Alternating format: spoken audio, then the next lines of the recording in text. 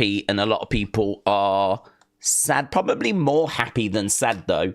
I know when it comes to the Chiefs and Taylor Swift and all of that, I think probably more people were rooting against them than for them. But yeah, it was kind of it was a nice quiet day for me, actually. I was able to get Unseen done, and then just kind of watch as people were reacting and watch as the superstars were reacting to all of the stuff that was happening in regards to the Super Bowl. And so it was kind of a nice... I was watching more than doing, which is a little bit different. Normally we're streaming something or doing something. But yeah, I was just getting Unseen together, updating a few spreadsheets, and just there's always stuff to do. But yeah, bit of a different one for me, and I was able to rest my voice as well. My voice has been struggling in recent weeks because I haven't really been giving it much of a break. So that was good as well. So I hope that everyone is well. Hope everyone's, as I said, had a good weekend. Let's do this breakdown for what we're going to get on Raw. And then, of course, we can turn our attention to your comments and your theories and your thoughts. Don't forget, this weekend it is going to be Vengeance Day on Saturday. I know that AEW are doing a show as well, so I'm guessing some of you are going to be trying to watch at the same time both of those shows. I don't know if they're on at the same time. I've not been following AEW, but I know that Grand Slam is this weekend, but we're not doing that because we don't cover AEW anymore. So we're just focused on Vengeance Day. So Saturday, we will be live hours before the show, because you know I like to get your thoughts, your theories. We will be live this Saturday for Vengeance Day, and honestly, should be a good show. I mean, Austin Theory, Grayson Waller, Bayley, they're all going to be on. We've got like lots of titles being defended. There's some grudge matches like Ethan Page against Javon Evans, triple threat for the NXT title with Obafemi defending, triple threat for the women's title with Julia defending. And as we said, Theory, Grayson, Bayley, they're going to be on the show. And I wouldn't be shocked to find out that they stack it a little bit more, because they know they're up against AEW this weekend. So I wouldn't be shocked to find out that that card gets even bigger this Tuesday. But we've got to wait for Tuesday for that. Tonight is all about Monday, and it's all about Raw. So here, look, we've got Rey battling Logan in an Elimination Chamber qualifying match. We've got Lyra battling Bayley in an Elimination Chamber qualifying match. AJ Styles returns. CM Punk gears up for Elimination Chamber. Dakota Kai and Io Sky take on Liv and Raquel. The other thing as well is there was a graphic last week that showed Roxanne being on this show. I mean, I'm sure I did not dream that I saw a graphic that showed Roxanne. Now, all of a sudden, we're not promoting that anymore. I'm sure there was a graphic, and I'm sure it was for Raw, and I'm sure it was like, oh my God, she's been called up, and there was a whole, conversation we had during the stream, and then it's just been radio silent after that. So I don't know if they've changed their minds, or I don't know if that graphic was a mistake, but it's not here. So it wasn't on SmackDown. So I'm a bit confused about that, but it is what it is. This is the official lineup, and we'll have to see what else we end up getting, of course. So there we go. That was the preview. Let's break a few things down. James, hello.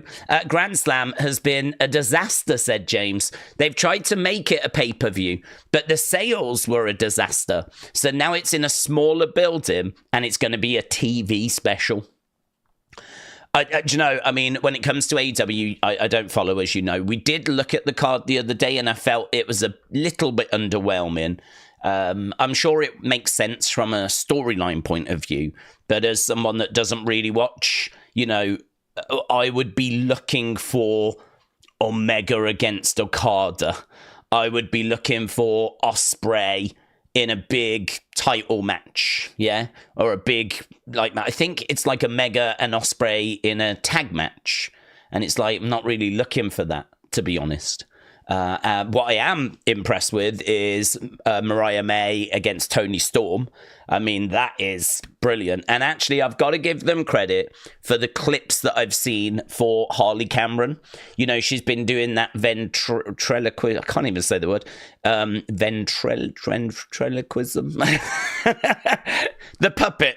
So that is been fun. I've been seeing a few clips of that. I do see the odd clip because when I'm compiling Unseen on a Wednesday, I'm all over social media and everyone's talking about AEW, of course. So I see these clips, but I don't see like the shows. And but the Harley Cameron stuff seems to have been very fun, entertaining. I didn't mind that stuff. And I love what Tony Storm and Mariah May have been doing. That's been brilliant. But honestly, where have the guys gone? Like the stuff that I'm engaged with is all the women's stuff. Like what is Omega doing? What is Ospreay doing? What is Okada doing? Like, I don't need answers to this. It's more of a general, I ain't seeing nothing exciting about that. I put a question out the other day, and the question was, what's happened to MJF? Because genuinely, and it was an honest question, like, what's happened to MJF? I don't see any buzz around MJF anymore. And I mean, people used to rave about his promos and rave about how he was like going to be the hot next thing. And I'm sure he still is going to be the hot next thing because he's still very young. But where is he? What's happened? I know he's on TV. I see images of him, but I just don't see any buzz. So, you know, in my mind, the women's division seems to be cooking over there with 2 matches that seem really good. But I just ain't seeing much out of the men's division. Certainly nothing that would make me want to tune into that show. But, you know, I can't tune in anyway because I am focused on Vengeance Day. A bit of news just coming in here from Brady. Brady tagging me in this. Apparently, the Roxanne match is set for Raw in 2 weeks. So not this week, I'm guessing next week. That coming out of this week with WWE. So, yeah, Draco says, yeah, you are correct. So there was the graphic I saw. Roxanne and Raquel in a qualifying match, Elimination Chamber. But, so I only saw the graphic. I didn't hear any, I just saw the graphic doing the rounds, right? But Brady tagged me in this from PW Chronicle. Apparently it's going to be in 2 weeks' time. So she is going to be in a qualifying match, but it just looks like it's not going to be this week. So Roxanne Perez, people wondering, is that the official call-up? They haven't said it's the official call-up, but it feels very, very close. I wouldn't be surprised. This weekend could very much be her last match in NXT. Very much her last match in NXT. Okay, let's go down into the chat. Adam said, with current Moxley storyline, we haven't seen there would be title belts in months. He hides it in a briefcase. He doesn't carry it with him. Is he? I don't even know. Is he the champion? Is he the champ? I actually don't know who I don't even know who the champ is. I mean, it doesn't matter. I'm really not interested in an AEW conversation, but you know, we just kind of ventured onto it. Nita Nitro said the release of 3 guys with no compete clause before Mania is clearly a money-saving tactic by AEW. So this is probably the big news of the day, isn't it? The big news being that Miro, formerly known as Rusev, Ricky Starks, and who was the other one? Malachi.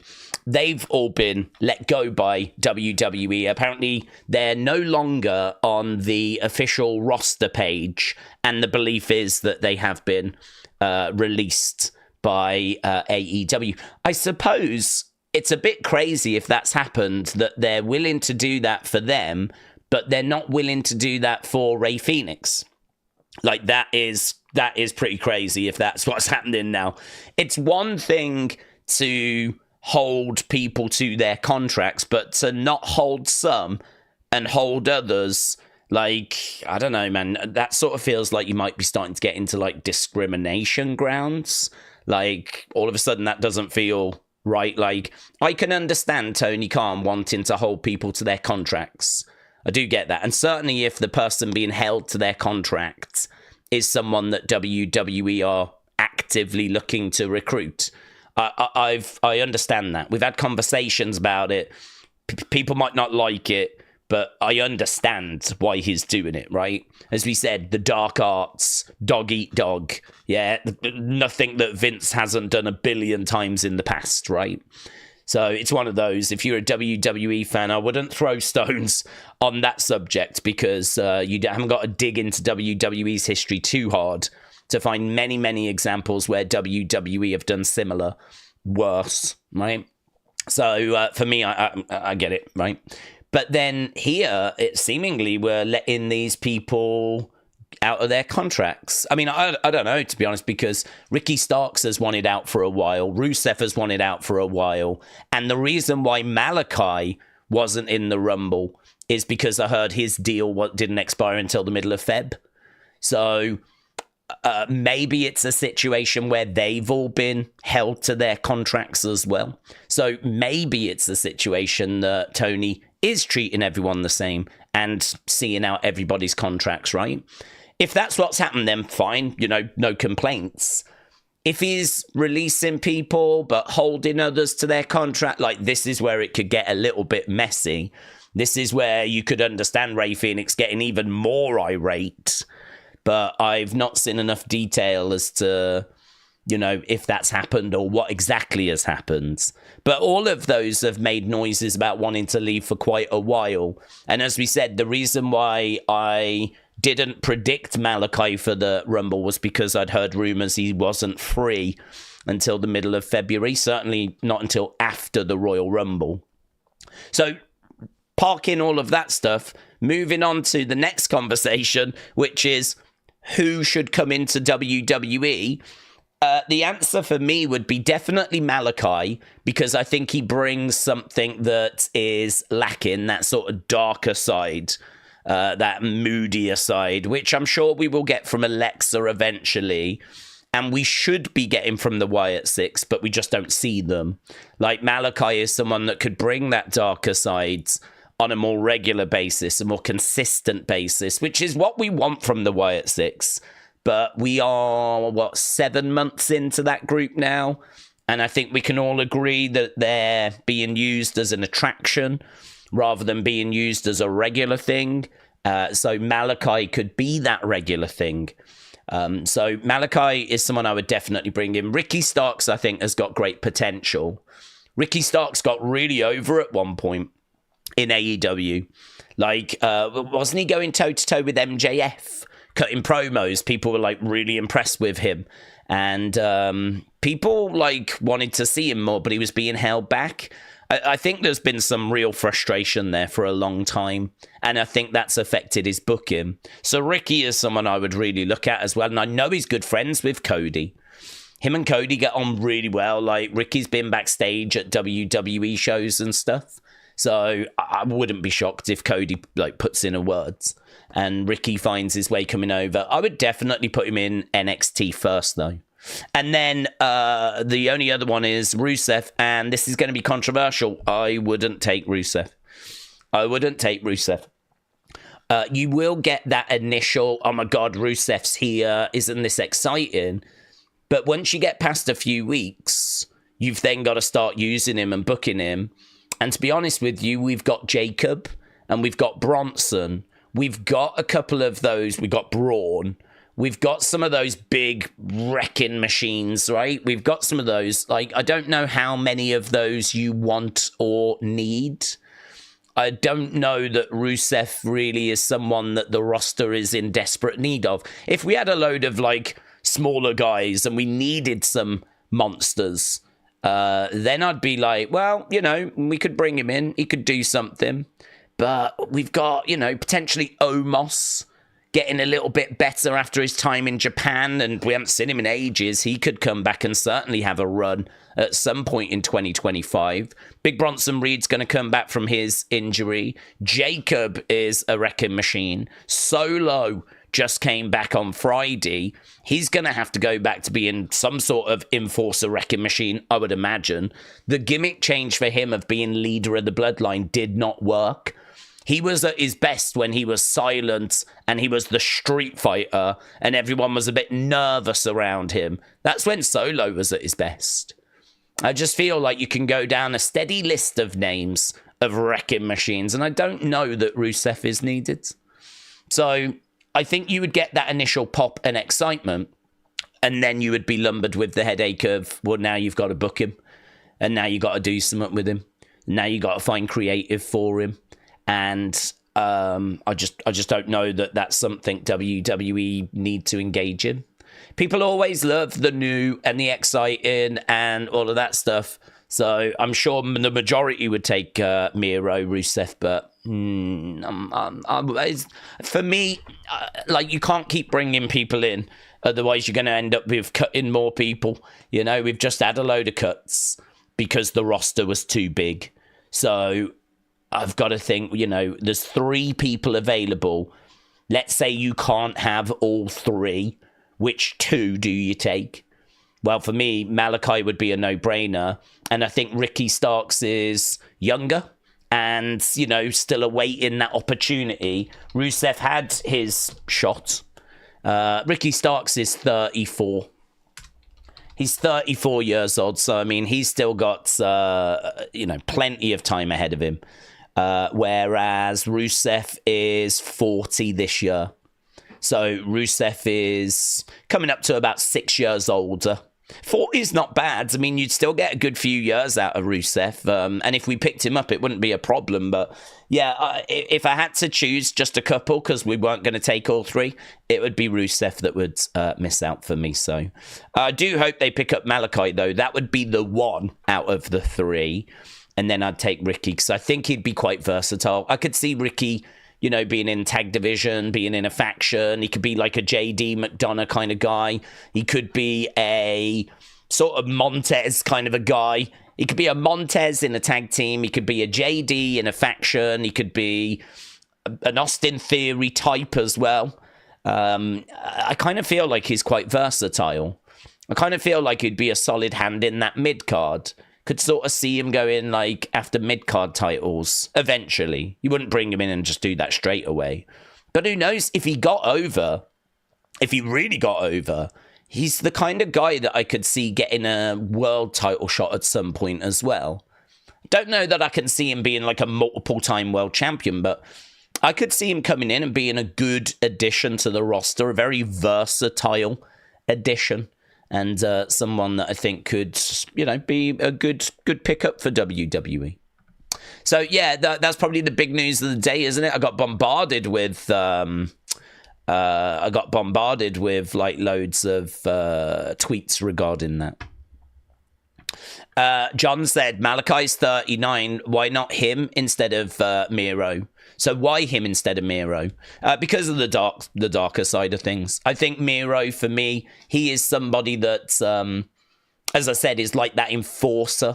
He's that big guy, is that brute.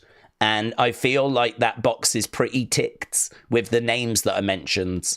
You know, Solo, Braun, Jacob, certainly. Big Bronson Reed, certainly. I feel like you can go down a bit of a list of like those kind of brutes, those bigger guys. Otis, I mean, you could say Otis to some degree. And you can bring him in, but I just don't know if WWE are going to want to take all 3, to be honest. I mean, that's quite a commitment. So I don't know that WWE are going to want all 3. So if I had to choose 2, I mean, I'd take all 3. But if I had to choose like between them, Malachi is going to give you that darker side of things. Malachi can be a leader of a faction. He's a bit Carrion-esque, but I would argue even darker than Carrion, even a bit more cryptic as well. He's someone that I really enjoyed. I mean, he's credible as well with his kickboxing backgrounds. He's someone that has got like martial arts as well, so his kicks are fantastic. His match quality was very high. I'd say his match quality was higher than Rusev. I've enjoyed more Alistair Black matches than I have Rusev matches. I feel like Alistair or Malachi, ticks a box that I don't think is being that well ticked at the moment. You got a little bit of Carrion, maybe Alexa, certainly the Wyatts, but we never see them. But I think like he provides something that isn't quite there on the roster as much. Daring Wrestling Guy. I thought it was Darling Wrestling Guy. Daring Wrestling Guy. Hello, my friends. Said, do we think there's a chance that Roman takes the title off Gunther before Mania? Then we could potentially do Jey Roman at Mania, which probably is more interesting. No, I don't think there is, to be honest, buds. There's no rumours of that. The rumours are that it will be the triple threat between Roman, Punk, and Seth. So if Roman did get that title off of Gunther, or CM Punk did, or Seth did, you could then make that a world title match. That triple threat there'd be a world title up for grabs there. That might, sweeten the pot, but the problem you've got, as you said, is that Jey would then have to go into that match, because he ain't going to go into the Cody match. So Jey would have to then go into that match to make it a fatal four-way. Now, Jey and Roman are on the same page. They're they're back on board with each other. So, that would be one of those kind of Royal Rumble moments where like a tag team end up fighting each other because it's every man for themselves. And, that could be pretty fun. I don't know how people would feel about that being turned into a fatal four-way and Jey being added to it. I wouldn't mind that. I wouldn't be down on that. But it wouldn't be like Roman Jey one-on-one. It would have to be that fatal four-way. The seeds have clearly been planted for the triple threat, and the triple threat is the rumor for night one of WrestleMania. Plus also, I don't know when Gunther would lose it, because Roman has been written out of Elimination Chamber. CM Punk has qualified for Elimination Chamber. Has Seth qualified? I can't remember. But I'm expecting him to go into the Chamber. So if he hasn't already, I can't remember. So I don't see Gunther defending it against any of those at Elimination Chamber. And then honestly, I can't see him defending it before WrestleMania. I think Gunther, there's a chance he defends it at Chamber. I would expect him to retain. And then I would expect Gunther versus Jey at WrestleMania. So Gunther, Jey, it's not to everyone's taste, but what I will say is that Gunther is a heel, and he'll turn that, heel heat up. I'm sure he'll attack Jey, and, we'll build it so that Gunther's hated. Jey is super over. He's competed against Gunther and lost. I don't think he's ever beaten him. So that kind of sets a table as well. Like, you can sort of see what they're going for. The red hot yeet guy that's super over, super popular. Let's invest in him. Give him this opportunity. And, let's see where we can go.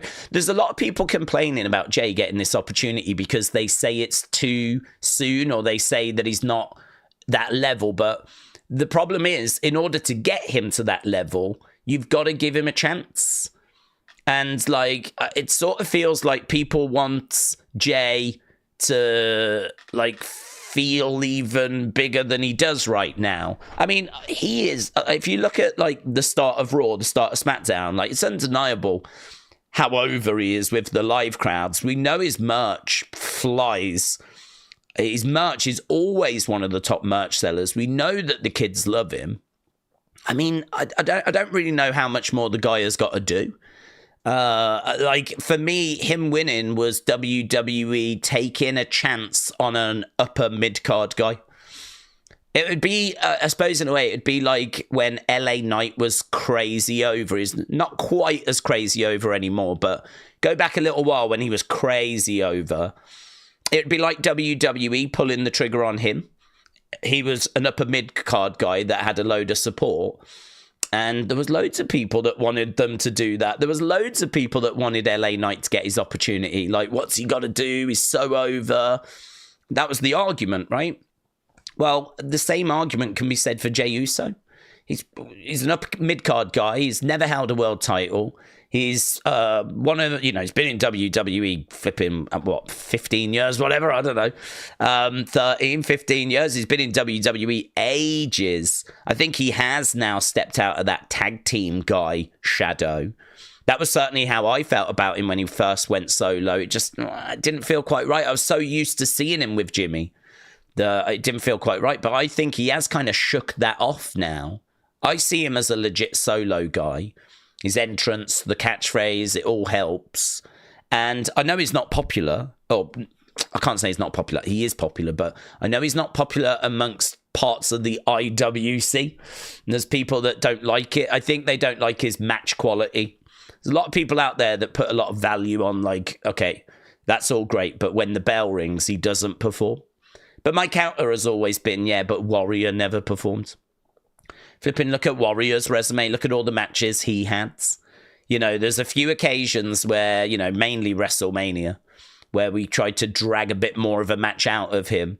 But even those aren't, like, classics. Him and Hogan, main event of WrestleMania 6. Like, that match ain't, like, an amazing match. It's like a 3.5-star match. It was mind-blowing for the Warrior, but it ain't. Let's not blow it out of proportion. It ain't like a 5-star classic. So most of his matches were run down to the ring, do a splash, shake the ropes, flip him, run off again. But he was so over. It's so weird, isn't it? Back then, you would never ever think about these kind of conversations. Back then, you just liked who you liked, and you just rooted for them, and you just, I wanted Bulldog to get opportunity. Back then, I didn't look at Bulldog and go, oh, he's only an upper mid-card guy. I was just like, come on, Davey. Come on, Davey. So desperate for the Bulldog to win that WWE Championship. I so wanted him to do it. And the same with the Warrior. I loved the Warrior when I was young, just full of energy, just so exciting. And that's what Jey is. And I think a lot of people have forgotten kind of what it's like to be a kid. And to be excited by someone. You see all these people come out and they talk and they do their little shots. And they ain't going to work on kids. But you got Jey coming through the crowd, grabbing a kid. That could be me. I could be that kid. He's eating away. And the kids can join in doing that at home. They can go to school with the yeets. It reminds me so much of when I was young and being excited by the Warrior and running around the playground, shaking the rope, pretending to shake the ropes, and I'm sure people were doing stuff with the Attitude Era at school. Yeah, kids were going to school doing the crotch chops and what, weren't they? Telling the teachers to suck it, getting in trouble. I think it's great.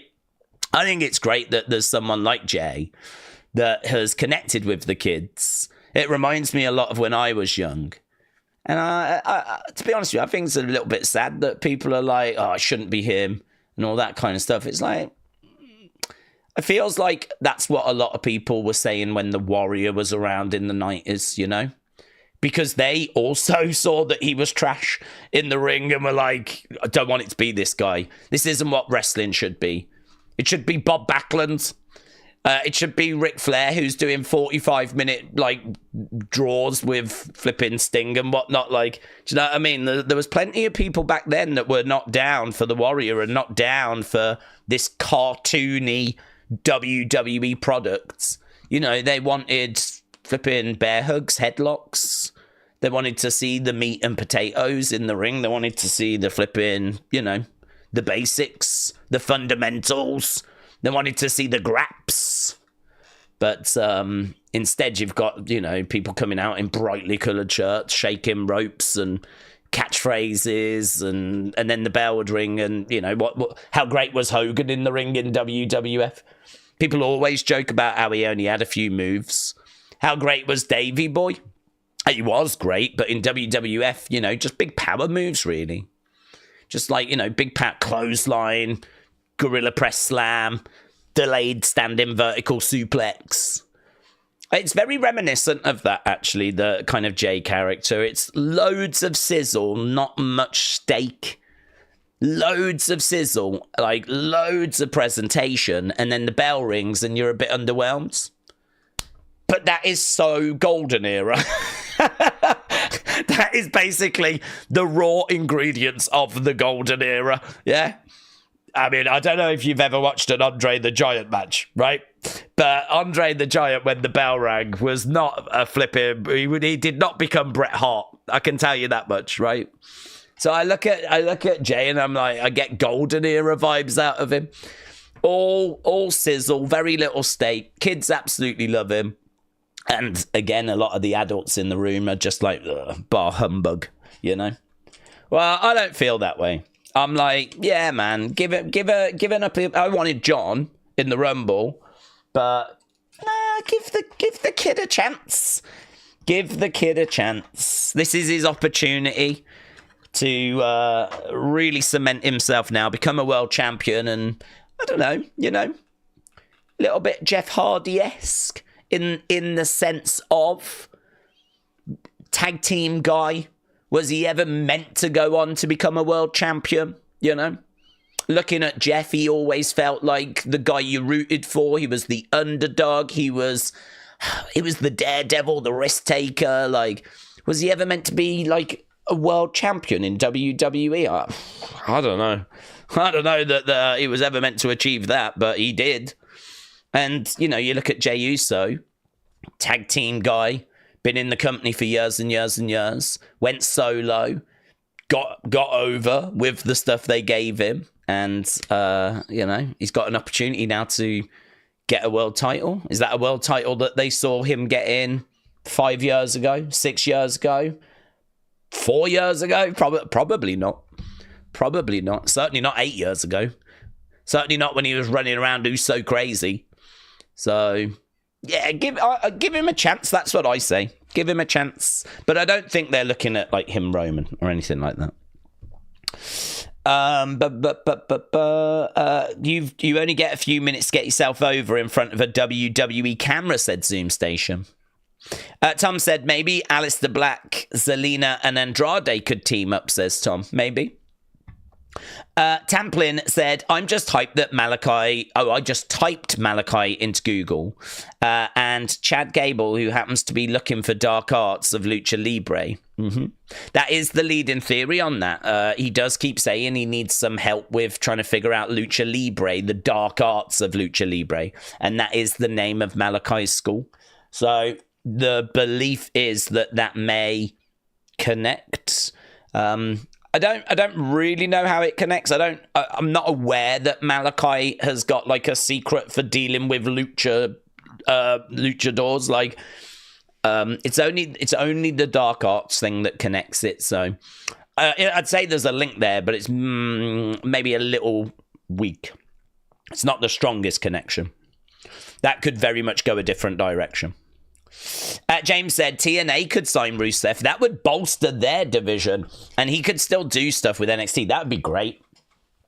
That would be great. I think that would be really, really good. And who knows, if he went to TNA and looked really good, like really got himself over and was working with NXT, he can very quickly find himself getting, you know, picked up and used on the main roster. And I'm sure they'd use him in Rumbles and whatever. If he went to TNA, signed like a 1-year deal, and WWE just kept an eye on him, see, you know, because we haven't, I don't even think he's been used on TV that much, you know? Hasn't even been used on like AEW all that much for a long time. He's kind of like the forgotten man of wrestling. So that would also be a bit of concern for me. I would also be a bit like, what am I getting now? What does a near 40-year-old, as I said, 40 this year, what does he look like now in 2025? And again, without being harsh, I never really rated his matches when he was in WWE before. I liked his presentation with Lana. I think that had sort of run its course. You would need something different now. And I don't know quite what that would look like, to be honest. He was trying to do something different in AEW, wasn't he? Wasn't there something to do with God? Wasn't he like God's favourite wrestler or something like this, which was a bit strange? So they were looking for something new when he was in AEW, and I don't think they really found it. And you would need something new in WWE. And again, I don't, off the top of my head sitting here right now, I'm not sure what that would look like. And I wouldn't go back to the Rusev Crush and all that kind of stuff. So that is also something that would be a bit of a barrier when it comes to him.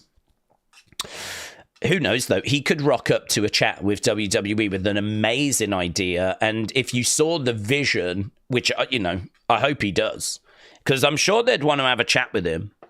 But if I was to have a chat with him, I would be going in thinking, I'm not really interested in progressing this, to be honest.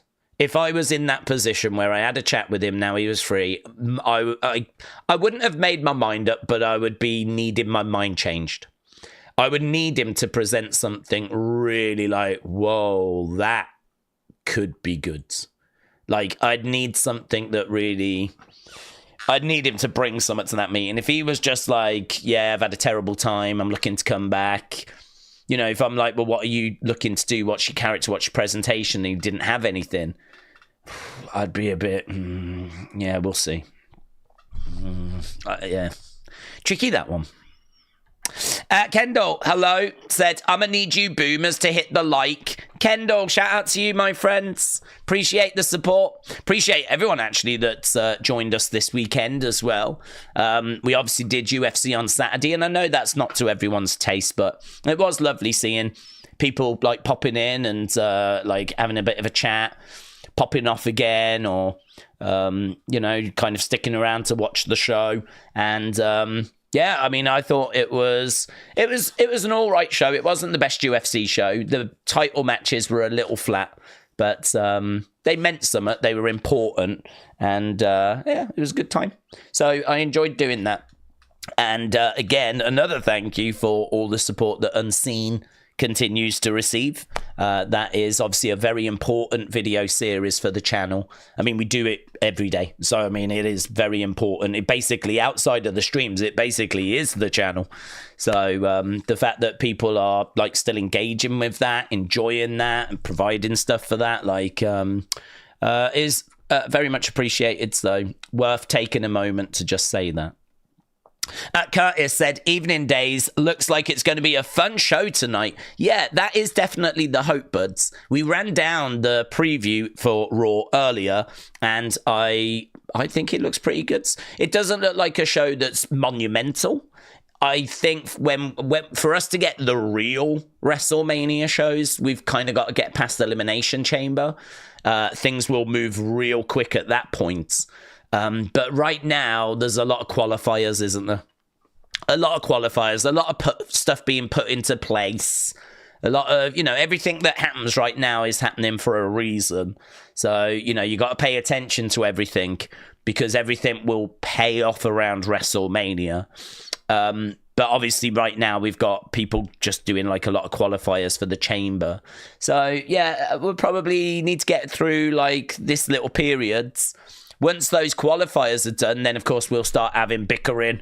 You know, we've seen in the past, like, gauntlet matches featuring all the people that are in the chamber. Big brawls featuring all the people that are going to be in the chamber. So, you know, we'll go through kind of that period as well once everyone's been decided as to who's going into the chamber.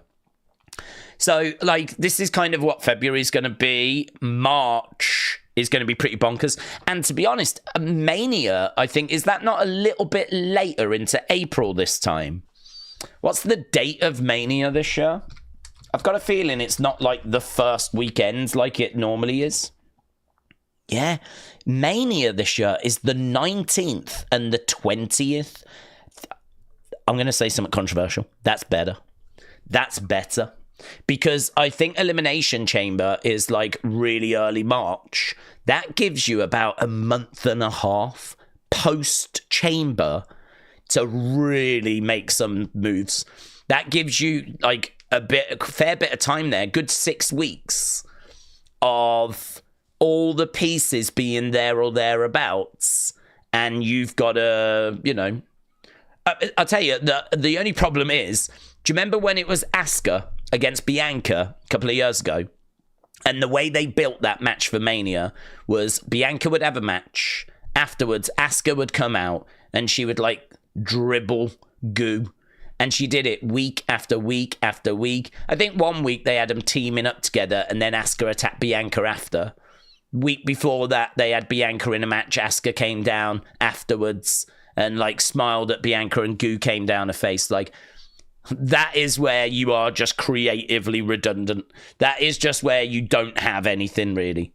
You just don't have anything. You're just going to basically bring the opponent out and just have a confrontation each week. That's it. And so there is maybe a little risk of that happening again for one of the feuds or a couple of the feuds where it's just they haven't got anything and it's just going to be like a bit flat and dull. But for the top end stuff, for the, like, you know, the Cody match, for the triple threat with Roman and everything, this 6 weeks should really give us something to get our teeth into. So I like the fact that period after Chamber, in between Chamber and WrestleMania, is going to be that little bit longer, because it should result in hopefully some really creative stuff, if the creative department is worth, you know, what they're being paid. The Beach Kevin said, Daze, is Becky going to return before Mania? Yeah, I would expect her. It's definitely Mania is a show she should be at. And I think if she's going to be there, you could always bring her back on the show like we did with Cody when he came back to WWE. But I wouldn't do that with her.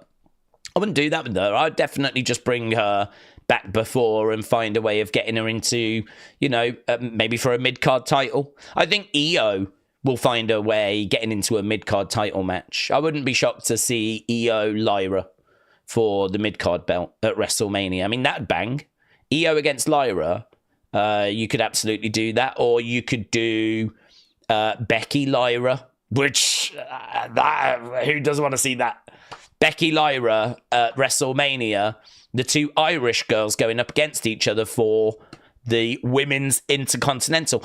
What I like about that as well is if I'm Becky, I want that belt.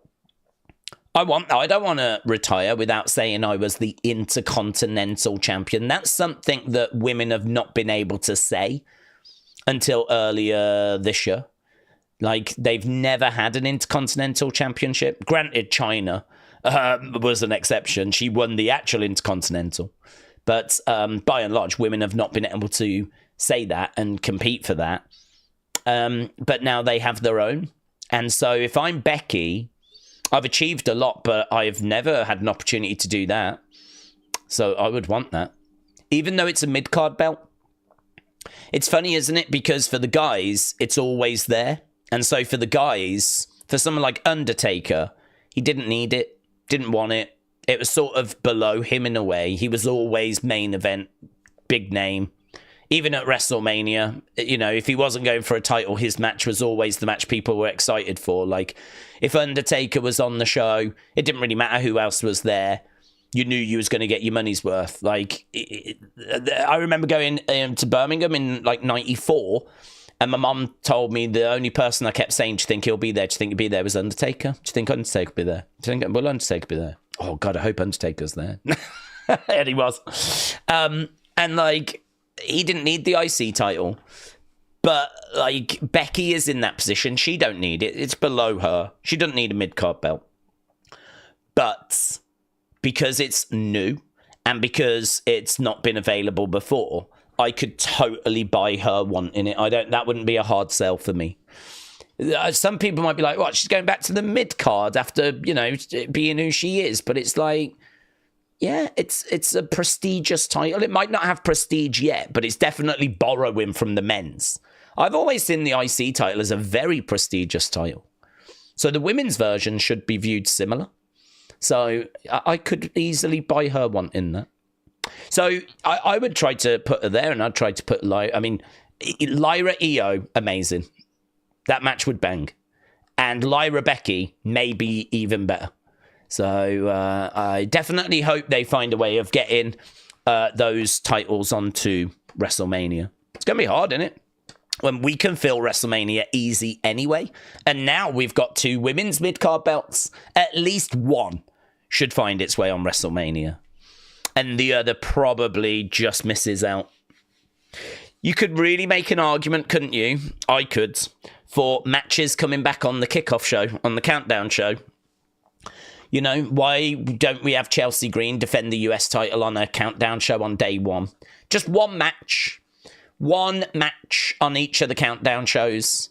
You know, you could even do two. Do one in each hour. That would get more people onto the show without bloating the actual main cards. And you're not adding extra time or anything. You just do it during the kickoff countdown thing. So, Milo said 3 months in this cult. That is what we are, but never felt better. Thanks, Daze. Milo, shout out to you, my friends. Shout out to you. We are a cult. You are correct. The Sick Horror Kingman said, Daze, I have Ricky led this mysterious faction in NXT. I have Black on Raw or SmackDown, preferably Raw, because of his history with Seth. And Miro, I'm okay with TNA or New Japan. Miro in New Japan is very interesting, actually. Very interesting. I didn't really think about him going to New Japan, but I do love the idea of him over there. I think that would be good. That would be good. James said, how about a showcase Roxanne at Mania by giving her Becky? Well, I think she'll get Bayley. I mean, I don't know when we're going to pay off the Bayley match, but Roxanne and Bayley are sort of circling around each other. We know that they're in a triple threat. I mean, they've not had that one-on-one match yet. So they're in a triple threat at Vengeance Day. Roxanne then qualifies for the Chamber. That means Roxanne would be in the Chamber. I mean, I'm guessing she qualifies. I don't know. Maybe she doesn't. She is up against Raquel Rodriguez. But then I could see someone costing Raquel. Either way, or maybe Raquel qualifies and Roxanne costs Bayley. Maybe we go that way. Either way, I would not be shocked if we do Bayley versus Roxanne in a showcase match, as you said. So I agree. I just think it'll be potentially a different person. But Big E needs to bring Keith Lee back once he's cleared to assist him in facing the New Day, said OG. Becky, AJ Lee. Oh, that would have been awesome if we'd have got AJ Lee. That would have been great. But honestly, I wouldn't expect her for a WrestleMania now, unless there's going to be a mystery partner type thing. She'd surely be in a tag match.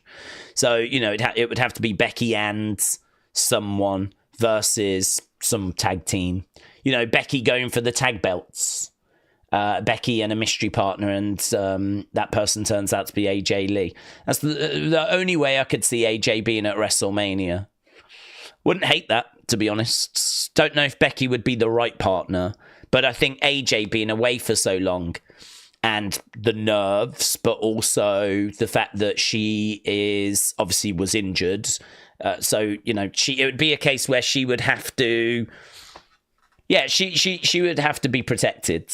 A lot like, you know, Ronda at WrestleMania 34. It's just AJ can wrestle. It's just she's, you know, potentially made of glass. And you've got to make sure she doesn't break. Mark said, is it me or does Daze look 10 years younger?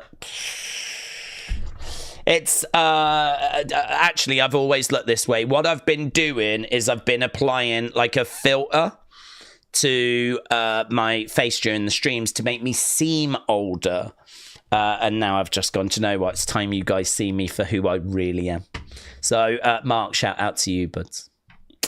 Lads and ladies, I'm born in 2008. I feel so young here, says Ollie GP.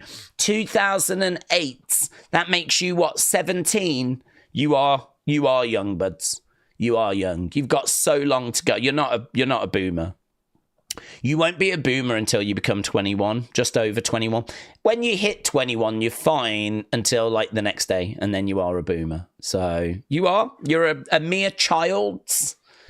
I remember when I was 17, 4 years ago, during the pandemic, hard times. Shout out to you.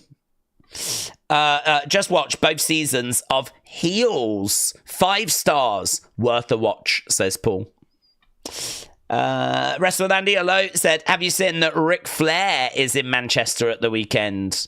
Woo! Is that going to be for the love of wrestling? For the love of wrestling. So, for the love of wrestling is... Who's actually there? I'm sure we've looked at this before. Here we go. So, this is February 15th and 16th. So, Ric Flair is there. That's pretty sick, isn't it? Sting as well. And this is going to be the last time you can get him in face paints. So, a photo is, what's that, 65? A photo. Photo's got to be the one in it. You can buy autographs. You can't buy a photo, like, online. Sting's only there on the Saturday.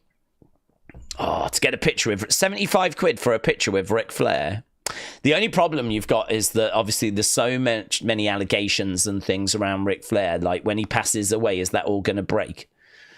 When he passes away, is it all going to come out, some of the stuff that he got involved in? Or are all those kind of stories that you kind of worry about with Ric Flair going to come out? Is he going to be, like, proper cancelled when he penny passes? Because, I don't know.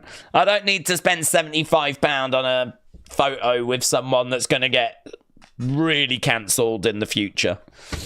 I mean, I'm sure I'll get super cancelled in the future as well, so... 2 cancelled boomers meeting up in a picture.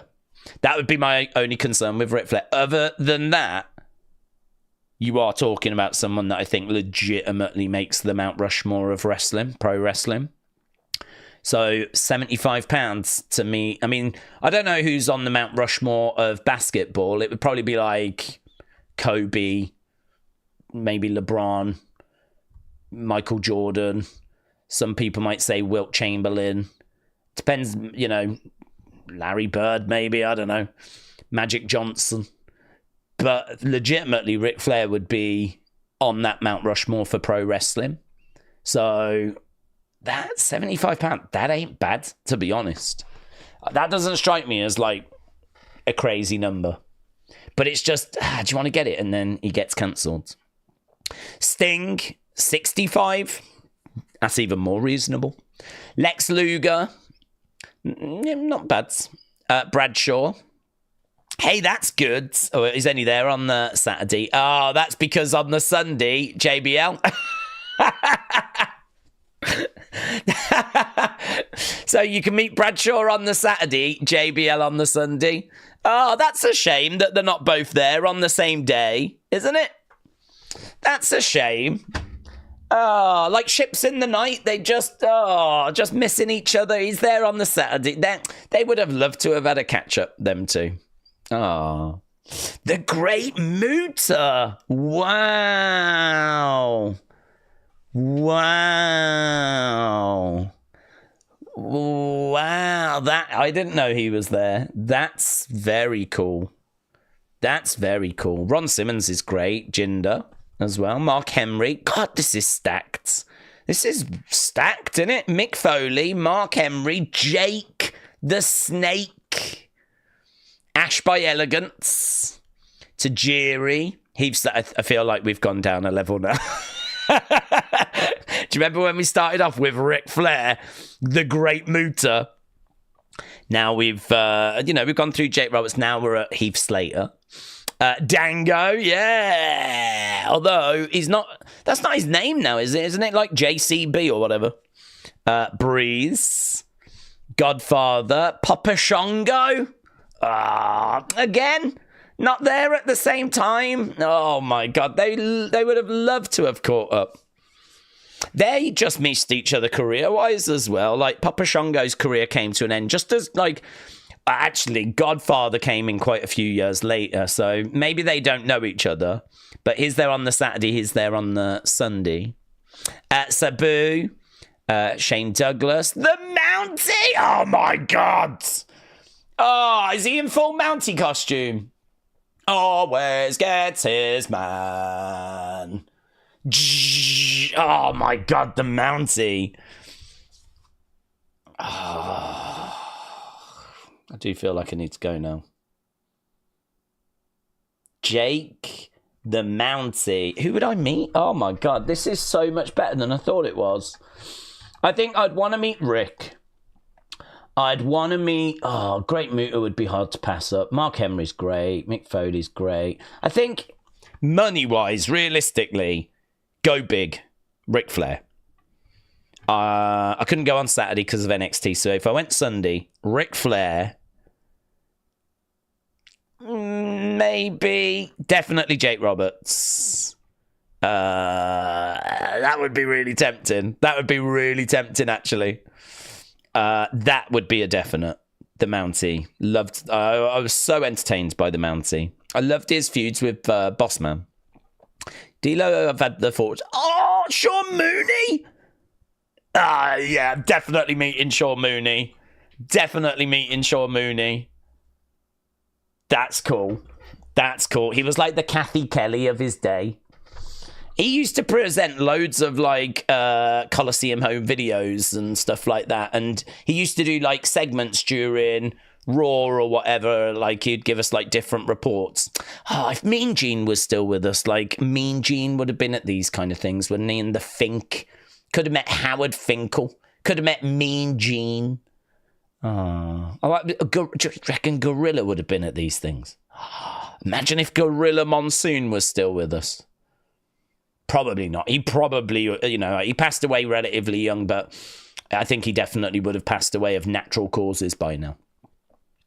Wow, that is so crazy. I flipping could spend a lot of money there. Yeah, I didn't realise it was that good, Andy. I didn't realise it was that good. That is very impressive. But I got some WWE Crown boxes. I think my 1 of 1 Big E signature is the best card I got. Besides a 1 of 25 Undertaker. Oh my God. A 1 of 25 Undertaker card. Dude, that's going to be worth so much money. You're going to get hundreds and hundreds for that. Can anyone tell me what card's valuable? Yeah. Any signatures are worth anything? I mean, the cheapest I've seen signatures really going for are like 30, 35. And that's for your, I don't know, your Zelina Vegas, whatever. Undertaker, easy couple of $100, $300, something like that. Easy. 1 of 1 Big E. Not an active star anymore, but part of the New Day.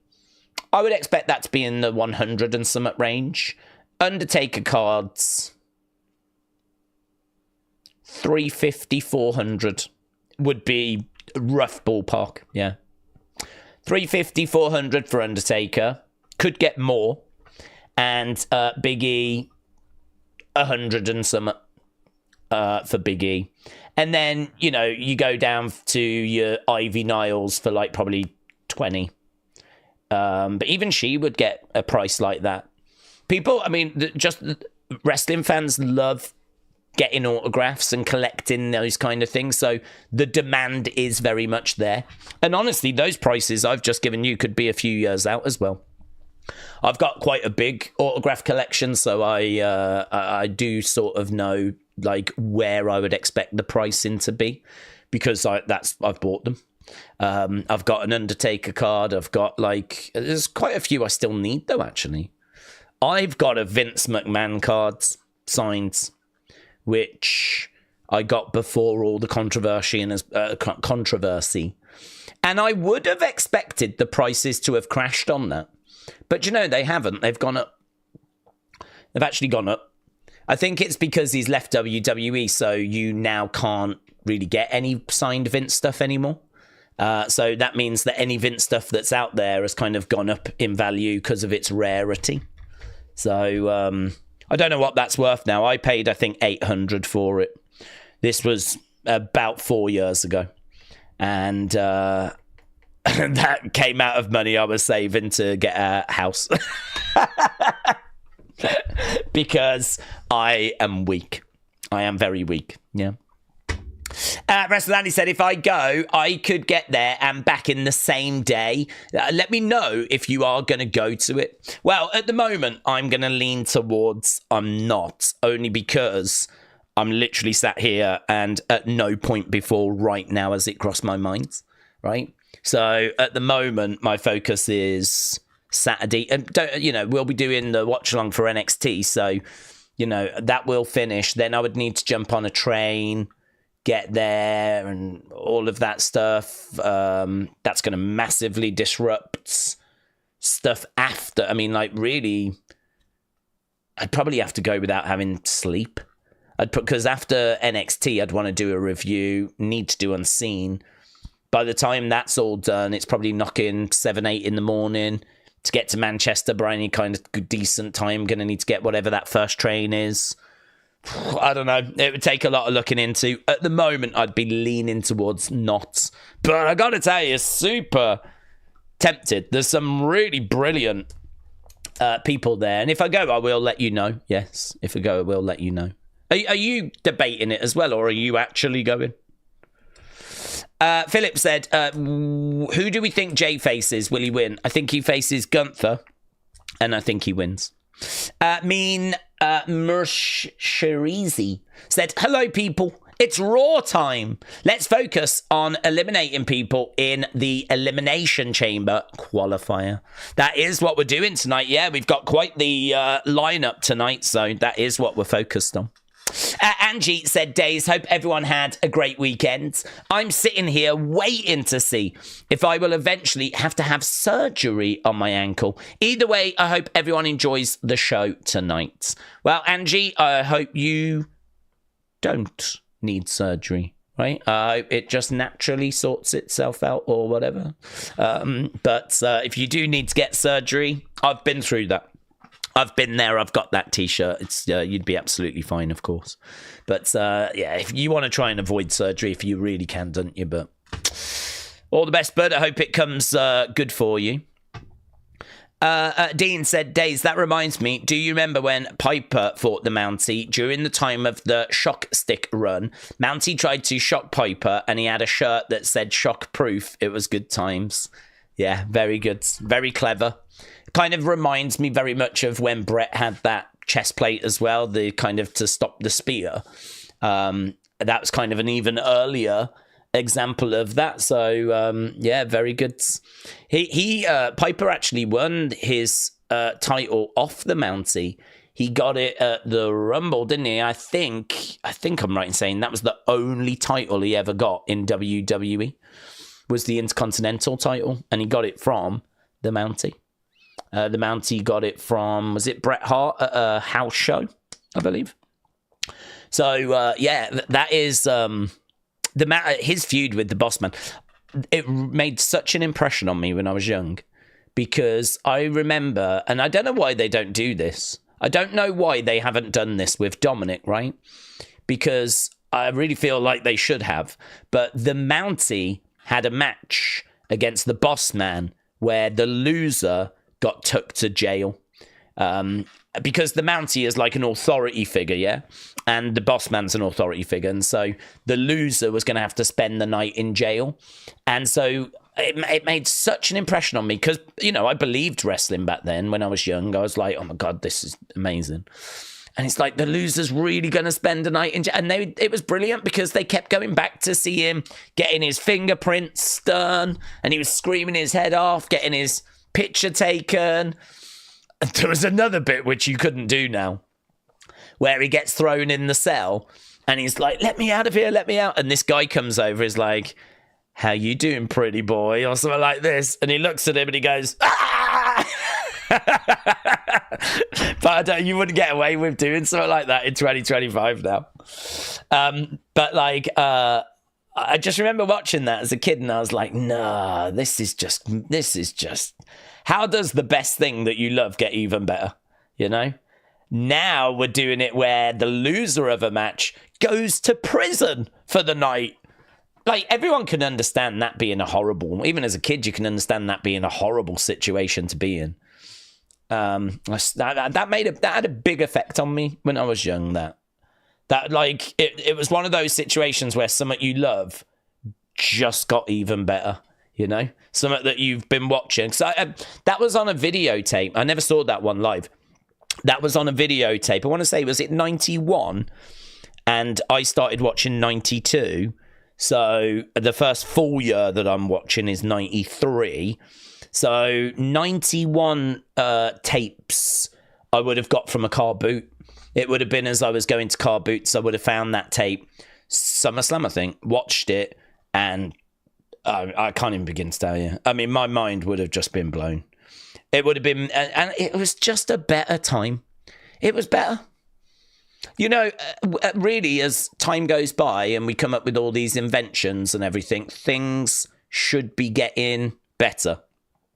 But categorically, no doubt in my mind, that was a better time. Because there was no online conversations to spoil anything. There was no opinions of this is rubbish and this sucks and all that kind of stuff. What are they doing? It should have gone this way instead. You know, all the discourse that we have now. Yeah, WrestleBuzz, look.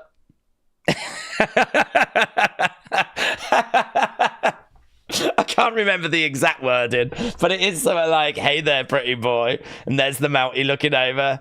And then he turns to the camera and goes, let me out of here. But you wouldn't get away with that now. But it was a better time because, like, back then, you didn't have people telling you that what you was watching was rubbish or it sucked or, do you know what I mean? Stuff like that. Like, you just, as a kid, you watched it and you just loved it. And I do feel sorry for kind of kids now and like adults as well, you know, where you want to watch something and like you're rooting for, you know, the kids that were rooting for Jey, and then they go online and everyone tells them that was a mistake and that this sucks and all that kind of stuff. Like, probably does take some of the magic away, you know? The magic of it all, I think, gets dampened by the negativity of, you know, everyone's different opinions. Basically, what I'm saying is that people like me are making this whole thing worse. What I'm saying is people like me are a real problem, yeah? Where we do these kind of streams and we share opinions and thoughts and like really dig into stuff. We're killing this game. We are absolutely killing this game. But go back to the flipping 90s when you didn't have any of that and you could just watch it at home and just follow it yourself and you had your own thoughts, your own opinions. Do you know, I don't remember hating a single wrestler. I mean, obviously there was heels, but I don't remember being, but then it was a different mindset, you know? It was a different mindset. I can't remember hating someone because they weren't good enough, you know? That it just wasn't a thing. I don't remember hating someone because their in-ring wasn't good. It wasn't a thing. I mean, it was if you was in the Dave Meltzer, you know, insider club. But to your average Joe, there ain't no one that was watching a match at home on their own that was flipping, oh, this, gods. It's all well and good, but when the bell rings, there's just no good. Just no good. I mean, as a kid, you just loved it all, lapped it all up. Didn't matter. It didn't matter if the natural disasters were just doing flipping splashes in the corner all the time, throwing their weight around, you know? They were huge and they were just, like, amazing. Just flipping loved watching them. Yeah, honestly, I wish everyone that never experienced it could just experience what it was like watching wrestling before the internet. And I do think it was a better time. But that's done. That's dead. It's never coming back. And so we have to enjoy the time we've got now. And the time we've got now is still great. You know, we're still eating very good. You don't hear, like, you hear a lot of moaning, but I think generally if you was to do a poll and ask people, what do you think about the current products, I think a lot of people would be like, yeah, love it, brilliant, really enjoy it. Yeah, I think people would be like quite positive about it. I don't think, you know, people keep talking about this new era and how we're smashing records and all that kind of stuff, and you just see how much wrestling gets engaged with, like, conversation wise online. You can tell it's hot, you can tell it's going through a good period, but I don't know, it doesn't quite have the same magic. Bushwhackers were a hard watch. Nah, I'm not having that. I flipping love those guys. Way. licking the kids set coming down. You telling me you weren't bushwhacking at home? You must have been a boomer. You must have been a bit older. I've got to tell you, as a kid, as soon as they came out, I'm doing this at home. They reminded me so much of, like, my granddad. In the sense of, he was always, like, jolly, like, oh, how you doing, mate? Every time we'd go round to his place, it'd be like his face would light up when he saw you. How you doing, mate? You know, how's things going? He was always fun and bubbly, and they always just reminded me of that. Just really good people is how they came across to me. Fun-loving, really good people. As a kid, you just never watched. I never watched and went, oh, they're not very good in the ring. Oh, God, they're rubbish. You know, they would do, like, the battering ram thing, and then they'd go over to the ropes and do that. And at home, I'm like, bushwhacking my way around the room. The amount of times I'd grab a brawling buddy in the headlock like that and do the battering ram at home, you know? Because that's what they used to do. Butch used to grab Luke's head, grab his head like that, and then they'd run into someone. So it was a rubbish move. It was an absolutely rubbish move. If you think about it, it was like the battering ram. All he's doing is he's just ramming that guy's head into the other person, but not at any great speed. Like, there's way better, more impactful moves they could have done, but either way, it worked.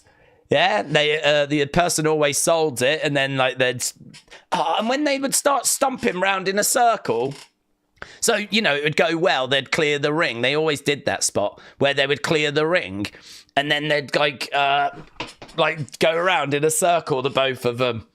Honestly, I flipping love those guys. I love them. I love them. And if you go back and look at, like, the amount of licking of people's faces they do, oh, man. And Bobby on commentary always going off about, like, how much they stink and how he hated them and they smell like sardines and all that kind of stuff. I think they provided some really fun kind of comedy. You're not wrong, by the way, in regards to the quality of in-ring, right? You're absolutely not wrong. I'm not saying that you're wrong. I'm just saying that the fun factor completely blinded me as to, like, I just never used to watch the in-ring and go, is that it? There's no time for that. Because when they were out there, they would largely not be out there very long because they would job, right? But most of the time they're out there, they'd do a move and then go, wait! Do you know what I mean? Like, and so they kept, like, the crowd on board. Brilliant act to have at a house show, you know. Brilliant for a house show. Do you know what I mean? If you was going to kick off a house show night, you settle down, right, who's coming out first, and then the bushwhacker music hits, and out they come, and they're marching their way. You know, you get the crowd going. That was the yeet of its day. If you think about it, everyone's doing this now, right? Everyone's doing that. Flipping go back to the golden era, we're all flipping doing that. Same difference. And rather than going yeet, we're going way. Yeah, man. Basically, what I'm saying is that Butch and Luke should have gone on to have won the Rumble. They should have gone on to have had the same level of success that Jey Uso had. See, Jey Uso was in a tag team. He came out of that tag team, and he's kind of got this big push. We could have done that with Butch. We could have done that with Luke. They had their, we could have had the whole crowd doing this. Just give him some wins, bit of momentum. The underdog story. Oh, flipping love those guys. And the great thing about the Bushwhackers as well is they were legit. I mean, they were the sheep herders. And, you know, they were known for being pretty brutal. They were known for really not being a comedy act. They were hard from New Zealand, and, like, they messed people up. And famously, everyone knows they've got that 5-star match that they had against the, was it the Fantastics? They had a 5-star match outside of WWE, this, of course. By the time they're getting to WWE, they're older. And I think Vince looks at them and he's like, I don't need you doing what you were doing. I want something different, and so turned them into a comedy act. But they were tough. They were tough. They were strong, and like, you know, they could handle their business. But it was just, that's not what Vince wanted from them. So, oh God, I won't have it. I won't have things said against the Bushwhackers. But you're not wrong. Brian is correct. As soon as the bell rung, if you was not getting carried away like I would, you would see the in-ring, and it would not be the strongest offering in the world, right? But that just wasn't what they were about. Tony can name Karan. Tony can Karan. Is that how you say it? I'll go Tony. I no longer have any wrestling shows on cable due to budgetary reasons, but I can still watch Raw on Netflix. Well, that's good. That's good. That's the one you want to watch. WrestleMania said, I'm thinking about going. I didn't know how good that lineup was till earlier today. Bushwhacker Luke should go. Yeah, we lost Butch, didn't we? Not Pete Dunne's Butch, but Bushwhacker Butch passed away. So I don't know if Luke would really go anymore. I mean, if you met them, you'd want to meet them both, wouldn't you, really? But I flipping love those guys. With Triple H going into the Hall of Fame, said Adam, are people finally going to appreciate him as the greatest of all time? He's as responsible for the Attitude Era as Austin and The Rock are. Well, I mean, I don't think he'll ever be acknowledged as the greatest of all time. I think there was a lot of people that were not fans of his reign of terror, where it felt like he had that title and, you know, he was not giving it up. I think he is definitely one of the big names of the Attitude Era. I mean, I don't know, would you say he was third on that list? I mean, if you say Attitude Era, it's always Stone Cold Rock. You could say Vince as being third. You could say Mick Foley as being third. I think, honestly, Triple H probably is that third name. It'd be hard to kind of think of that time without him. So I think greatest of all time is, I don't even think Triple H would put himself there, but, you know, one of the greats. I think he's already there, to be honest. And I think his booking, his work with NXT has massively helped, because I think there was a little bit of like, he's only getting this because he's in with the family and he's married his way to success, and the reign of terror is a bad one. His match with Booker T is, you know, a bit of a cloud, you know, over his legacy and whatnot. But everyone's still acknowledging him as being one of the greats. Everyone still acknowledges that. But I think now that he's added Booker, and not only that, NXT's booking was incredible. And then, of course, he's took over from Vince. It's all adding to his legacy. I mean, he will go down as one of the most important people in the history of WWE. That's it. He'll go down as one of the most important. He's not the most important because, I mean, I don't even know what he would do to beat Vince, right? But he's one of. And I sort of feel like the same is true when it comes to in-ring. Like, he's one of the most important wrestlers WWE have ever had. But you can always say that there's, you know, a Stone Cold ahead of him, or a Hogan ahead of him, or a Rock ahead of him, or John Cena ahead of him, or arguably a Roman Reigns ahead of him. That one, arguable.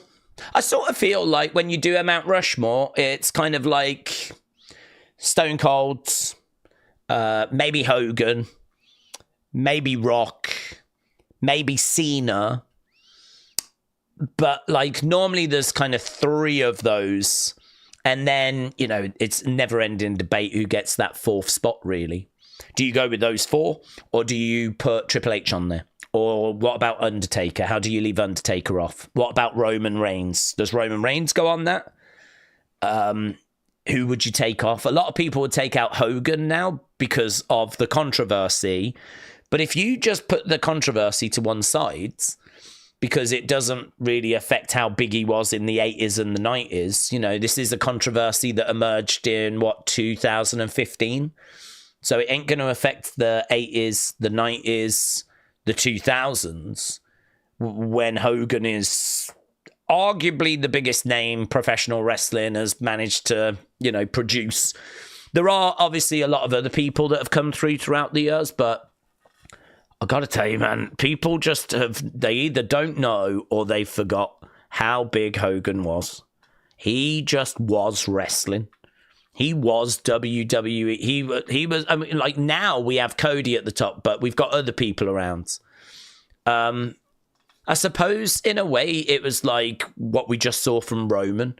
What we just saw from Roman, where Roman was undeniably the guy for 4 years.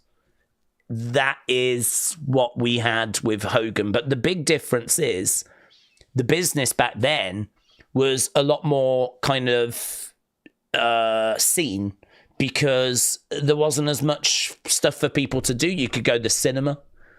You could, you could play video games, but they were basic, right? Not everyone had a computer at home. Certainly not spending hours and hours and hours and hours, days after day after day on stuff. There was no internet. There was no mobile phones. The different channels you had was very limited. There was no like loads of big cable packages. You know, so wrestling was a lot more visible. Now it's easy to miss. It's easy to miss wrestling. You could spend your whole time just watching people play games on Twitch. Spend your whole time watching videos on YouTube. Spend your whole time just on TikTok.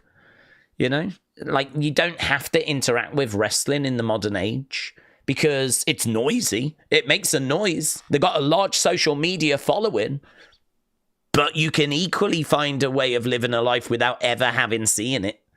I don't think it was as easy in the 80s, you know, to do that, because everyone was focused on just a limited amount of content.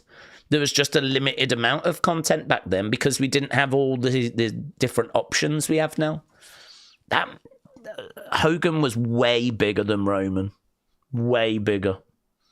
Roman's had an amazing run, but because of what I just said, Hogan was way more visible. He was on the front of magazines and late night talk shows. And I know Roman's done some of those things, but Hogan was doing it at a time where there wasn't as much of it, you know? There wasn't as many options. Like, it's easy to go and do an interview now. I feel like there's like a billion podcasts. There just wasn't that back then. So Hogan was huge. So I don't know. I don't know how you leave Hogan off. If you leave him off, I've got to think that the controversies and everything he said is playing a part. And I totally get that. I don't say anyone's wrong to do that. The only thing I would say is that if you are just scoring it on impact, I think it's hard to deny the impact he had back in the 80s and the 90s. But that makes the Mount Rushmore conversation very, very difficult. And, you know, how does Triple H make it onto that? Undertaker did a Mount Rushmore. I think he went with Stone Cold, Ric Flair. I think he went Hogan. Undertaker, who's not a fan of Hogan, by the way, went Hogan, and Andre the Giant. Andre, Hogan, Flair, Stone Cold was the four names that the Undertaker came up with. And that's, you know, worth listening to, innit? If the Undertaker's going to sit down and give you his Mount Rushmore, then it's worth listening to. So Andre as well, of course, would be in that conversation, wouldn't he? So yeah, great. This is what makes greatest of all time so difficult, is there's so much competition. Nathan said, here's my story with Hogan. I was a Hulkamaniac. I had cerebral palsy. I believed in the whole say your prayers, eat your vitamins. I even joined Special Olympics because of Hogan, says Nathan. But that's great. That's brilliant. If anything positive that's come out of Hulkamania, and there was lots, should be remembered fondly. Like, that's great. That is brilliant. It's just an awful situation we find ourselves in now, which is of his own doing, right? I'm not defending him. It's of his own doing. As Seth Rollins said, I love seeing people get what they deserve.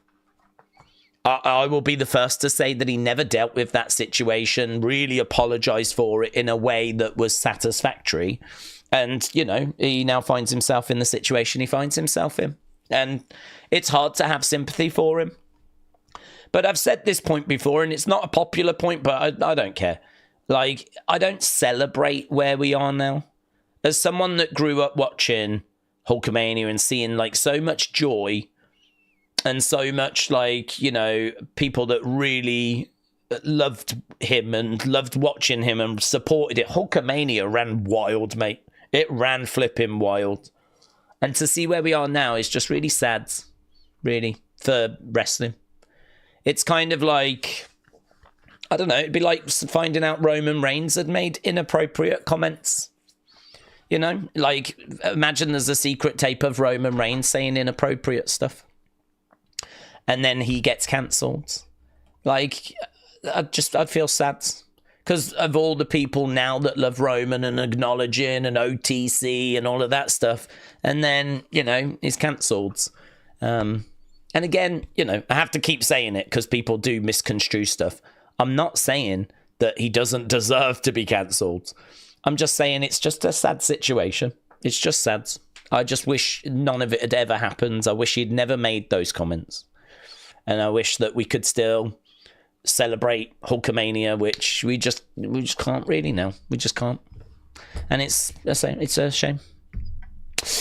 BB Ipsy said, people forget what the Mount Rushmore is. It's about founding fathers. It's the ones that started things. Mine would be Andre, Hogan, Bruno, Original Sheik, or Ric Flair. Piper, need a heel because of heat, said BB Ipsy. Well, I think you can do different Mount Rushmores, can't you, buds? I mean, you can have Mount Rushmore of workers. You can have the Mount Rushmore of heels. You can have, you know, whatever it might be. Whenever it's just a generic Mount Rushmore, I tend to look at it as people that had the biggest impact. So I don't necessarily go founding fathers, only because if you want to go founding fathers, you know, you're going all the way back to the 60s. And I don't know that some of the names, you know, Bruno would be on there. But you could make the argument that Buddy Rogers would be on there. Buddy Rogers is the first ever WWE champion. And even though he only held the title for 30-odd days, they wanted to really build this promotion around him. And, you know, when this company gets going, like, he's a key part of it. He's someone that's, like, bringing, you know, eyes to the company. And actually, he had been a big draw for them, which is why when they move away from the NWA and they go off on their own, he's the guy they want because he's been very successful for them. So I think they have a lot of confidence in this is our guy. This is the guy that we want to take things forward. Very quickly, they come to realize, though, that it isn't going to work, and they change and pivot, and they go with, like, Bruno Sammartino. But then, you know, Bruno has feuds with, like, Killer Kowalski. He has feuds with Gorilla Monsoon. You know, he has feuds with all the stars of the day. I mean, really, you're going through 20-odd years until you even get to Flair. And then you're going through a good period of time until you get to, like, Rock and Stone Cold and all of those. So if you was going to go founding fathers, I don't know how far back you go. I don't know how far back you go to those that really laid the stones, the paved stones. I mean, I've said before, you've got to look at, like, people like George Hackenschmidt. You've got to look at people like Ed Strangler Lewis. You've got to look at people like Frank Gotch, Tom Jenkins. There's a lot of people around, like, in the early 1900s, if you want to go all the way back to that really laid the founding stones for what is then built upon. Or you go NWA and you go Lou Thez, you know, and you have a look at, like, you know, the people, Gene Knitsky. You have a look at the people that are around kind of post-war. It's a very difficult conversation. There's so many names. But I think for me, if ever I have the conversation, if I just look at WWE, I just try and look at who were those big faces. 70s, it's a bit of a mixed bag in the 70s because you've got a bit of Pedro Morales, you got a bit of Bruno, you got a very little bit of superstar Billy Graham, little bit of Bob Backlund at the end. Like, WWE are constantly trying to find in the 70s the next Bruno Sammartino, and they can't find him. They think it's Pedro, and he does work for a bit, but it ain't the same. And so they end up going back to Bruno. So Bruno has a run, Pedro has a run, and then they go back to Bruno because it just wasn't as good. And then Bruno is at the point where he has been champ so long, right? He ends up being champion, world champion in WWE for 11 years total. And this is at a time where the schedule was so grueling that he is done. He is like, I'm done. Like, I've given everything I can give here. Because he'd obviously had a career before even being champion. He'd been in Toronto. So, like, he really does. They run the wheels off Bruno. They do manage to get him to come back in the 80s again, but only, not as champion, only because they want him and they said, we'll push your son. We'll really give your son a push if you come back, which is why at WrestleMania 1, it's David Sammartino with Bruno in his corner. So what they're, I mean, Bruno is just, people don't know how incredible he was for WWE. Just, he was so good. They kept dragging him back. They milked him for as much as they could get out of him. Like, he was so loved. He was so loved. You just couldn't even imagine it now. He dominated the 60s for WWE. Held that title for like 7 years. I think, didn't he end up losing it like 1971? Which is like, it's insane. And there was going to be a riot, right? People were so upset when he finally lost the belt. They then switched to someone else. It's not as good. They go back to Bruno because, like, it works again. People love him all over again, and it works. And it's only because Bruno's like, I'm done. I just can't, I can't keep doing it. That they have to look for something else then. And then in the 80s, they get him to come back again, like. Bruno is... he will never get the credit he deserves. He is absolutely one of my favourites. For just the impact he adds. I will be the first to admit, if you sit down and watch a Bruno match, it ain't going to work for you, right? Because it's of its time, and it's headlocks, and it's, real wrestling. There isn't the showmanship that you need now for an audience. There's no yeeting and all of that. It just wasn't a thing back then. Back then, people believed what they were watching, and it was like a boxing match. Imagine two boxers going up against each other, right? And it's like, who's going to win? And you tune in to find out who's going to win. It doesn't matter so much about the quality of the fight. It matters a little, but it's more important who won. And that is what wrestling was like back in the 60s. They had some moves and they had some spots and they knew how to keep the crowd engaged. But by and large, he was there to defend that title in a real tough contest. Back and forth, or he might lose it. Come on, Bruno. Bruno starts coming back. It's very, very different from what you see today. But, I wish Bruno got more love. I wish that when we were talking about these kind of Mount Rushmores, he got mentioned more. But that's for people to research and look for themselves on, WWE, at least now, are mentioning him more. Since he kind of came back into the family and went in the Hall of Fame. We went a long period of time where his name was not even mentioned. But if you look at Impact, Bruno is undeniable. Hogan is undeniable. Stone Cold is undeniable. Rock is undeniable. Cena is undeniable. Roman is undeniable. These are your pillars. These are your absolute pillars. I feel like Triple H is there or thereabouts. He could be the person that gets that kind of fourth spot, but it's very, very competitive. Hello, Joy Maurice. Hope you're doing well, my friends. Shout out to you. Yeah, people throwing in loads of names Some real blasts from the past there. Loving it. I need to catch up with some of these super chats. So, right, Joey said, hey, brother, one of my favourite memories, I met the Rockers before their debut match. I've still got a picture of a little me with Sean and Marty. Oh, mate, you need to send me that over on... you need to send me that over on Twitter so I can put it in the community folder. I think people would love to see that. That must have been before their debut match. Is that their debut match in WWF or AWA? Was that like just before they came over? Or weren't they the Midnight Rockers for a time when they were outside of WWF? Either way, I'd love to see it. I'd love to see it. There's that picture, isn't there, of Stephanie modelling the Rockers t-shirts. A very young Steph doing some modelling. We had that in Unseen. We were modelling like a Rocker shirt from the 80s. They were a team I loved watching as well when I was getting old videotapes. I think had I have been watching weekly back then, I think they would have been a team I really would have gravitated towards.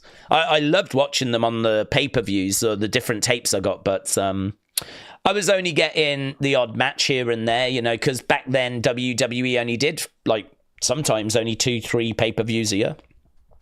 And a lot of the footage of their TV shows, like primetime wrestling, stuff like that, you couldn't get that on videotape. So I know I missed out on all of that. It's only when the network came along that I was able to really dig into it, you know. And I signed up for the network the other day. I'm back on, baby. I used my VPN to go to Germany. I was thinking of going over to Peacock, but I missed the old network. I wanted the old network, and it's exactly the same. It's exactly the same. It's just as it was. It is a bit annoying because when it starts playing, I think it auto plays in Spanish again.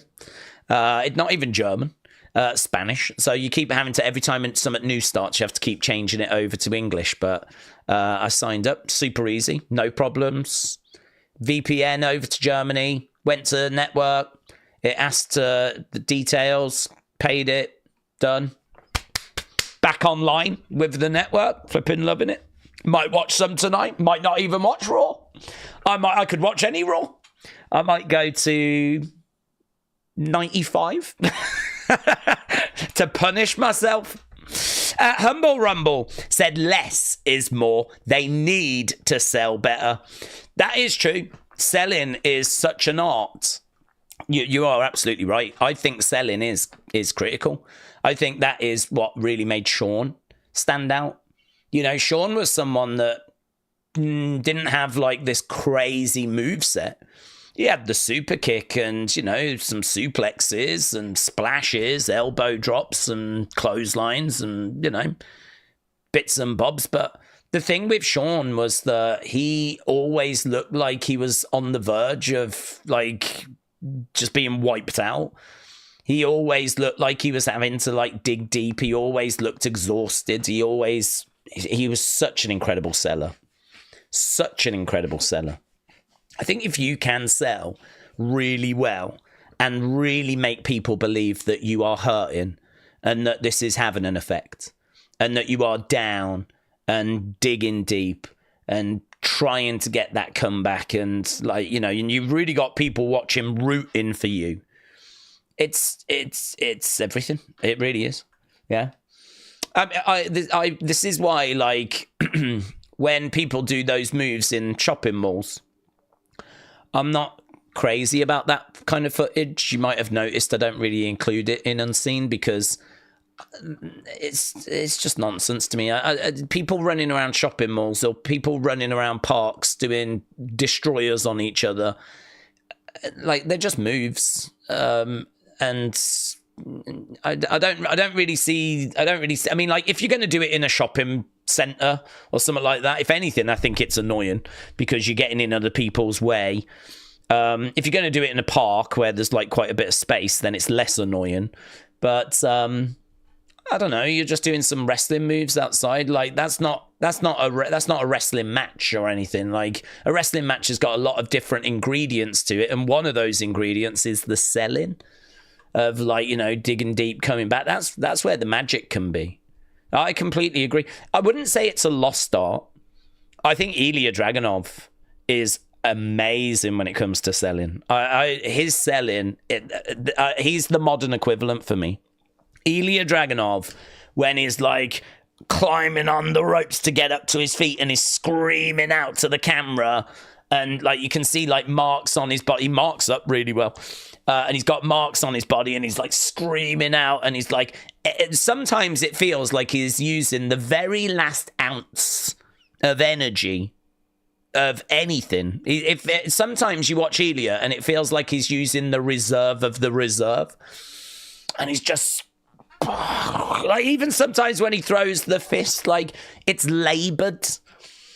Even it's not like even a beautiful looking, you know, textbook shot. Like towards the end of the match, it's just thrown, and it's just those little subtleties. It's just those little things, those little details. The devil is in the detail with wrestling, and it's those little things that just so elevate a match.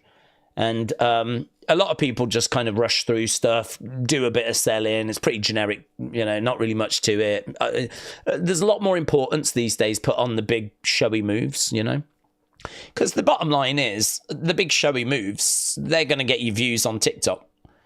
You know, Ilya, like digging deep, trying to get back up to his feet, ain't going to do as well, right? So the subtle art of selling, I wouldn't say it's dead or anything like that, but I think the importance of it is maybe not quite where it should be. But then, if everyone was amazing at it and every match looked the same, then, you know, maybe you could make the argument no one would stand out. For me, Ilya and others that can sell stand out and look really good, because not everyone is as good. So I humble rumble, I agree. Austin said, if WrestleMania was at Wembley, would it be the most stacked card of all time? I would imagine it would have to be if 2 nights. Take care, Boomer. Austin, shout out to you. No, I don't see the connection, to be perfectly honest with you, buds. Wembley is obviously a very special venue, but it's no more special than, I don't know. Well, certainly no more special than Madison Square Garden. Madison Square Garden's more special. Wembley's big, but so is the Allegiant Stadium, and we're there this year. I mean, Allegiant Stadium in Las Vegas, from a size point of view, is flipping huge. Wembley can hold 90,000. Allegiant Stadium, oh, it's actually a little smaller than I thought. Allegiant Stadium can hold 65. What about SoFi? We were at SoFi the other year. Surely that's around the 80 mark. I thought Allegiant was 80. SoFi is 70, but can go up to 100,000 for major events. So we've been doing stadiums since, well, 36 we couldn't, but we were going to. When was the last, we've been doing, actually thinking about it, stadiums we've been doing a long time now for WrestleMania. Have you got to go all the way back to well, 20 was Madison Square Garden, so that's a starting point, right? But yeah, we've been doing stadiums a long time for WrestleMania. So if we go to Wembley, it's a big place. It's a big stadium. If you're going to fill it, you're going to need all your stars. You're going to need great matches. I couldn't sit here and say it would be the best match card ever. I think you'd get star power onto it, of course, but you're only going to be having the exact same star power at this year's WrestleMania as you would if it was at Wembley next year, you know? And I genuinely believe they're trying to make every WrestleMania the biggest and the best it can be. I don't think they're it's only 60,000 this year. Let's give them something a little bit smaller. Like, they are trying to make every WrestleMania, because every year they are competing against how successful they were last year. Like, every year businesses have got their year-on-year increase or decrease or whatever it might be. No business is going to want to take a massive decrease year-on-year. So obviously they're competing against WrestleMania 40. And I think we would all expect there to be a decrease on that because that was like Cody finishing his story. And I don't think there's a story that's quite that level. The Rock was involved. Don't think he's going to be involved this year. But, you know, those are just circumstance things. So I think this will be a decrease, but they're going to want to make sure it's not as big a decrease. So every year they're trying to match what they did or even better what they did the year previous. This year, I think there'll be a decrease. But no, if it was Wembley, they'd go as big as they could go and they'd try and make it as great as they could make it. But I couldn't really sit here and go, oh, yeah, it'd definitely be the greatest card we've ever seen. I think that they would just try and make it the best that it could be, just like I think they try to do that every year with WrestleMania. So, Austin, good question, but Chris said, who would be on your Mount Rushmore? Well, it would depend on the Mount Rushmore, to be honest, buds. I mean, my Mount Rushmore for WWE would be Bruno, because I just don't know if Bruno wasn't as loved. I don't know that WWE would have got where it got. I mean, Vince buys it in, is it 1983? And WWE stepped away from the NWA and went off on their own like 20 years before that. That 20-year period is Bruno Sammartino. 11 of those 20 years, he's champ. And he is, when he's not champ, still around. Still, like, the crowds are hoping that he can get the belt back. Like, he's still, like, the top guy or one of the top guys. He might not have been champ, but they wanted him to be champ. Make no mistake about that. So he was champ 11 years, and the other 9 years, they wanted him to be champ. So for me, for that first 20 years, that really important founding periods, it's very, very difficult to leave Bruno off for me. Very, very difficult. And I can't leave Hogan off. Because really, I sort of feel like after Bruno, it is Hogan then. You have got a bit of Bob Backlund. He's around for like 4 years, champion. That's considerable. That's not to be sniffed at. But if you go back to that time period, a lot of people were bored of Bob towards the end. You know, a lot of people were ready to move on. And so I think he probably has a good couple of years. But I think there's a couple of years there that might have just outstayed his welcome a little bit as champ. So Superstar, I think, champ for about a year. Pedro has a little run, but he's not as successful as Bruno. So I would have to go Bruno. I'd have to go Hogan. Then I would probably put Undertaker on, because even though he's not the guy, he sort of is the guy. Like, even though he's never the guy that's on the poster, like, all the time, like, you know, the Stone Colds, I think I'd have to go with Undertaker. I think he's the greatest gimmick WWE ever created. He's probably my favorite ever wrestler, watching point of view. The magic of the streak. I mean, just think of what the streak became and how important that was. So I would really struggle to leave Undertaker off. I couldn't imagine a WWE without Undertaker. I think it would have been a very boring place at times without Undertaker. He provided the template for that kind of darker character, which, you know, lived on through Bray, lives on through the Wyatt Six. And it's why we love them. You know, we loved Bray, we loved the Wyatt Six. But I think the founding father of that, for me, certainly in a WWE point of view, was the dead man, The Undertaker. I don't think I could leave him off. And then I think you'd probably have to go Stone Cold, but because I couldn't imagine not having Stone Cold on there. But the problem you've got is, how do you leave John Cena off? I can leave Roman off, actually, but how do you leave John Cena off? John Cena was the guy. I mean, John Cena was the guy. That's a hard one to leave off. But for the importance of Bruno, I would struggle to replace Bruno with John. Just with what I know of the first 20 years and how important he was. Plus, also, I don't feel like he gets enough credit. So he would be me taking him off my Mount Rushmore. And I'm a Bruno fan as well. I mean, I love what he did. And let's not go into it. His personal life, where he's hiding from the Nazis and all this. I mean, it is. If you don't know about Bruno, oh my God, what a man! I have to have Bruno there. I can't ignore Hulkamania. I can't ignore Stone Cold. It would have to be Undertaker that would have to come off for John Cena, and I can't do it. So I think I'd go Undertaker, Stone Cold's, Hogan,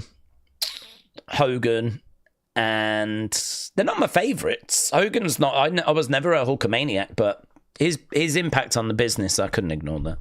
For me, it's between Hogan and Stone Cold as to who the biggest ever was, with John Cena being in there as well. Some people might say The Rock, of course. He is very unlucky to just miss out. But to be honest with you, I am more worried about Cena not being on than I am The Rock.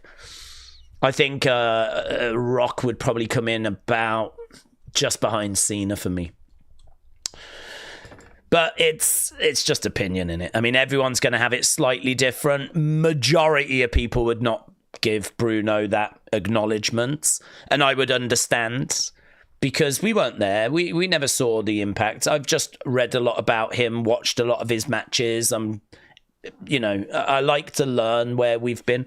It's as I said, I was very fortunate, because for me, when I got into wrestling, there wasn't loads of time I had to catch up. There's about 30 years, I had to go back about 30 years. I started in 92, and WWE began about, 63? So I had about 30 years to catch up on. Now, the majority of pre-WrestleMania 1 is just in pitch black, like there was no footage. But obviously this is where the network came in and the internet came in. So I was able to kind of educate myself on that. And I can't ignore the fact that without Bruno, I don't even know if you make it to Hulkamania, to be honest. So, yeah, that would be mine, but very controversial. King Yeti said, I'm not discounting Bruno. He was Italian and they were in New York. Mm-hmm. Yeah, and I've said this fact before, but do you know why they went with Bruno? And again, can I tell you, this is another, you've just told me, reminded me actually, I know this is super boring for people, I'm sorry, but it is worth knowing, that in New York, the English newspapers had actually written an expose on wrestling, I think in the 50s, and they'd blown the whole thing open. Wrestling is fake, it's scripted, it's a waste of time, they're lying to you. Wrestling was struggling in the late 50s, in the New York area, because the English newspapers had picked up on this story, this report. It had done the rounds. It had been a big talking point, and wrestling was struggling. So, you look at the fact that Bruno, who was Italian, he gets picked because that story had not really got through to the Italians. It had not really found its way into that press. So Bruno is the guy because he can reach out to the Italian population in New York, which was sizable. He spoke to them, stood up for them. He represented them. And because that expose had not gone around the Italian community, they were willing to come and support him. And all of a sudden, you've got English people or Americans, English-speaking people and Americans that either didn't know about wrestling being scripted. You had English-American speaking people that didn't care, right? And then the shortfall of those that had stayed away because they'd read this stuff was made up with the Italians. So the Italians coming was a big reason as to why Bruno was the right guy to go with. It's also the same reason of why do you think when Bruno loses the title, he loses it to Ivan Koloff for a very short period of time, and then it goes to Pedro Morales, another foreigner. Then he drops it to Stan Stasiak, and then it goes back to Bruno, an Italian. If you think about the start of WWE outside of the 30-day period with Buddy Rogers, which didn't work, right? Where are the American champions? Where are the American champions? They're not there. And they're not there for a good reason. And this is another reason why without Bruno, I don't know how WWE would have done in the 60s. I don't know if it would have worked out for them and if they could have made it through and if they would have had enough money coming in to have even made it to the Hulkamania periods. So the history of WWE is fascinating. The stuff that goes on in those time periods, I wish WWE would do a documentary on it. I think there's so much stuff that can be dug into and explored and spoken about, and no one's done it. It's not there. Wrestle with Andy if you're around.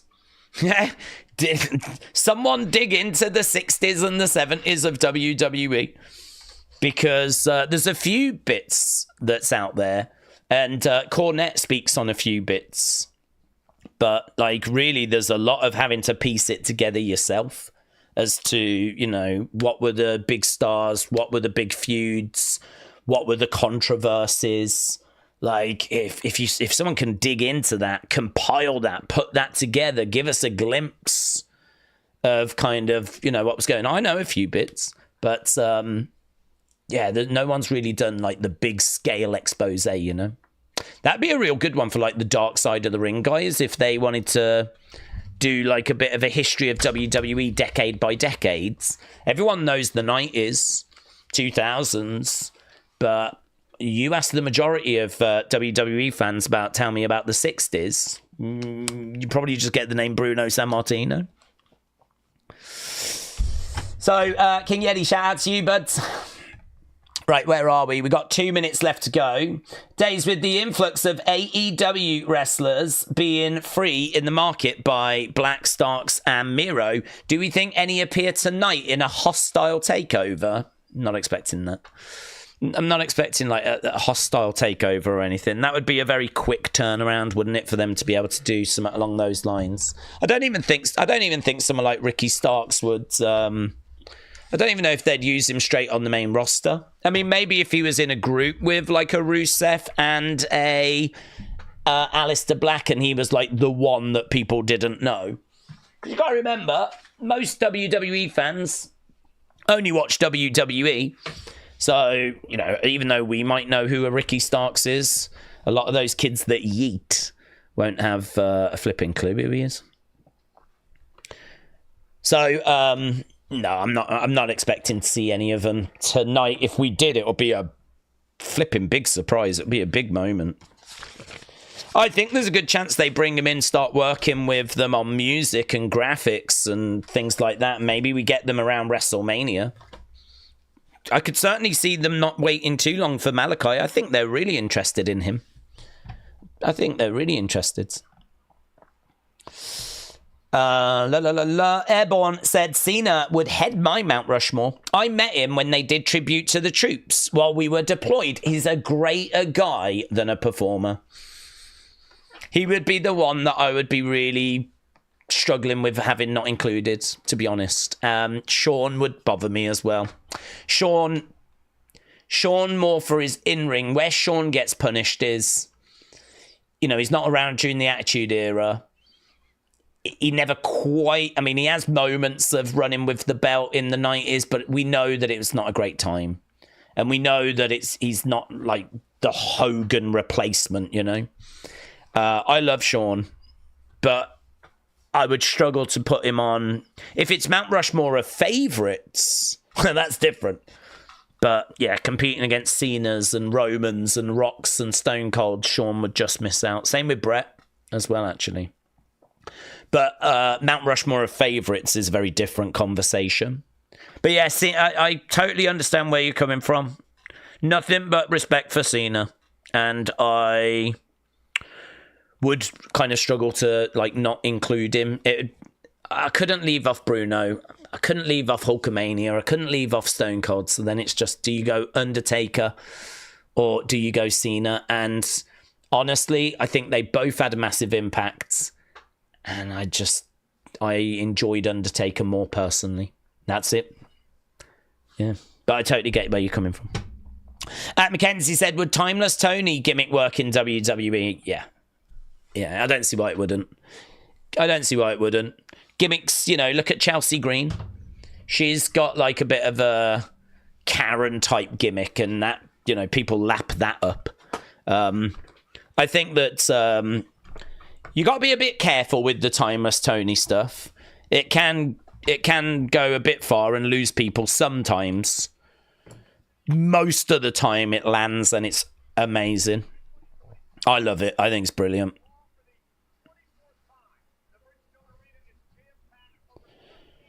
And I think most people agree. I mean, she won a load of awards last year for like best female performer and everything. So I think a lot of people agree.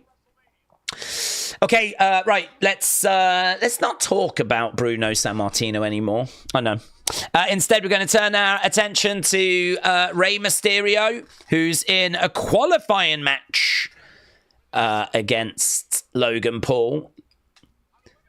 There is Lyra Valkyria. She has got her Intercontinental Championship. She'll be taking on Bayley tonight. Tyler said, I'm going to go to Raw in a few weeks. I can't wait.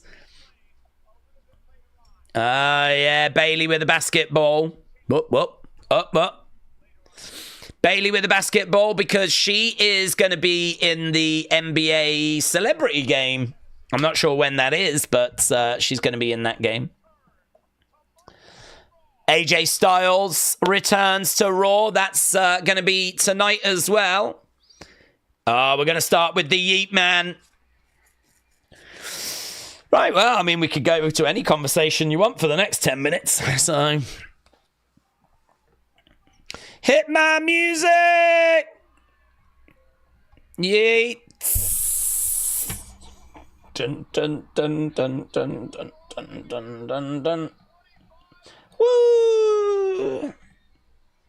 Day one-ish. Yeah, gonna go bananas, aren't they? As they always do. Ah, look, he's found a little yeeter.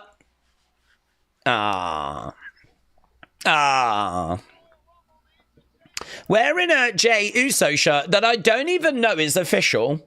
Someone needs to look into that. Is that an official or an unofficial Jey Uso shirt? Because if that's unofficial, that's an absolute disgrace. That kid should be arrested. It's just a black shirt with Jay's face on, and I don't think that's an official design. Look, I don't want to drop anyone in it, but I do think that kid should be removed.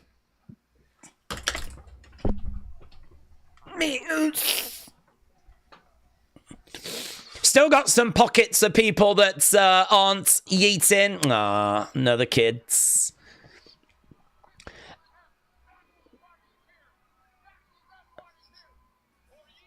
It's great for the kids, honestly.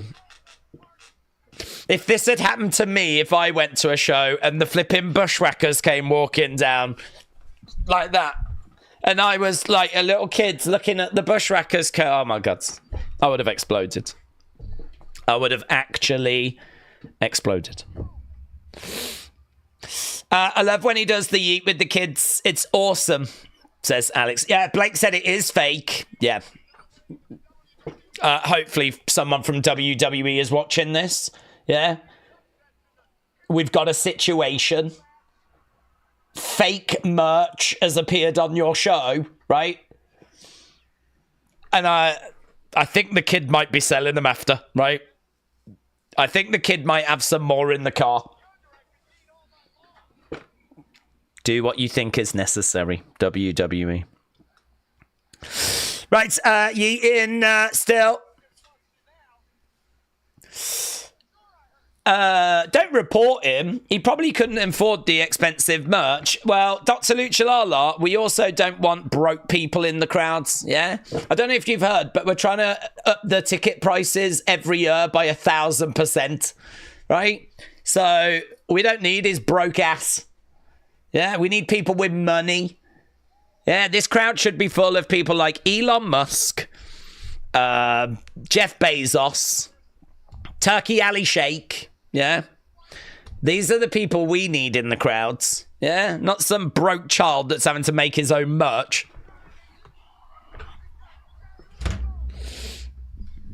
That kid single-handedly might be bringing this company down. Guys, the t-shirts are going to very soon be $100 each, and you're going to like it. Yeah? You're going to pay it. What are you going to do about it? You'll do nothing. You'll do nothing. Right, no yeet, said Super. No yeet. Right, here we go. Jey in the ring. Let's see what he's got to say. Who is Jey gonna pick, said Dan. Daze, are you turning heel, said Lyra. I'm just flipping. I'm just, one more time. Oh, this is gonna be a thing again, isn't it? Third time in a row, one more time. Can we do it again, please? James said, Daze, you could ask 500 people and you'd get 500. That is so true. To be honest, if you ask me tomorrow, you might get a different answer as well. Not drastically different. But maybe tomorrow I'd be like, do you know what? It should be Cena.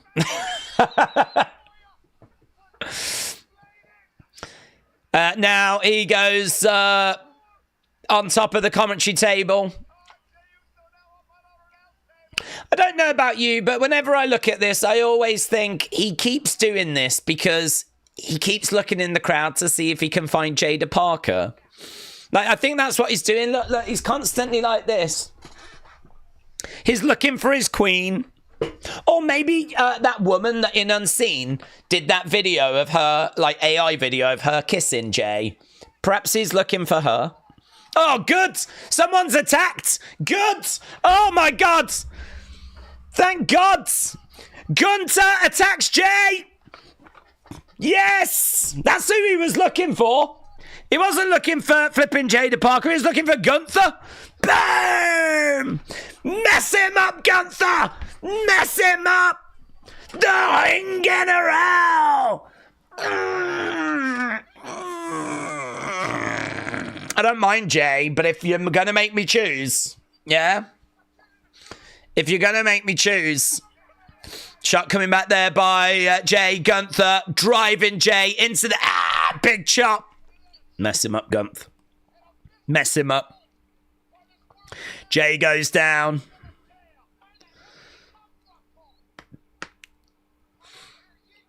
Gunther in the ring. Gunther's got Jey against the rope. Boom! Big boots! Yeah, take that, you boomer. Take that, you yeeter.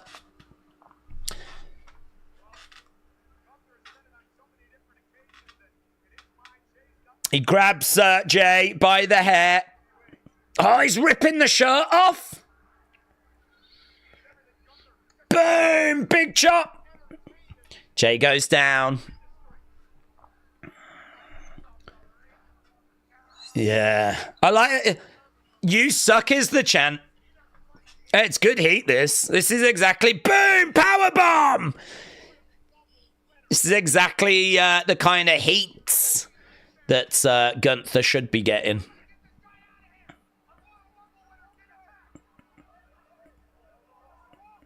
Oh, yeah. Let's go. King Yeti said, let's talk about George Haley. Huck to spit. She came back, didn't she? The Huck to girl. And then she botched because they ended up putting up the comeback episode and they weren't meant to. That's crazy. That whole thing's crazy. I flipping love it. Powerbomb there. Gunther on Jey is absolutely murked. Jey is murked him.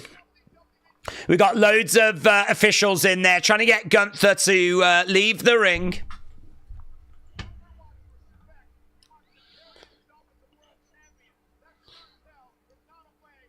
Gunther wants respect. But this isn't how you get it.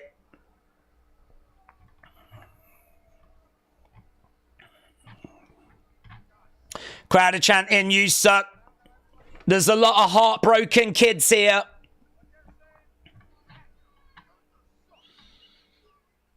It's the kids and their fake merch that should be escorted out the building, not Gunther. Here we go. I think we're about to get our answer. Jey has been battered, but he's got a microphone. Surely he's going to say, I'll see you at WrestleMania after that beatdown. Here we go. He's knackered. He's all yeeted out. Give me a sec. Come on, Jey. We've only got like a few minutes left here. Here we go. Maybe I shouldn't say this. Well, don't say it. Don't run the risk. Me and you at WrestleMania. There it is. Gunther attacked Jey. And Jey responds by saying, me and you at WrestleMania. Gunther's going back for more. Boom! We're underway, baby! With Jey against the ropes. Uso.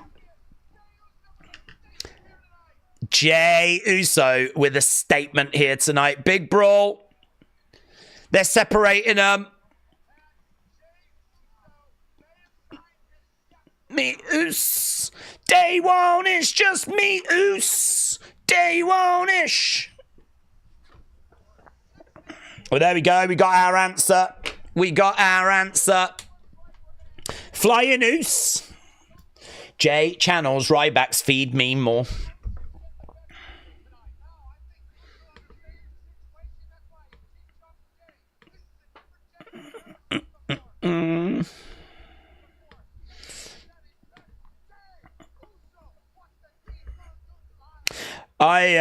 When he was there and he was like, I really shouldn't say this, I was like, oh my God, what's he going to say?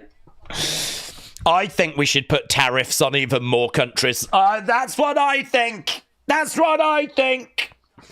We should have more tariffs. Yeah. But he didn't. It wasn't anything that revolutionary. He just said, I'll see you at WrestleMania, which was what I was expecting, honestly, to be honest. It didn't feel like that shocking.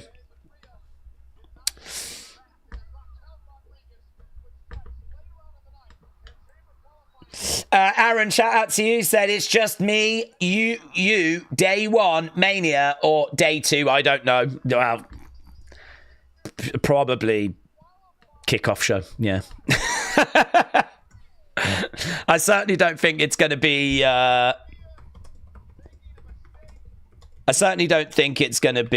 like closing the show. Well, I don't think so. It could close night one, but I don't think it will.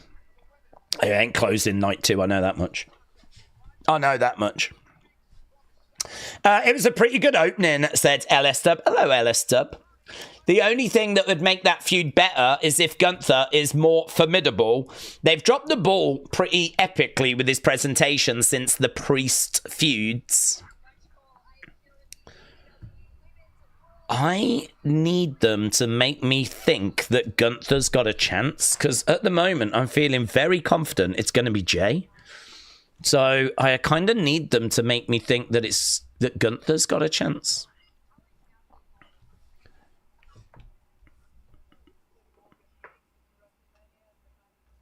Okay, we got Rhea. Everyone's waiting for the top girl to make her decision. It feels like she's stalling. I don't know. EO. Is EO still crying? You cost me WrestleMania. I'm coming for you. Can't wait. Whatever, boomer. Right, here's Liv. Watch me. Whose reign has been better, Gunther or Cody? Probably Cody. He's had like 5-star match with, well, a definite 5-star match with AJ at Backlash. Then the follow-up I thought was pretty good, but probably not 5 stars. Logan match didn't need.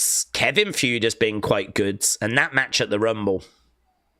But then if you compare it to Gunther, struggling to remember good matches. His matches with Damian have not been very good in my mind. And yeah, Gunther as world champion just hasn't hit the same heights as his Intercontinental run. Certainly nowhere near when he was down in developmental. So, Cody, for me. I like you to learn from Boston. I like your wrestling podcast with Tommy. Please try to not talk about... Talk about what, Brian? Are you going to say musicals? Because I am trying to not do that. I don't want to.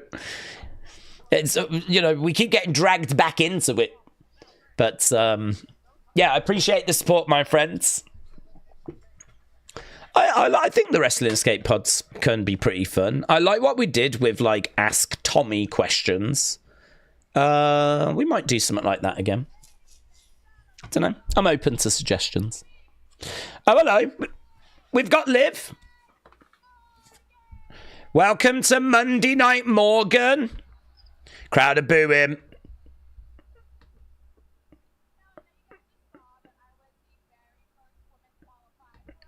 I know you guys just saw that I qualified.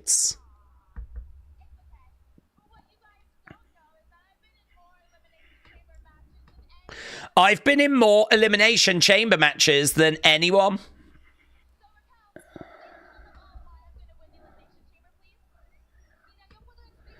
Raquel is telling the crowds why Liv is going to win the Elimination Chamber.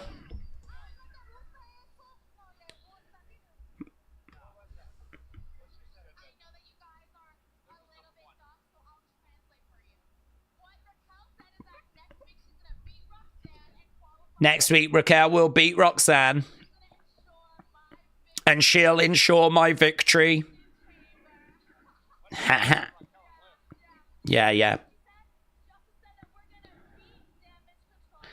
Raquel also said we're going to beat Damage Control.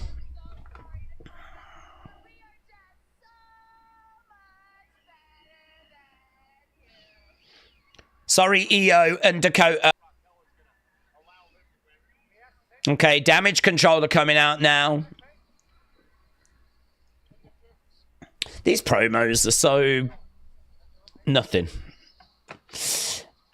Liv is the best I've seen, but not heard, said Old Dad Gamer. This is one of the best openings to Raw this year, said Liam. It's been very hot, hasn't it?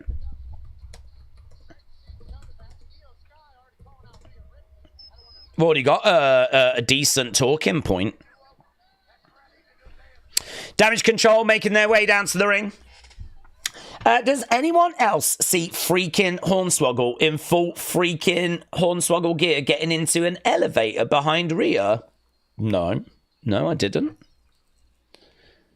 Is that doing the rounds on social media?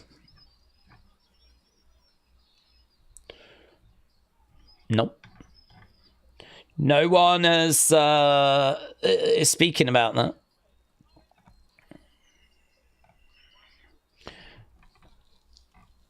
Well, that would certainly be WrestleMania kicking off in style if that's what we're going to get. Hornswoggle in full Hornswoggle attire. Aaron, shout out to you, Stephen. Appreciate the support. And Sonny said Tim Hortons had a Super Bowl commercial. But any good commercials?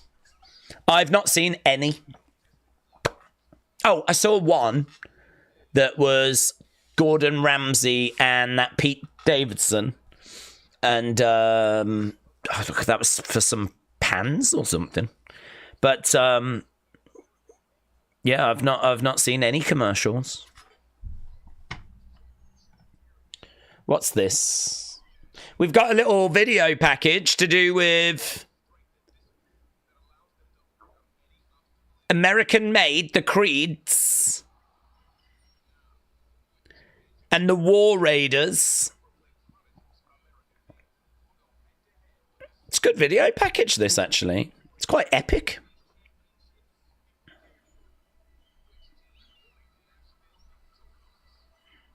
Which team will leave Nashville victorious?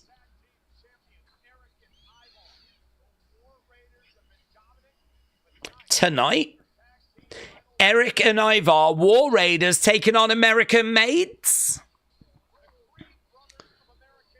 There's American Maid, Ivy Nile. Obviously, no Chad Gable. He's off trying to learn the dark arts of dealing with Lucha Libre. Okay, first match of the evening then is going to be Damage Control versus Liv and Raquel. Liv Morgan's got a shirt on that says Dirty Dom.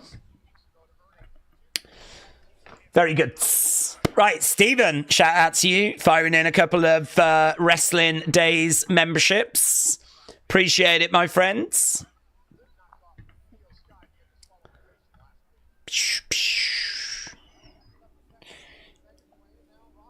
War Raiders look like Duck Dynasty rejects, said James. Guy behind me can't see is a classic sign, said Frank. Hannah said, in terms of releases, who would we see being the wrestler to make their name bigger, whether it's in AEW or Independence, Gallows or Anderson? Probably Anderson, because he was a single star that was doing some decent work over in New Japan as a single star. Like, he was actually doing some stuff. And Gallows, I think, has always been that sort of big, lumbering, kind of powerhouse-esque type guy that's really just size. I've never really seen him like putting on great matches, or I mean, he's a decent tag team guy, but I think Carl Anderson's got more that he could offer. So I would go with Carl Anderson, but honestly, I mean, I just don't know what the future's going to look like for them. They kind of come and go all the time. I wouldn't be shocked if they came back to WWE at some point in the future. You can't really get rid of them. Not that you'd want to. I mean, they're great at what they do. You just got to book them right. Booking of them was just awful. It's always been awful, though. Drop kick by EO. Kip up. EO coming over, throwing in a shot there to Raquel.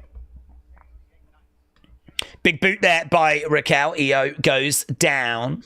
Edward. Hello, Edward. Hope you're doing well. Said, Daze, I'm going to go to Raw in Glasgow. I can't wait. I'm going to get a Wrestling Daze to WrestleMania sign. Edward, shout out to you, bud. I appreciate the support. I'm just trying to think, like, should you take a sign of, like, fight me, Jake Paul, or something like that? Call someone out. Yeah. Sign me up, Misfits. Let's get you into Misfits boxing. Let's get those hands working. Pop, pop, pop. For those that don't know, Edward Brown is the killer of the community, and I'm sure that James would agree with that. Big splash there by Raquel. Hannah said, yeah, but anyone else from a list of releases that would make their name successful? What, the recent releases?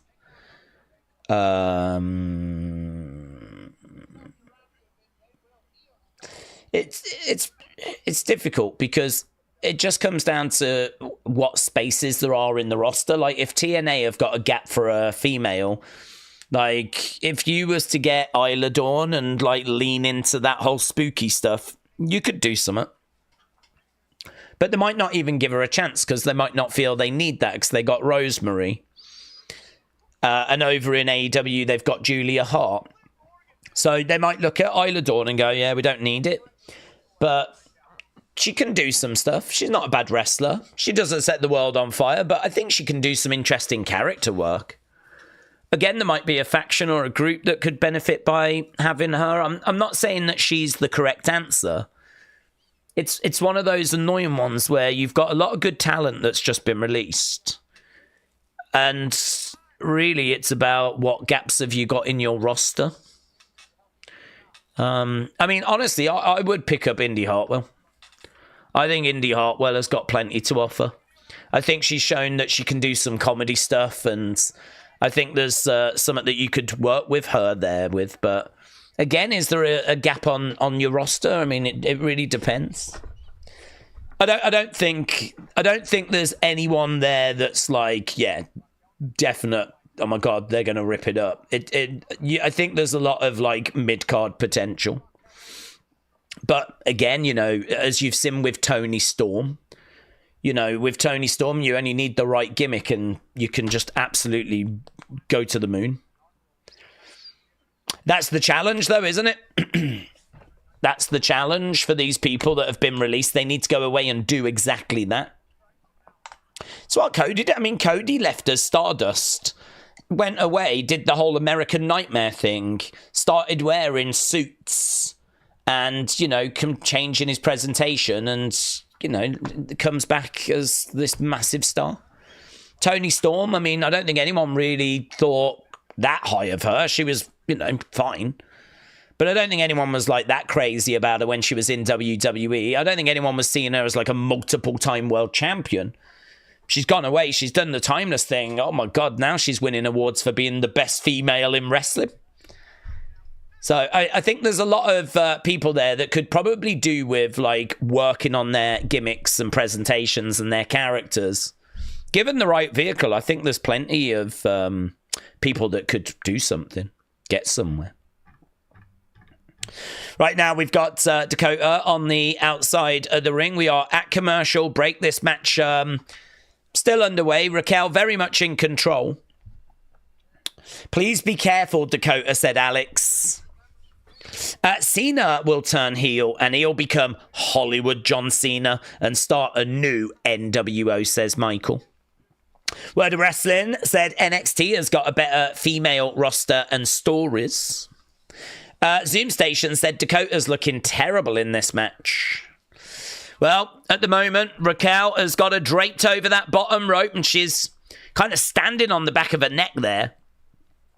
Referee having her words. Some of the matches are so bad, I miss commercials, said Davids. Wrestle Night said, I was feeling optimistic with all of the good fortune lately. I decided to take a gamble and watch the new Joker movie. Long story short, I'm no longer a fan of Lady Gaga. Really? Is it that bad? Is it that bad? Honestly, as soon as I heard it was a musical, I was out.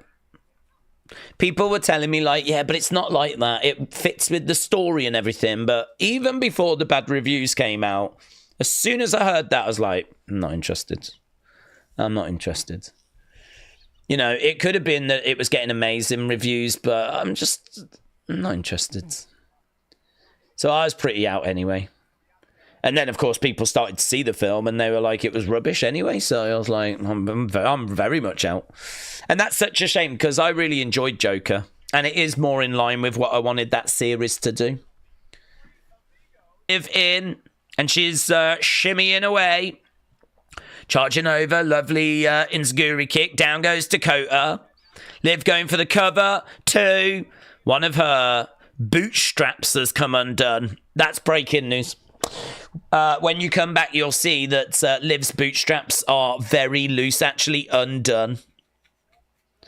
She might sort the situation out when she gets outside the ring. She is on the outside. She is actually sorting it out right now. There, look, we've come back and she is fixing it.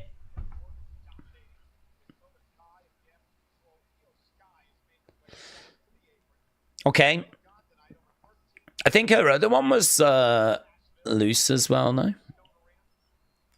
To the outside goes Raquel. She gets back in the ring. Dakota trying to make that tag. Yeah, that other one is still loose. I'm keeping an eye on this situation. Insecurity kick there by Dakota. Dakota is down. Io wants the tag to be made.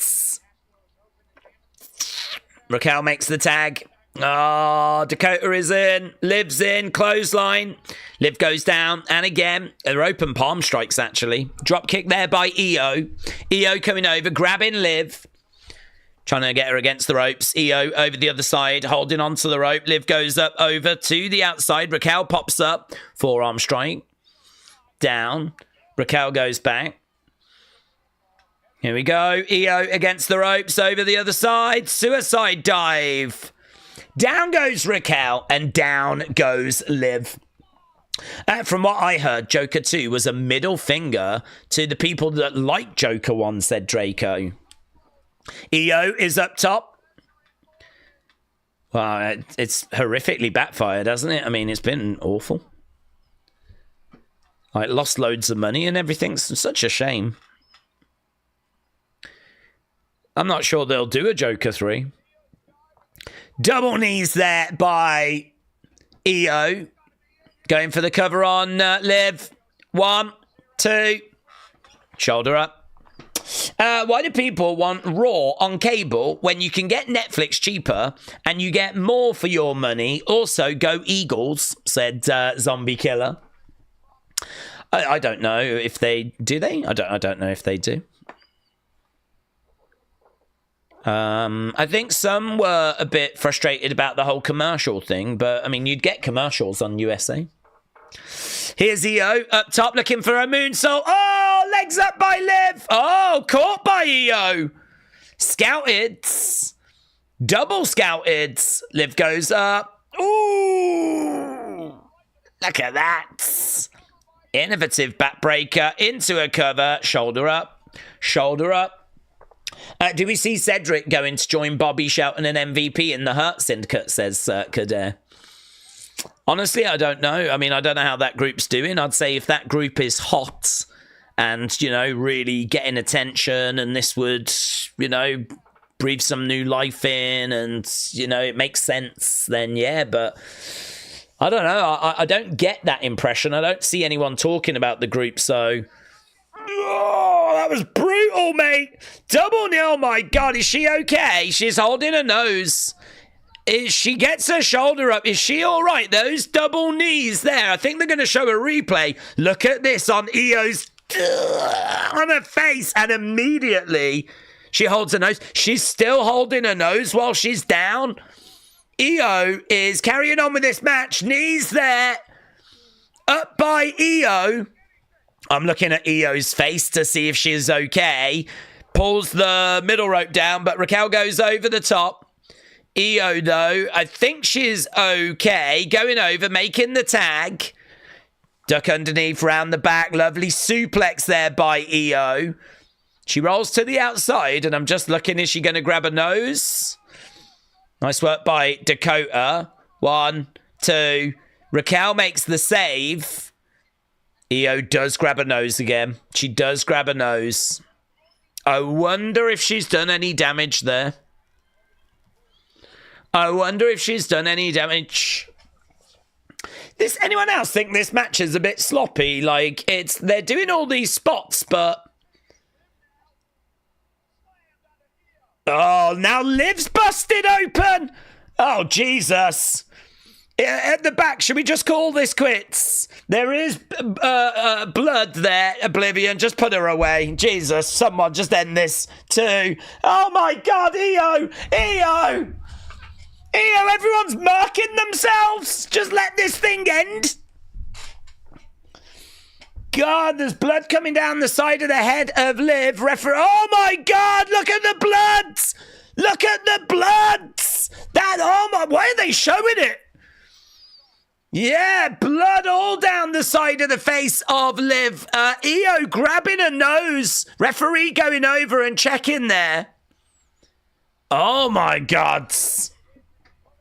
Yeah, some of these moves, tag being made, have not quite gone to plan. But look, you get that. when you have a match like this where it's just all action and there's big moves and there's big spots, and Raquel goes over to the corner. Liv trying to get back up. Raquel, big boots by Dakota.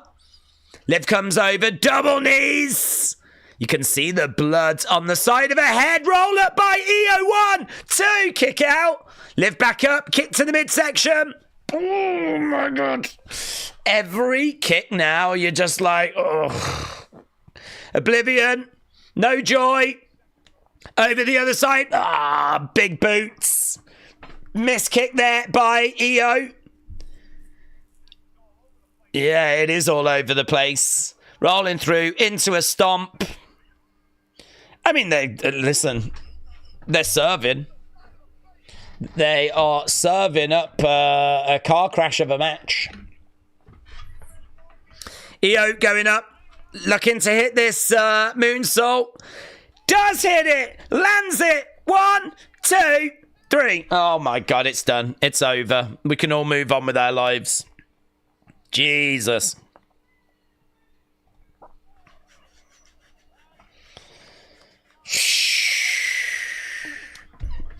It was clunky. It was botchy. It was fast-paced. But it was pretty fun as well at the same time. I would say that it was not a chore to watch that. But, oh God, with the amount of injuries that you were seeing, you're like, oh my God. No Sami Zayn tonight. He's having a night off.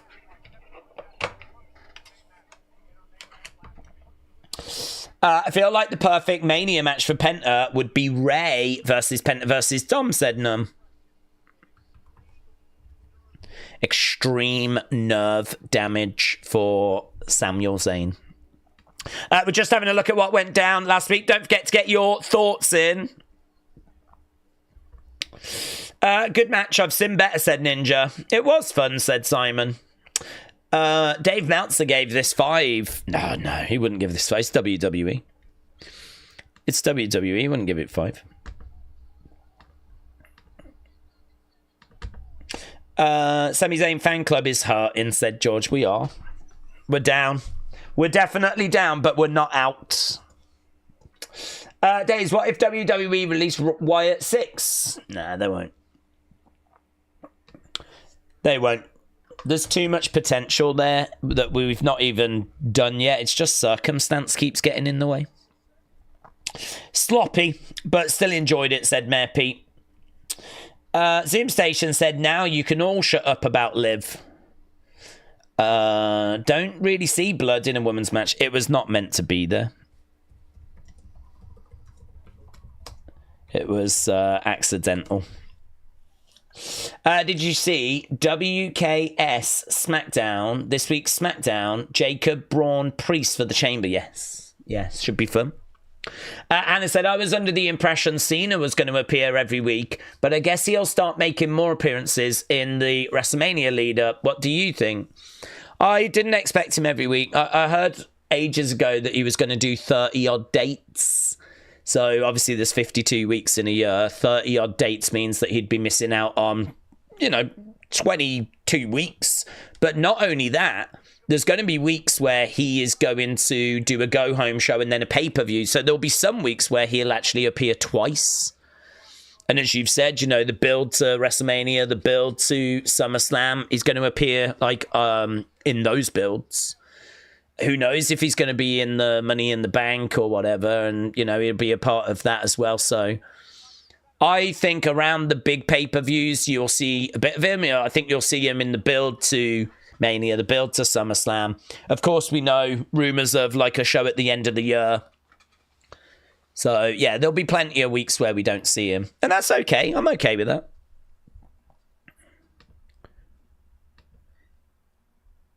Where are we now? Black screen. What's this? Commercial break. We've got the New Day. So we've got an interview with the New Day.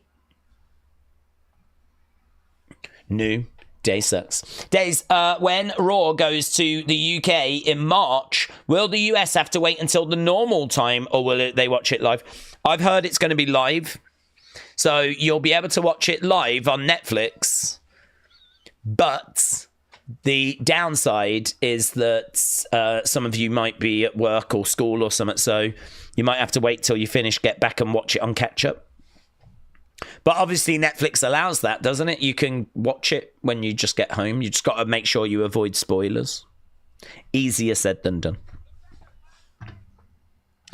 Okay, so Xavier is trying to say a few words, and it's not going very well. We came out here. Boos for Kofi this time. So they're talking about the fact that Ray has got a Elimination Chamber match.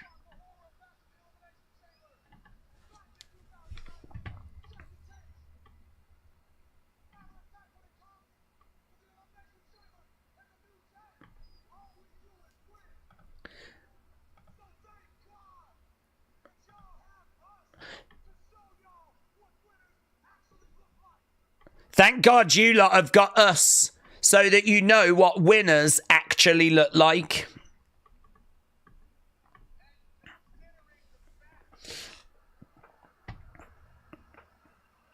Again, Xavier goes to speak and gets booed. Dave's question when Raw... Oh, we answered that. I want to see Brock return at Elimination Chamber, said Rishi. It's not going to happen, but... Yeah, New Day just can't get any words out. They're just getting booed out the building. And actually now Bayley's music has hit. And that's the end of their attempted interview, which never really got anywhere.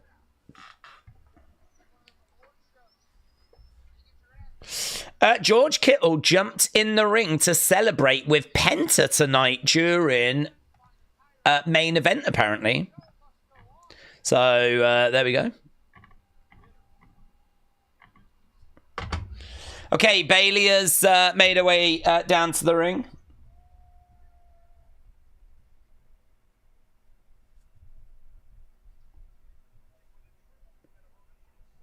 Ah, this is all that stuff that's on this weekend, like LFG and everything getting promoted now.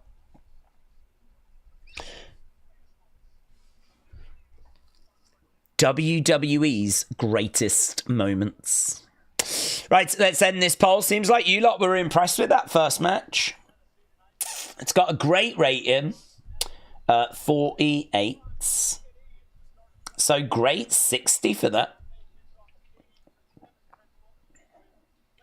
Seems like we don't mind a few botches as long as there's bloods. Doesn't matter if it's a bit clunky and a bit botchy as long as someone gets busted open. I can vibe with that. Right.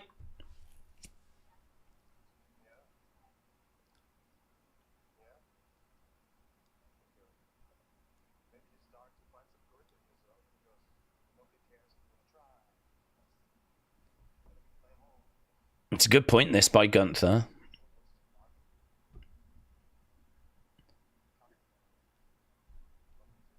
No one's interested in you trying to be the best. Like,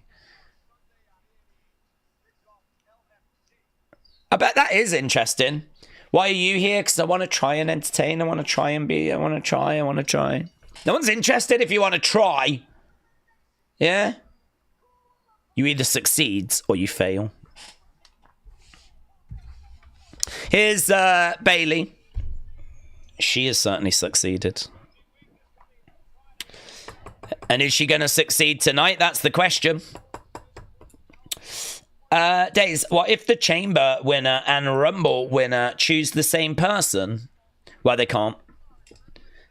They can't choose the same person. Well, at least we've never gone down those roads. Here's Roxanne. That was probably a shoot, and Gunther's actual wife. Nah, his wife's Jenny. Or Yeah. Ginny. From NXT UK. Okay, so Roxanne shown in the crowds. Hannah said, let's hope we see the return of the halftime song.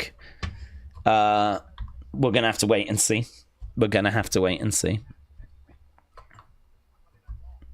There is George Kittle, but he's changed his shirt now. Now he has got a John Cena shirt on. Here's Lyra. Bum, bum, bum. Bum, bum, bum. Bum, bum, bum. Bum, bum, bum. Lyra making her way down.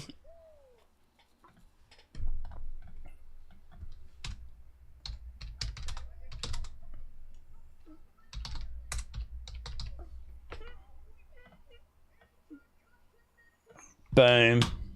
If you've never seen the clip, it's on YouTube. Which clip? Laszlo said, I keep meaning to do a deep dive into who is married to who. We need Finn Balor's OG music back, said Dr. Luchalala. J14 said, when was Roxanne announced for a qualifying match? It was on, I think, this morning. It was on this week. There was a graphic doing the rounds. So, yeah, she's going to be taking on Raquel. Days with WWE Undisputed title or heavyweight title being defended at the Chamber. Who are the contenders on the match or different match? Will it be defended? It might not. We might get like a women's title. Something will be defended, like a world title. It might not be either of the men's. I mean, Jey and Gunther are now locked in for WrestleMania. Gunther could do a bit of a defense before then, but there's no guarantee of that. Cody could defend the title as well before getting to Mania. Certainly now that he knows that Jey is not his next challenger. So actually, next time we see Cody might be like, so what's next for me? We know that Jey has decided to go with, the other champion. I wish him all the best, but what's next for us? What's next for me? And maybe someone makes their presence felt, and maybe then we do get Cody defending at the Chamber. So I don't think we would get Gunther. There's probably a better chance we get Cody. But equally, we could get neither, and actually Rhea defends her title, or we actually get Tiffany defend him. There are rumours that we could get Trish, and we could get Tiffany against Trish, which would make sense because Trish is Canadian, and we're going to be in Canada. So there is a chance that they could give us that match. So, yeah, we've still got a few weeks to go until the Chamber. There's still a few... Certainly quite a few things to still work out. Lyra and Bayley, we are up and running with this.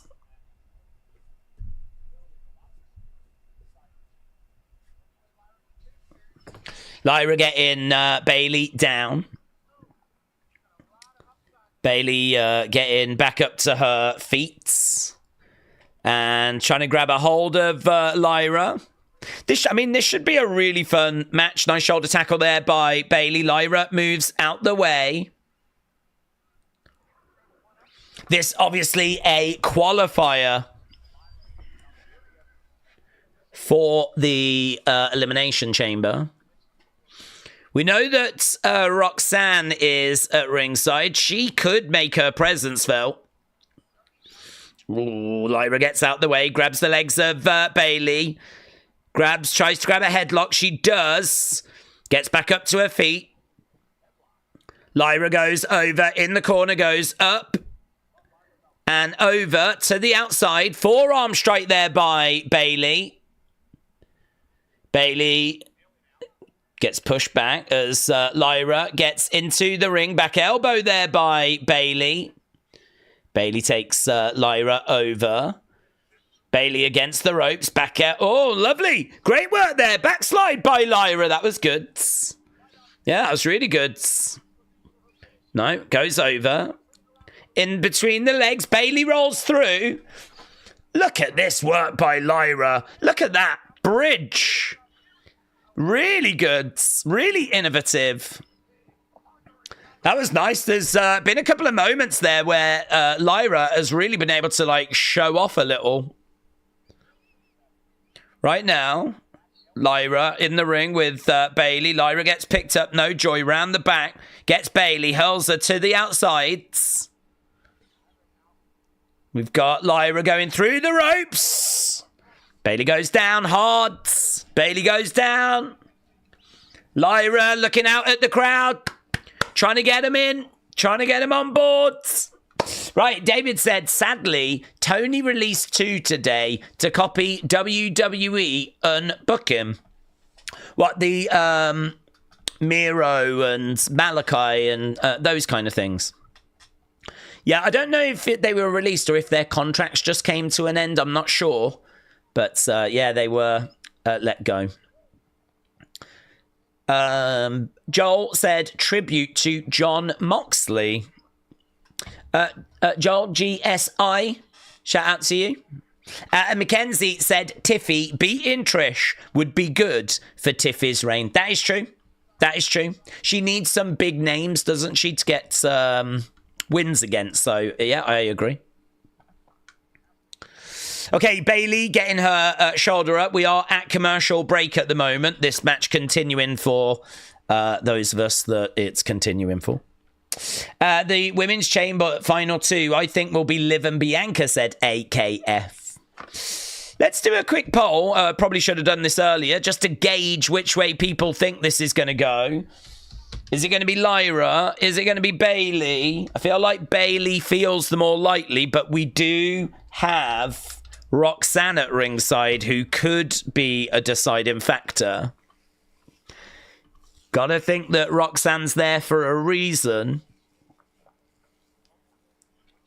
Here we go. Shot coming into the midsection there by Lyra. Let Tiffy beat Trish before losing to Charlotte, said James. Is that what you think's going to happen, or is that what you would do? I think there's a lot of people hoping Tiffy gets past Charlotte at WrestleMania. So if you would have her lose to Charlotte, that would be interesting. But Grace took a pay cut because she shut down her OnlyFans, says AB. Here we go. Bayley looking for the cover. We've still got 20-odd seconds left of this commercial break. Lyra in the corner. Bayley dragging Lyra over to the middle of the ring. Seated. Knee to the back there by Bayley, and we're just coming back from commercial break. Stream the Celeb All-Star game Bayley is playing, said Wrestle with Andy. I don't even know when that is, but... Brian said Lyra is the future. Bayley is getting older now. Lyra will win this. Dr. Luch Lala said, I can't see Trish with a title anymore. Beat Charlotte immediately feels a bit rushed for a face push. Losing to Charlotte is best. Oh, yeah. If we were going to do that match, I don't think that they would have Trish win. It would really be because we're in Canada. Kick there by Lyra. And again, she's grabbing Bayley. She's trying to get Bayley up. No joy. Nice. Step up in Scooby there by Lyra. Lyra going over, looking for the pin. 1, 2. Shoulder up there by Bayley. I would have Tiffany beat Charlotte personally, but they're gonna make Charlotte win, says James. Bayley, but who knows, since we will probably get to a commercial break when the winner is announced, said Mister. I didn't know that Grace had OnlyFans, said Jim. I believe she did, yes. I believe she did. Ah. So she comes crashing down Lyra in the middle of the ring as Bayley moved out the way. Amazingly, we've nearly done an hour. Over at, little, she didn't really, she was a bit too close there, Lyra, for that spot. It didn't give Bayley much to work with. Bayley, elbow drop, knees up there by Lyra. Lyra getting her knees up. Now she's grabbing Bayley. Lyra goes over, up, and into a DDT. Little bit messy. Couple of spots here have been a bit messy. That Bayley to belly wasn't no 1, 2. Oh, kick out. Kick out by Lyra. Yeah, that would have been a bit disappointing for Lyra if she had got pinned. Middle of the ring. Clean. Couple of glitchy spots, but very similar to the first match, actually. Couple of little botchy moments, but a fun match.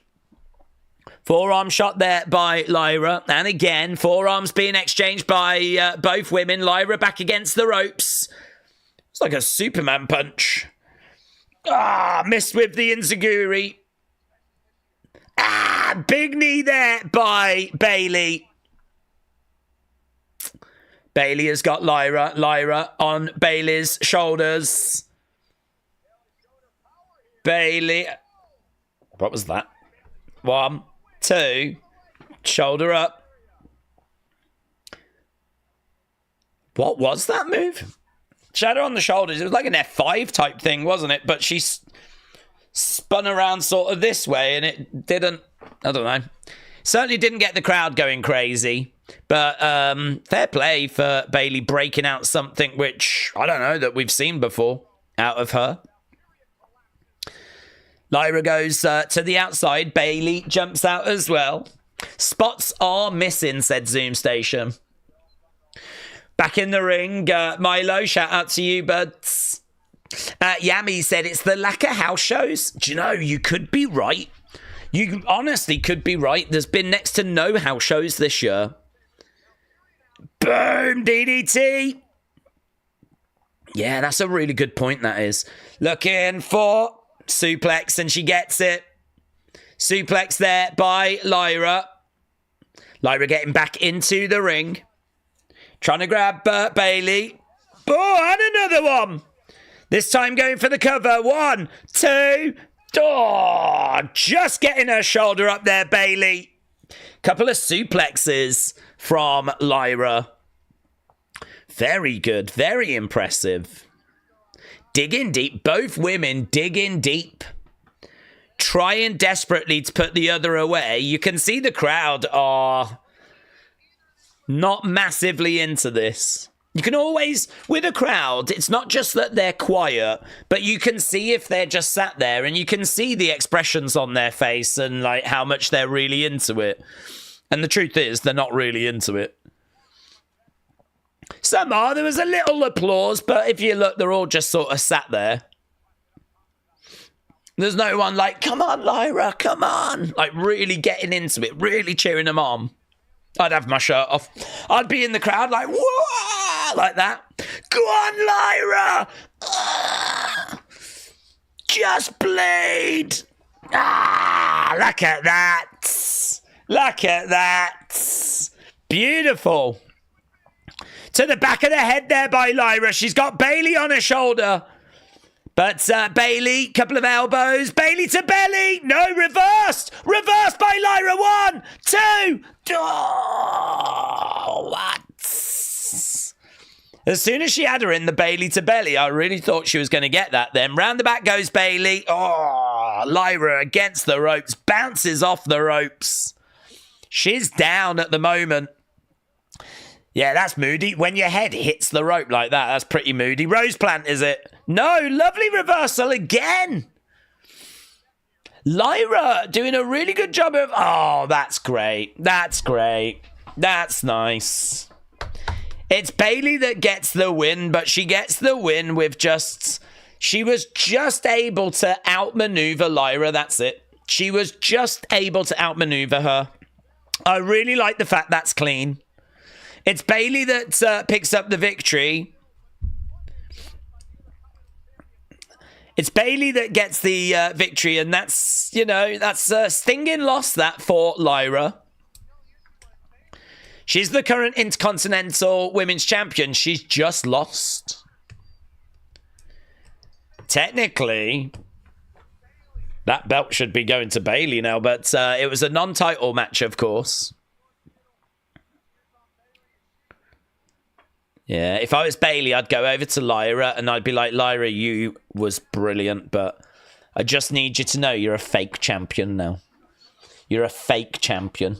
That belt should be mine. I think you're a disgrace. You're worse than the kid that was wearing fake merch earlier. Well, actually, you're about the same. You're a fake champion. I'm going to the chamber and you're not.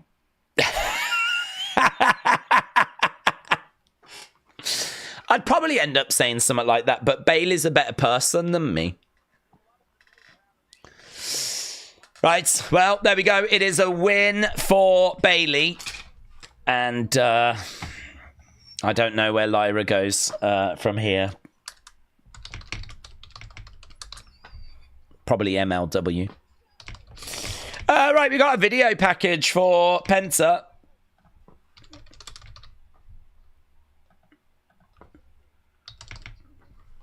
No fear.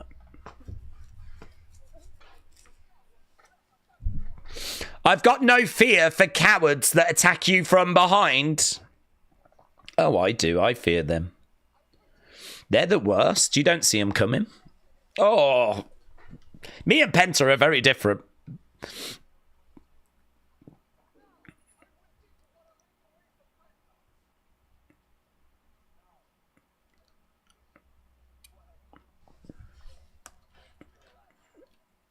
I will teach you what vengeance feels like.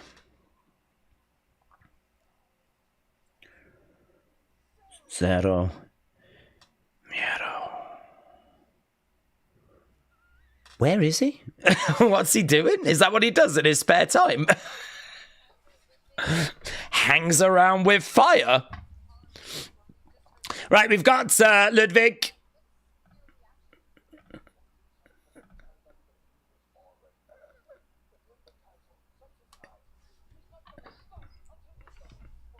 If Ludwig sets his eyes on you, he's not going to stop. He won't be done for good. Here's Pete Dunne.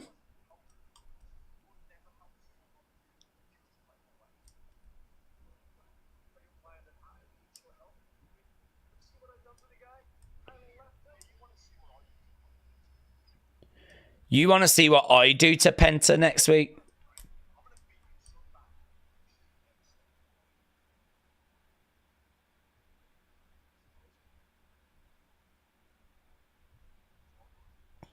Ludwig's like, okay, well, he's all yours then, if you're going to do that.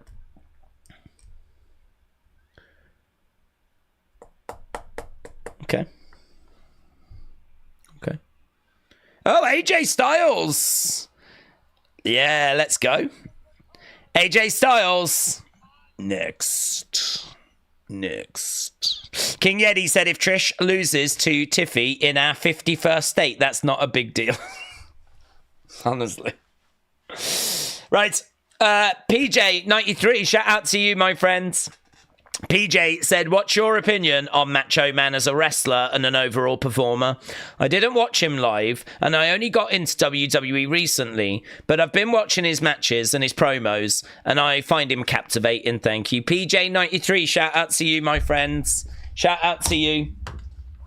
I mean, he's one of the all-time greats, isn't he? I mean, when it comes to charisma, he's off the charts.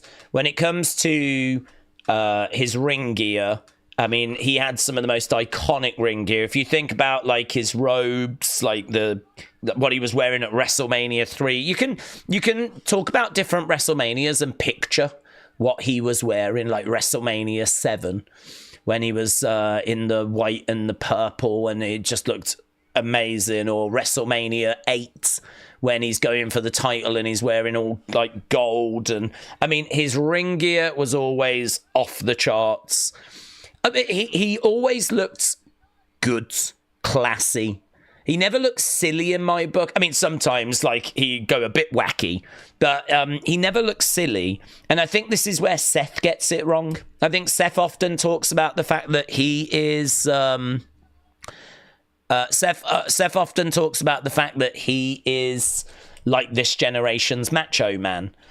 because obviously back then we had Hogan, who was the guy, and Macho Man was kind of playing second fiddle at times. And I think in this era, we've got like Roman, he's the guy, and we've got like Seth playing at least second fiddle, right? So I think Seth kind of has looked a lot at Macho Man and sees himself as being sort of this generation's Macho Man. And this is maybe where he got the inspiration for the outlandish clothes, because Macho was always big and colourful. So impressive. Presentation-wise, amazing. Promo-wise, so distinctive. Cream of the crop and all of that. Oh, yeah, his catchphrase and the voice that he had. I mean, an impersonator's dream when it comes to Macho Man. His relationship with Miss Elizabeth took it to a whole different level as well, because he could be a heel, but everyone felt sorry for her. They loved Miss Elizabeth. Why is she with that ghastly man? And, you know, that added an extra element. And then just add in the fact that in-ring wise, he's one of, like, the best to ever do it in WWE. I mean, his match with Ricky the Dragon Steamboat is heralded as, like, one of the greatest in WWE history. His match with Ultimate Warrior is arguably the Ultimate Warrior's greatest ever wrestling match at 7. You know, the great match he has with Ric Flair at, like, WrestleMania 8 as well. His match with Hogan at WrestleMania 5 main event, not bad. Not bad at all. I don't know that he could ever quite get to the heights of that Steamboat match again, but, you know, consistently he was putting on really great matches. Really enjoyable matches. Do you know, he even has a match with Bruno Sammartino in the 80s. And it's not bad either as well, considering Bruno's, like, done. So, yeah, I mean, where do you score him down? The only thing you could say about him was that he just was around at the wrong time. And he just never got the opportunities that, you know, he should have got because of Hogan, really. Had he been around pre-Hogan, just before Hogan, you know, could have been very interesting. Or maybe if he was coming into his prime a bit after Hogan, maybe he could have dominated like 93, 94. But he is, yeah, PJ is one of the greats. I don't think he makes like a Mount Rushmore, but he's undeniable. We've got Lyra, and she's very upset. Ivy has come to confront Lyra.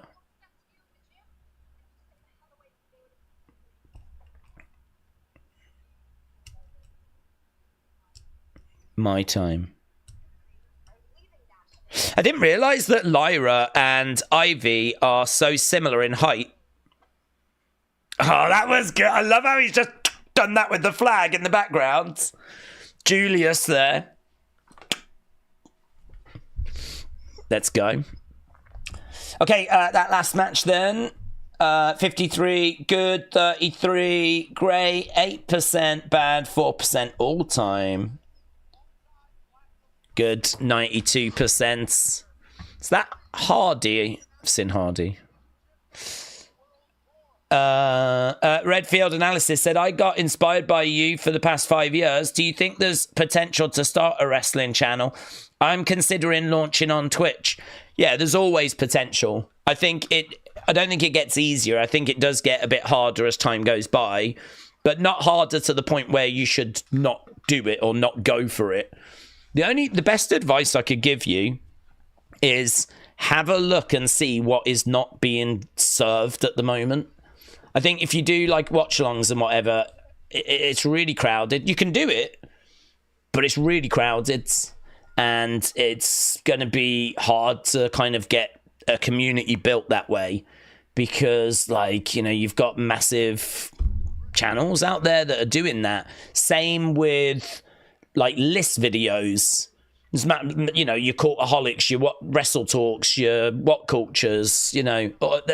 I would say if the content is already being served, then it's going to be really hard to kind of deliver that, which is why the best advice I could give you is if you really do want to go into one of those areas, do it. Don't let anything stop you. But if you want to try and find some degree of success, probably quicker, finding something that's not being delivered currently, which would mean you're the person people have to go to for whatever that is.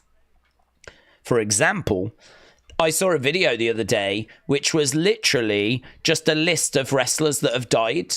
And it wasn't even anyone talking. It was just graphics moving across of like, this wrestler died in this year, this wrestler died in this year.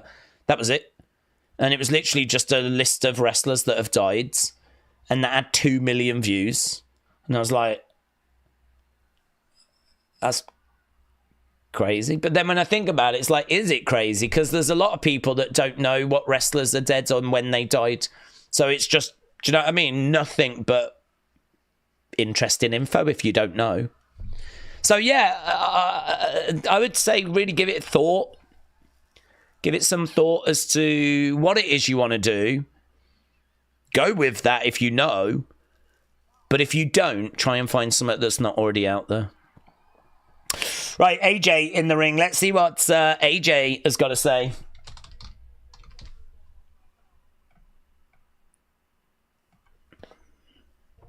Four months ago, I came into this building with the biggest smile on my face. AJ Styles.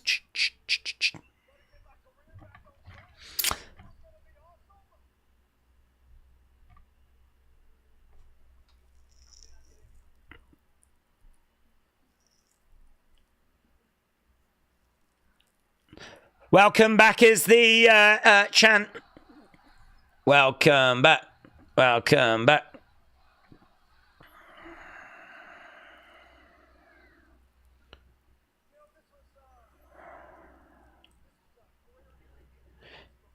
This was a career-ending injury. And that night, I thought it was over.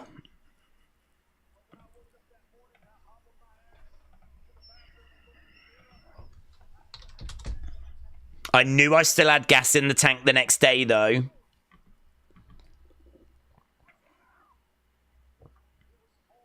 So what's next for AJ Styles? That's the big question. Anything worth doing is going to be hard.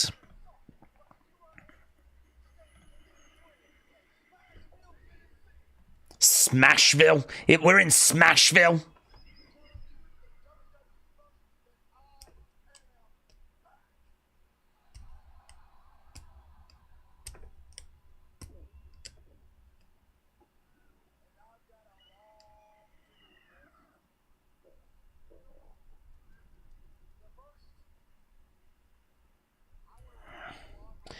I want to remind the locker room that I am still the phenomenal AJ Styles. Yeah. I think he needs to remind a few people, actually. Okay, so AJ is in the ring, and are we going to get Dominic Mysterio? Dominic Mysterio is coming out with Carlito.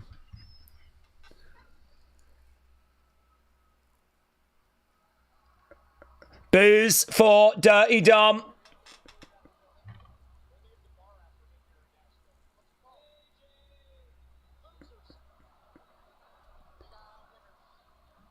Okay, so Dominic's making his way down. Daze, do we think AJ will ever get another world title? I would love to see him be champ again. I could see him being in the mix. I don't think he'll get the WWE one, but he could get his hands on that world heavyweight one. We've just got to get him back and, like, have him regular matches, though.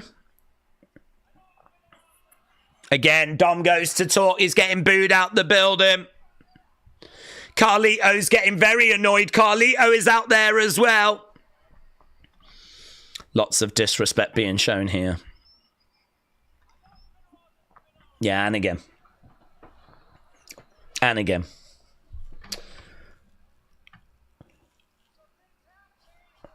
Again, loud boos. I think AJ Bron for the IC title could happen. So AJ's feud with Dom before that, said Brony. They've sort of teased Bron Penta. I'm wondering if it might be Bron Penta. Could be Bron AJ. Loud AJ Styles chants. He's got to have missed this, hasn't he? It's been so long since we've seen AJ in this sort of position. Even when he was facing Cody, he was a heel. So having face AJ is great. This is a good matchup as well, in all fairness. You know, you got someone loved, you got someone hated. It'll allow AJ to show what he can do. Dom, you suck is the chant. Dom, you suck. Dom, you suck. Right, Dom. Trying to three-peat the most hated award, said Darom. Okay, here's AJ. I know exactly who you guys are. You're right. Things have changed.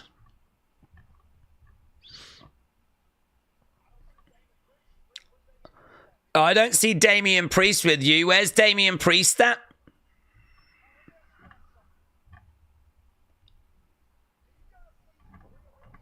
Do you guys see Rhea Ripley? No. Things have changed, AJ. Have you not been watching? Have you missed all this, buds?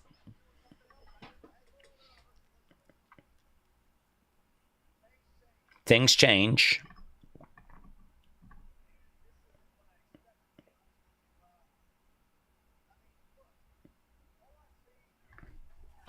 All I see is a guy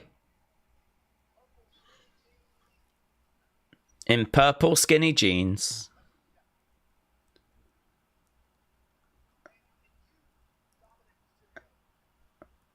All I see is a guy in purple skinny jeans. It's not the greatest line.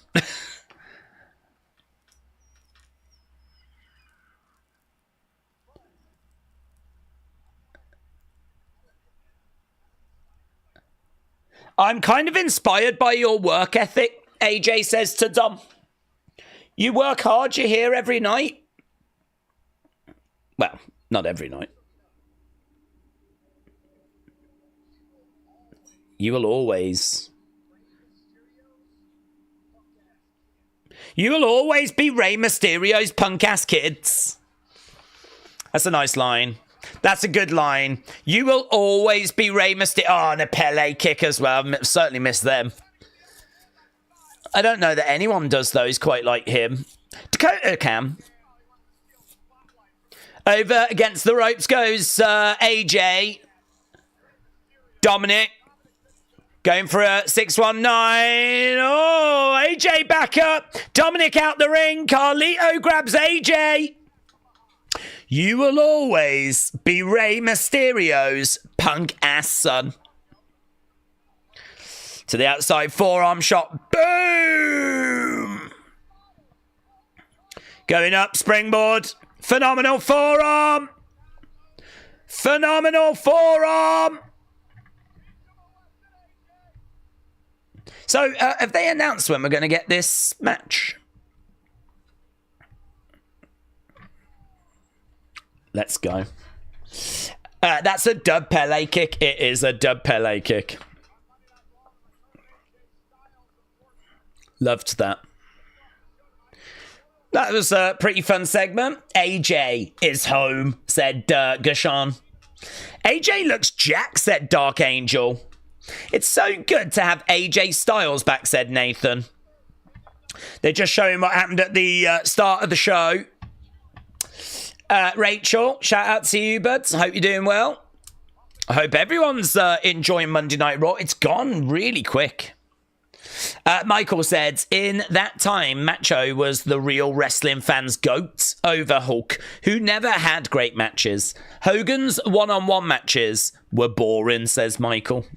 It is true, Macho was like the the diehard fan pick, if you will.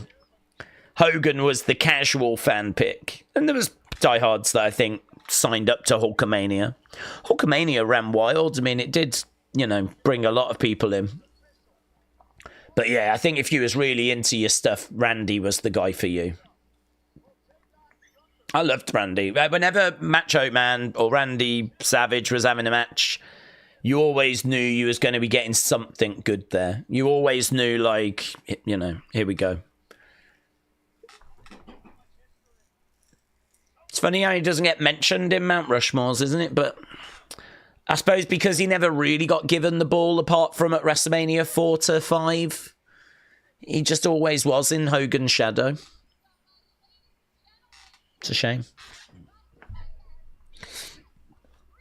Hey, talking of being in shadows, Seth Rollins is going to be interviewed now. This is during the show, is it? I don't have a little countdown thing in the corner, so... Seth Rollins. Crowd are woeing away.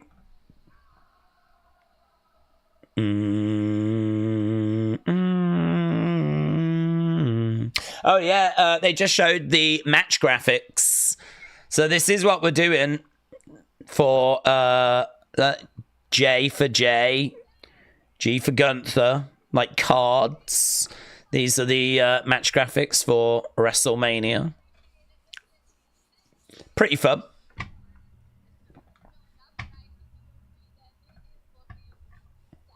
It is looking stacked.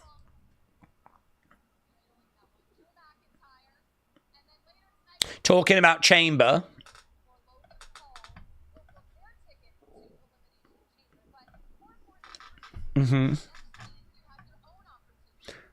Okay, Seth next week. Taking on Finn Balor.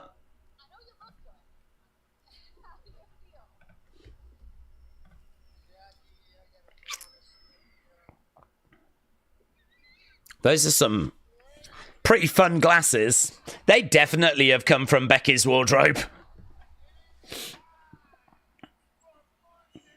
It is time for Monday Night Rollins, said Seth.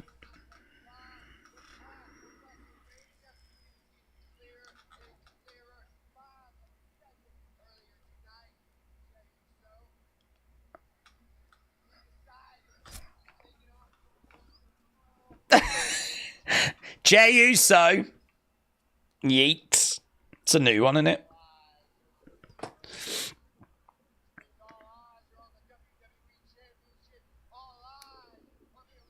All eyes are on Cody Rhodes. It is true. I mean, whoever wins that chamber, we were all expecting it to be John Cena.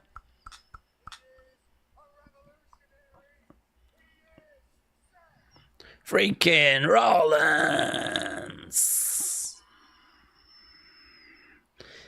There we go. Seth in good spirits, but here's Finn Balor.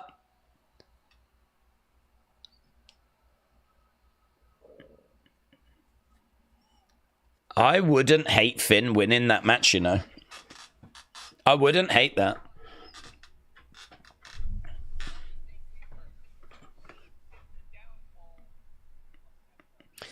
All eyes might be on you, but all people are seeing is the downfall of Seth Rollins.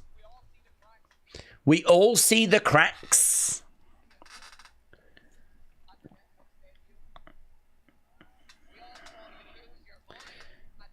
We all saw you lose your mind at the Rumble.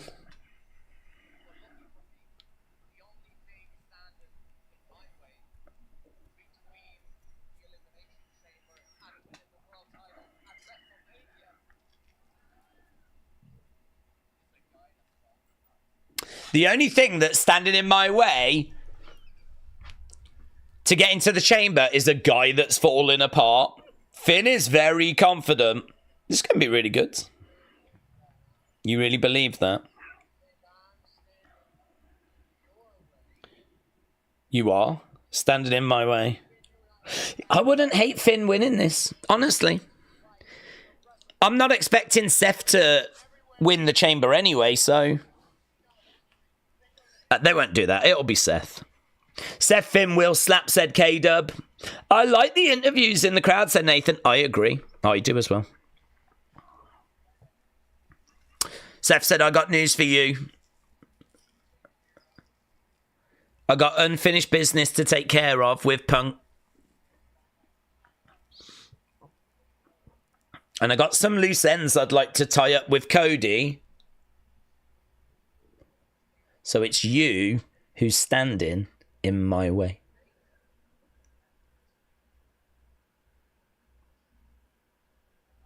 But next week you won't be standing at all. Yeah, man, they've built this really well. This is a really good build for what is just like a qualifier. They've given them both time to talk about why it matters. I love that. I think that was really fun.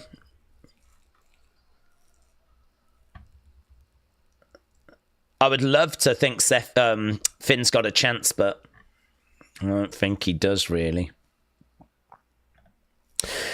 Finn's got his smile back though. Well, we know that's very important. Finn should turn face and go back to being a single star. Something's got to change, said Brony. I agree. I agree. Finn Balor as a single star being around world titles is where I want him to be, with very rarely occasionally bringing out the demon. Rarely. Coming up tonight, we've got Ray against Logan Paul. Pappy Croc said, is it just me, or does it seem like everyone is trying really hard to remember their lines tonight? Promos have been a little bit weak, in my opinion, says Poppy Crocs. I enjoyed that, just to be honest with you. I thought that was pretty fun. I'm trying to think about what promos... My God, what are these two doing? We got Grayson Waller in dungarees. And he's got a cowboy hat on.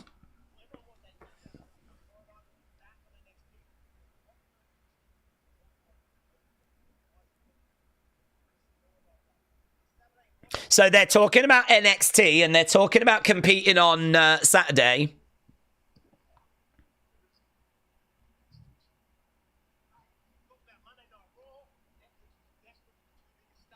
He's looking jacked. Anyone else think that he's looking jacked at the moment?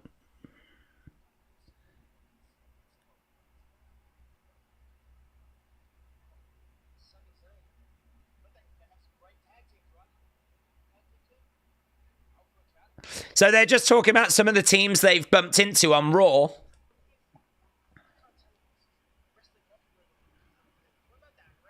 I can't tell if this is a wrestling locker room or a retirement village, said Grayson Waller.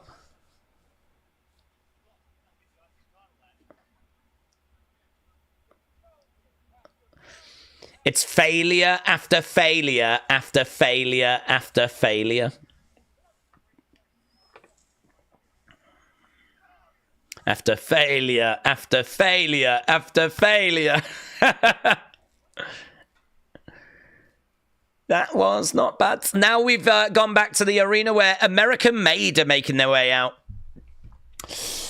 But this Raw sucks tonight, said Jay and Joe Show. Not enjoying it.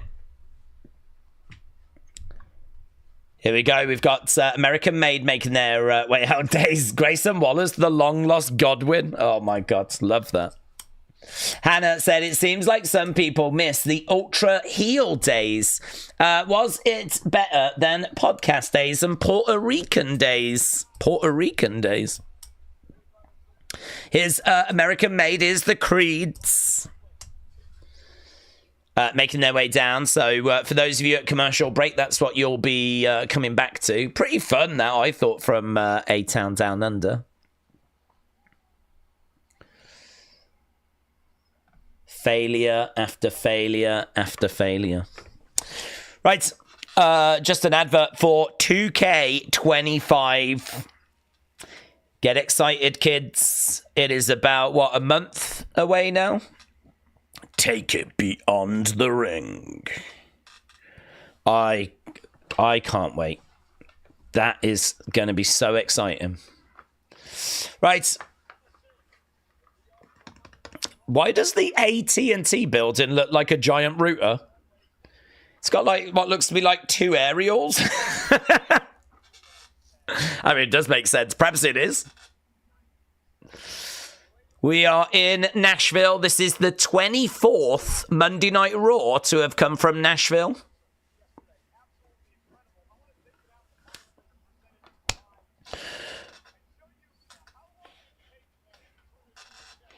Right.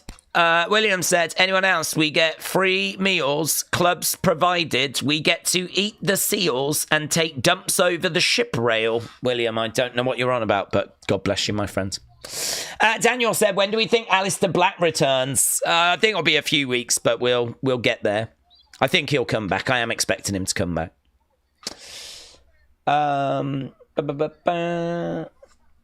Maybe Roman screws Seth next week, and then it'll be Cena, Punk, Cody at Mania, says Toby. Anytime I hear American Maid's entrance, my dumb ass thinks it's Goldberg for a second, said Alex.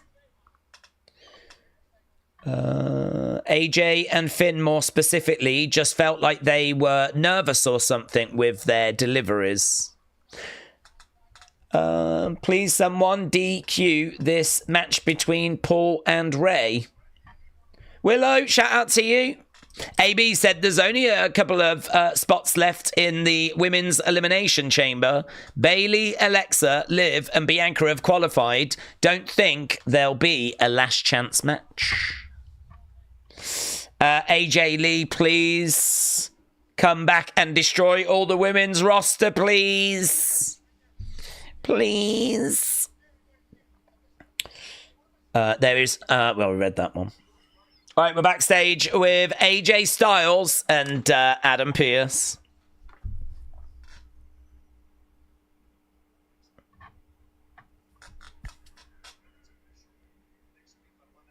Next week, AJ with Dirty Dom. AJ Dirty Dom next week. Let's go. Oh, bumps into Bron Breakker, who's also wearing a cowboy hat.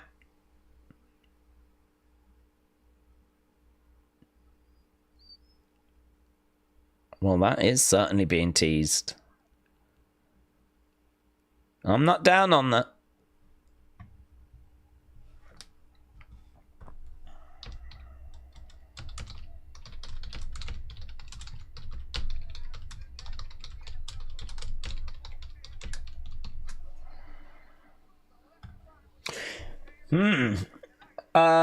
It seems Michael Cole's work is on another level. He brings the energy.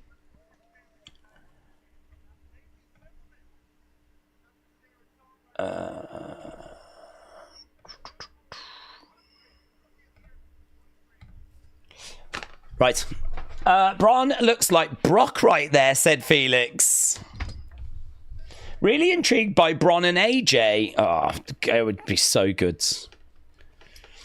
It would be so good. There's lots of very interesting matches for Braun. Okay, we got American Maids in the ring. We got the War Raiders about to make their way down. Thinking the champs are going to retain here, but we will get a poll up. Let's get a poll up, see what people are thinking. Are we going to get new tag champs? Well, let's have a look, shall we? Who wins? Is it going to be the War Raiders? Or is it going to be American Maids? The booking of Bron Breakker recently has been very strange. It seems like all he does is pop up backstage or he's in the crowd watching a match. I wonder if he's had a little niggle or something like that. I wonder if there's been a little injury or something. I agree with you. It's, you know, he's not been getting showcased quite as much as I would have expected, so... Cowboy Bron Orton. Very good. J14 said, I think it'll be New Day that will dethrone the War Raiders.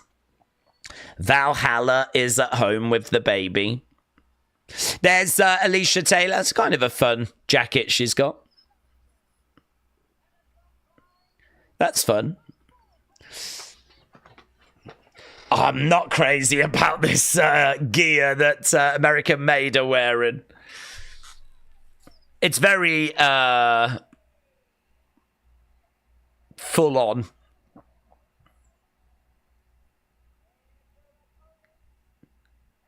There's the War Raiders.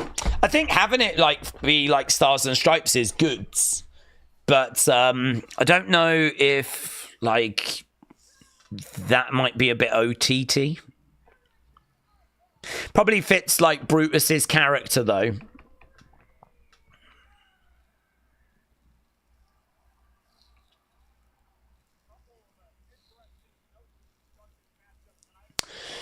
Right. Days, when Black does come back, do we think he'll be on Raw or SmackDown? I think it's going to be 50-50, depending on how important it is being on the same as Zelina. Yeah, no, I agree. The point was made about them being together. I think they'd keep them together. WWE do actually try to do that during drafts. That is a consideration that is made. Trying to keep, married couples, engaged couples. If you're just dating, they don't care. But if you are actually married, or engaged or something, then they do try to take that into consideration because it just messes up personal lives a bit too much. Some people working on, Fridays, some people working on Mondays, the traveling as well. You could run the risk of being ships in the night. So, honestly, I think it was a good point that was made the other day. I think he would go where Zelina is. Or he goes to the other brand and we just move Zelina. But I think they would try to keep them together. Kick coming in there by Julius. He is going to be on The Ultimate Fighter. He's going to be working with Daniel Cormier on The Ultimate Fighter. Julius charging over. Forearm shot there. They've currently got Ivar back in the corner. Hannah said, not related. Have you and Sean Ross Sapp sorted things out before Valentine's Day? Is there any other plans? I wouldn't want that to get misconstrued. I wouldn't want it to be a case that people think there are actually issues there. And there are not. That is something which I've got to tread really careful with because there really are not any problems. And actually, he sent me a message that was a public message, and it was no issue with you, no problems or anything like that. So there genuinely isn't. But I do get where he's coming from with that. He's just sort of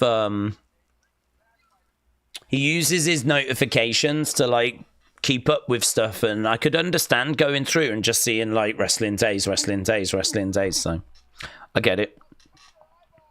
Ivar slammed down there and lands on top of Julius. Defcon said American Made look like discount American Gladiators. This crowd sucks, says PJ. Mitchell said, do you think that Kurt Angle could get involved with American Made? People have wanted that for a long time, yes. Maybe he could show up whilst Gable is away and set up Gable versus Angle. Oh my God, did you see that powerbomb? Kick out. Creed brothers were awesome in NXT, said Alex. Are we interested in a rematch between Penta and Pete Dunne? Well, I'd watch it. I mean, it'd be fine. It's probably not progressing like I would like to see it progressing, but we're still in the early stages of Penta, so that's there's no drama there. Dark Angel said, I read that Andrade may be next to getting released because he's no longer married to Charlotte and she was protecting him. It's just throwaway theory, isn't it?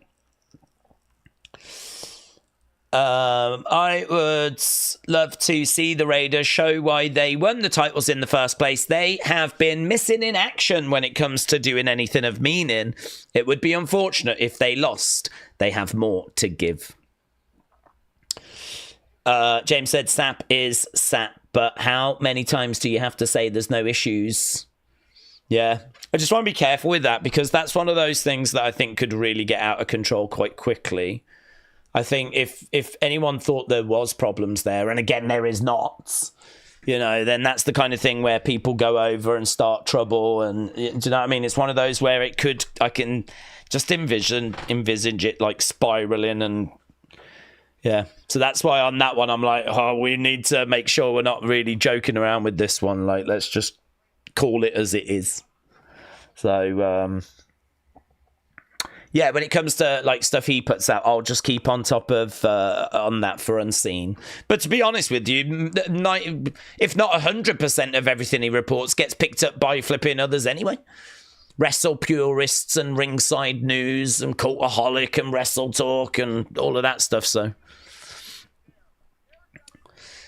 even if you can't tag me in his tweets, there's so many other outlets that report on what he says anyway. Right, we are at commercial break at the moment, and Julius is standing on the commentary table. Hannah said, interesting tidbit. Brian Alvarez was a former wrestler, but decided to go into reporting imminent news, and we are still waiting for that imminent news. That is true. That is true. I don't think it's ever going to arrive. Toby said, I'm going to be gutted if it's Roman and Seth as like an opener. That will blow my future main event hopes. Opener for what? Opener for what? Roman and Seth opening what, buds? So crowds chanting, you suck, towards American maids. Right now we've got Julius in control.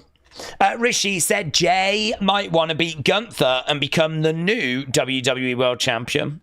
I think he absolutely does want to do exactly that, yes. Alex said it's kind of funny, though, that he got that triggered. Celebrities get tagged in stuff every second, said Alex. Yeah, I mean, I don't know if we, like, do it. I mean, there is a lot of people that tags me in a lot of stuff. Does take me hours to kind of go through it, so perhaps it's just it was like an exceptional amount, you know. I don't know. What it suggests to me is that there's not really any other communities doing that, unless he's, you know, had a word with a few other people as well. So yeah, don't know. As a community, it kind of says to me maybe we're doing something a bit different to others out there, you know. With, like, so many people tagging me in news and whatnot. Again, no, there's no drama, there's no problems. He said it was all good, it was all fine. It was just, is there a way we can manage this, you know? And I was like, yeah, I'll mention it. Right, we got Brutus in there. Matt said, I feel blessed. Thank you, William. Oh, what's going on? What's William doing? Hello, everyone. I just woke up, said Brett, in the middle of the night. I thought I would drop in. I hope everyone is well. We're doing good. I'd say the show has sort of slowed a little bit. I don't know if anyone else is feeling that. The pace of this has just sort of slowed. I don't know why. I don't massively give American Made a big chance. I liked the video package earlier, but it's just a bit... Crowd are making some noise, though. Crowd are into it. Looks like you lot don't really give American Made a great chance either.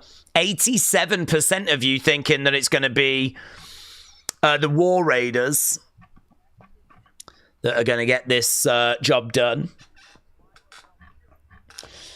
Still seeing Ivy Nile. Obviously, we've still got Logan coming up against Ray later on. So Brutus is in there with Eric at the moment.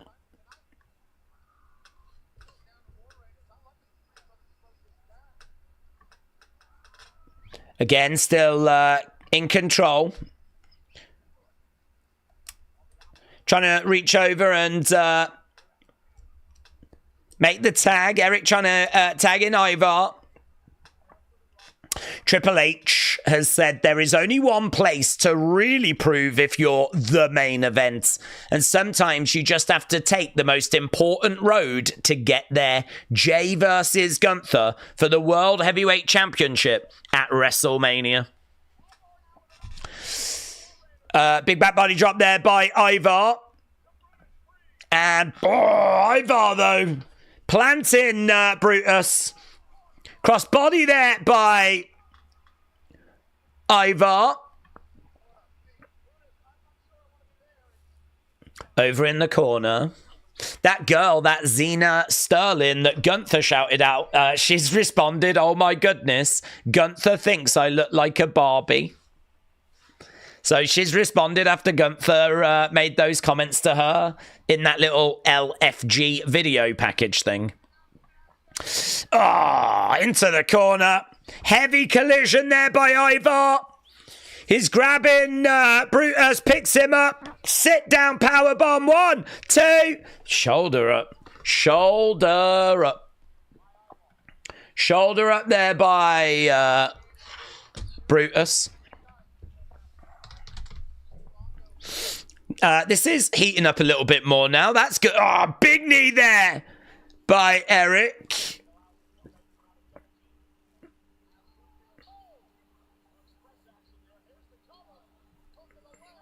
Oof, shoulder up. Electra Lopez has commented. She said, have you heard any good news recently? I'll make it quick. I've got a packed schedule for the next 90 days. So Electra Lopez just putting out a message there. Obviously, she was unfortunately released. Right now, Brutus. Angle slam. 1, 2. Shoulder up by Ivar. Shoulder up. Match continues. Although it sounds like they've removed talk of heavyweight championship main event in night 1, says Toby. Big shot coming in. Ivar against the ropes. Back elbows. Down goes American Maids. On his feet. Looking out at the crowds. I tell you, they've done a decent job of getting the crowd kind of into this. He's going up. Big man going up. Ivy Nile trying to distract. Could this be the difference? Oh my God. Brutus is up. Julius. Oh my God. Big superplex by Julius. Brutus connects with the moonsault. 1, 2. Eric makes the save. Wow. Some big spots there. Really big spots. Superplex by Julius. Big splash. Coming in as well. And it's only a 2 count. This match going to continue and the crowd are really into it now. Tag being made. There's a "this is awesome" chant that's just broken out. There we go. Ringing around. Another forearm shot there by Eric. These two teams battling on. Eric screaming over. Big forearm strike. Ooh, I thought that was going to be a low blow, you know. But it was right to the midsection. Boom. Another big shot. Down goes Brutus. Tag being made. Ivar is in. Could this be the beginning of the end? Oh, DQ. DQ. It was the beginning of the end. But just not the way that we expected. War Raiders are going to retain. Bah! But they ain't looking like winners. So there we go. We've got American Maids holding up these titles after they've just absolutely walloped War Raiders with them. Let's get some match scores for that. Yeah, that's going to be frustrating for Chad. He wanted golds, and they weren't able to deliver it.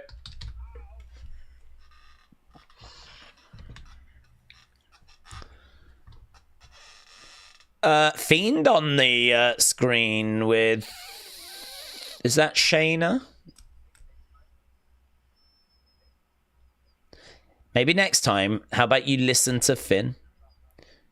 She's still got dried blood on her face. Why hasn't she cleaned that off? Things will turn around, said Dom.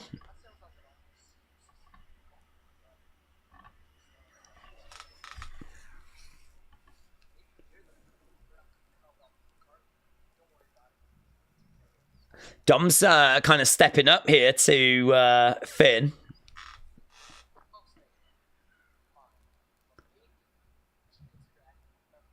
A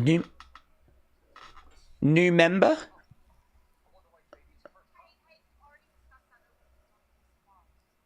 Oh, you can see that wound on the side of it. Why have they not stitched that up?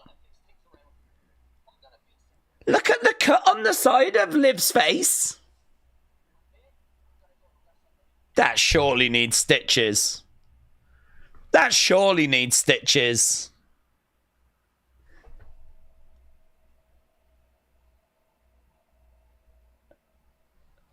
Why haven't they done that?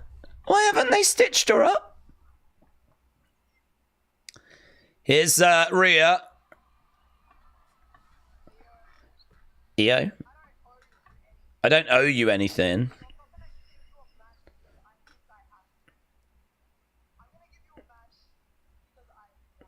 Okay, Rhea's giving Io a match.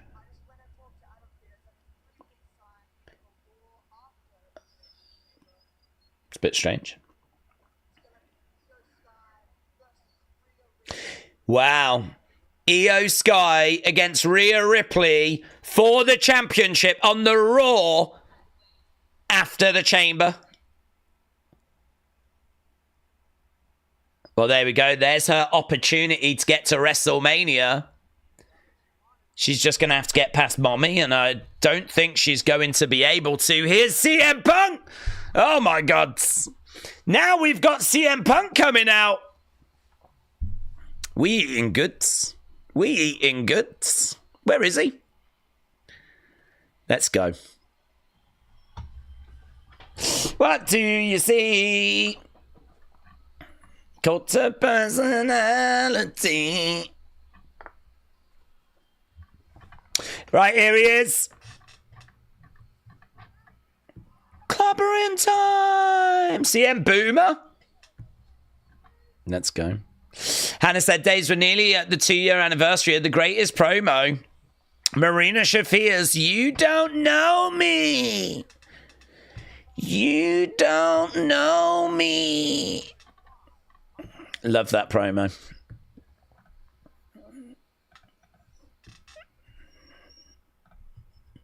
Okay, we go to commercial break. James said, Daze, what I find ironic is people begging, complaining for years, WWE giving someone new a chance, and then when they do, they complain because it's not the one they wanted.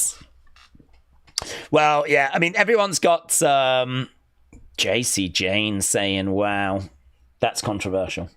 Look at this. Yellow is the best Starburst flavor. What the flip? Not even close, mate. Yeah, Anthony's got it right. That's an odd way to spell pink or red. Yeah. Yeah. That. Yellow.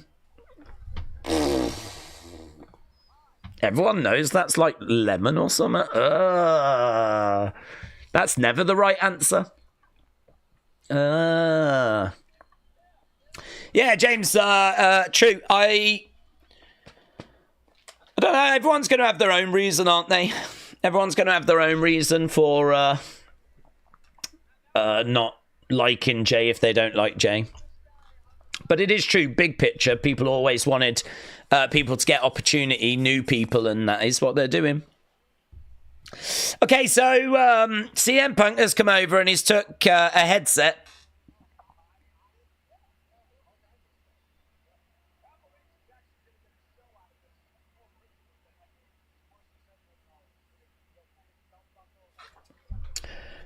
The match book for Raw Fallout show after Elimination Chamber feels a bit selective booking.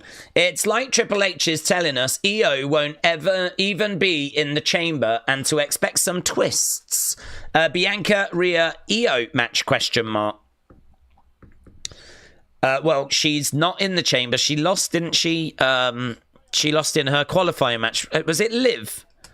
and Rhea came down, and so she's not in the chamber. She's then been spending all week crying about it, and now she's got this opportunity.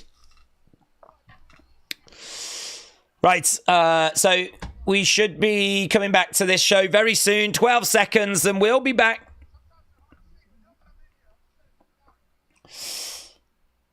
Pink starbursts are the best, says Brian. Brian, I'm with you. I would go pink as well.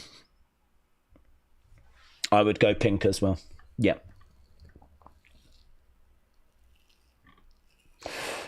Liv has come a long way from the crybaby that got her arm broken by Rhea, said Zoom Station. That is also true. Right, WWE shop commercial. How long we got left? About 35 minutes. Yeah, people are saying if we're going to do Rhea, EO, just give them the whole flipping show. People seem quite excited by that matchup. Right, I've not had Starburst in ages. You're making me want to go and buy some.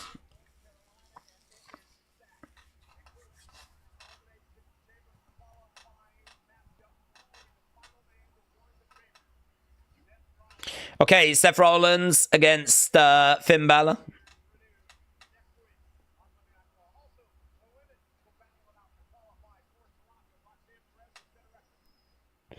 Roxanne and Raquel. This is going to be really good next week.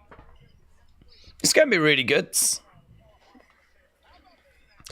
Penta is going to be in action as well. Penta, of course, going to be taking on Pete Dunne.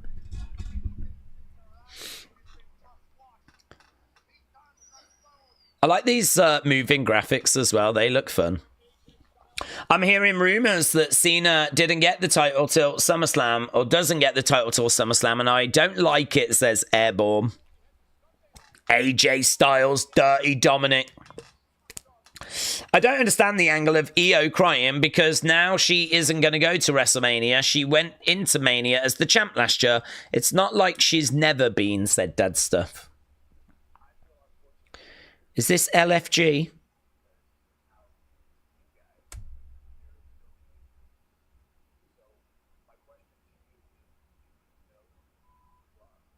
Do you know who the F you are?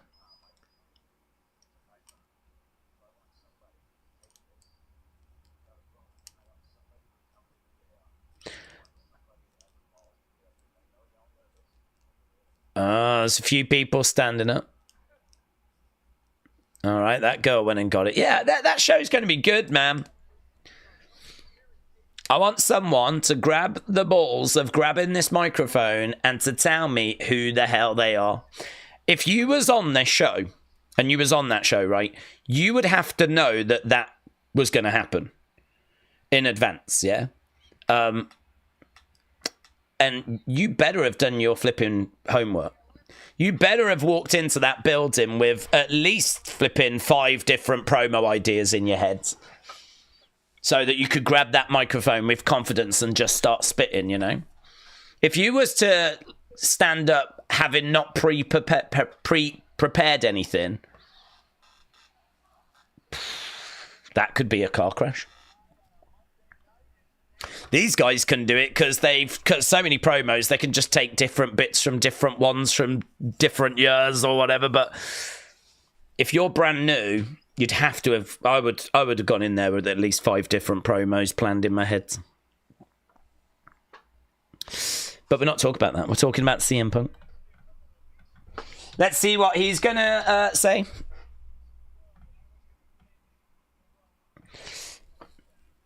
I had all the confidence in the world I was going to win the Rumble, said Punk. I didn't win the Rumble.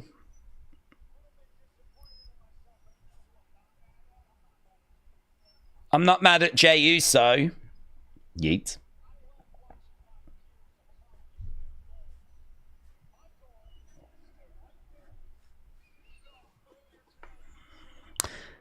So, CM Punk's talking about how his goal is right there.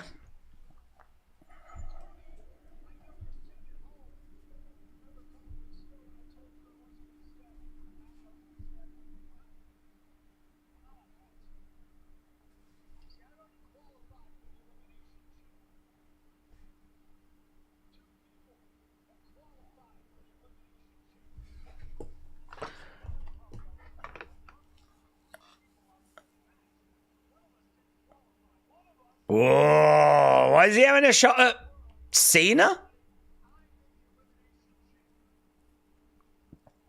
Why is he having a pop at Cena for that?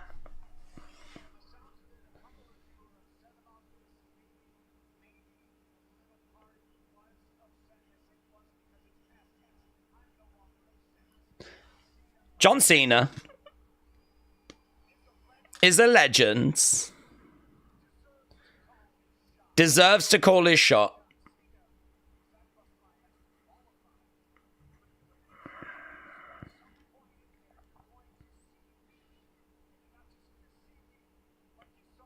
At some point, you're going to see me in that chamber, John. And I'm going to beat you. And I'm going to go to WrestleMania.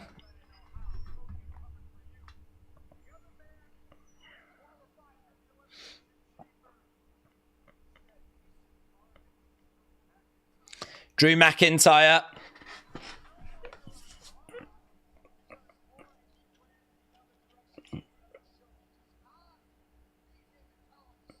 I beat him in Hell in a Cell. He went running to the other show. So he's just running down everyone that's in Elimination Chamber.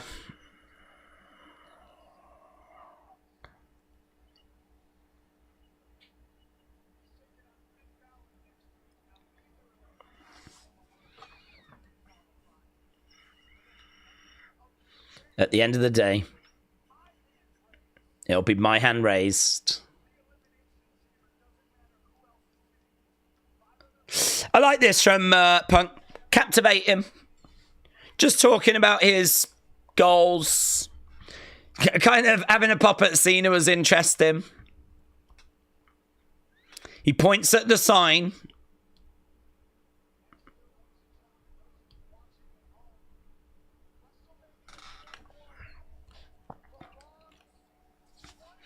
WrestleMania 41 belongs to one man. Punk. Oh, no. Oh, no. What's this? This is the person that eliminated him, actually.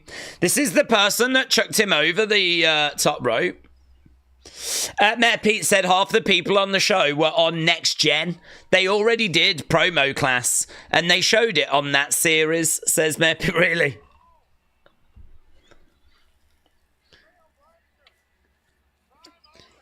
Here's Logan making his way down to the ring then. That sign just said, Logan, even Bad Bunny wrestles better than you.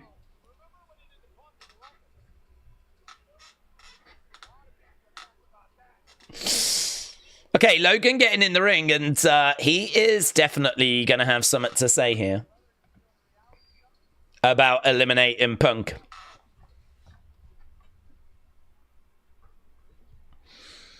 So, Logan in the ring, and he is getting booed hard, which is unsurprising.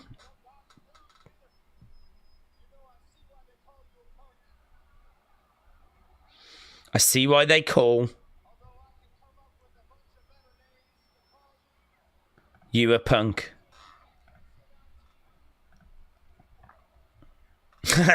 Sorry, what? Loud boos for Logan once again. You boo me, but you cheer him.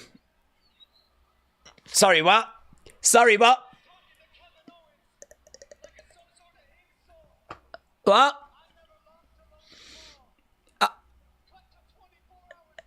He's trying to say something. I think it's about crypto.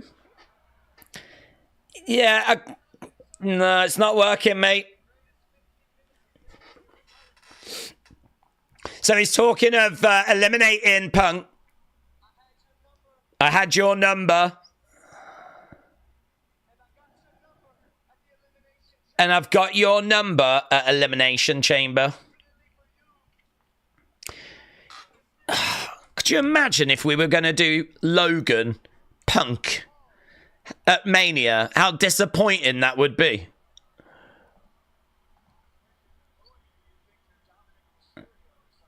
The way they're booing you, you'd think you're Dominic Mysterio.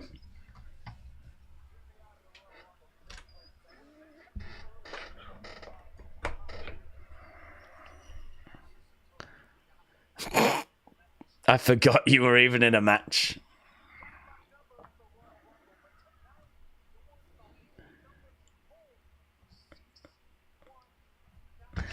You might have had my number at the Rumble, but the number you've pulled is 619 tonight.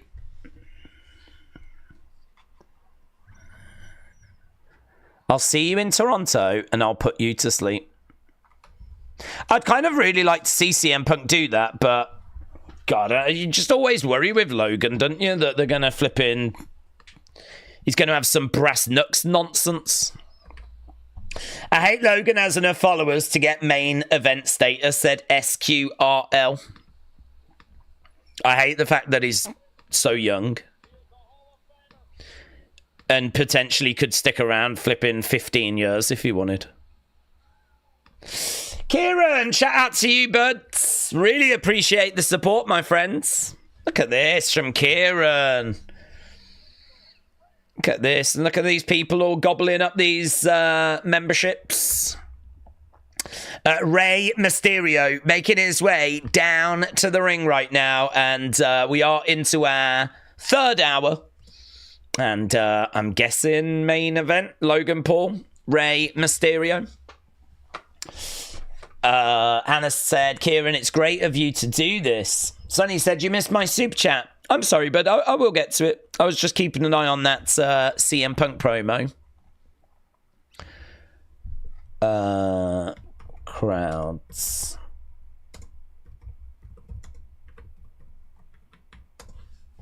There we go. Right. Paul eliminating Punk will be chef's kiss, said Shelf Presence. Right, Sonny said, you're wearing the same outfit as the Funko Pop I created for you. Let's go. Let's flipping go. That's why I did it. That's exactly why I did it, so that I could be the same as that Funko Pop. Defcon said, in 2 years, Logan will be a world champion. That is the nightmare scenario that we need to face, to be honest. That is the situation that we need to try and work out in our heads. Yeah, because absolutely it could happen. 100% it could happen.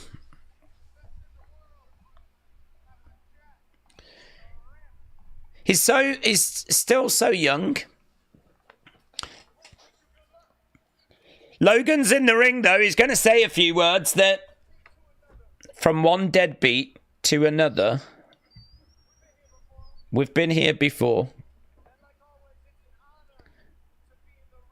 It's an honor to be in the ring with the second greatest Mysterio.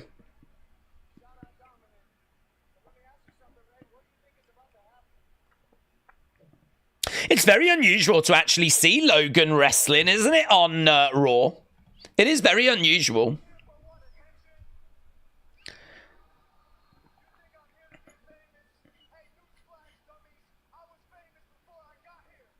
I was famous before I got here. Logan has got the tools to be great. It's the outside the ring stuff he's got to leave behind, said Akeem. I hate the fact Logan is just getting everything handed to him. He should have to put some work in, like everyone else said, Dr. Luchalala. He does this for the love of the game.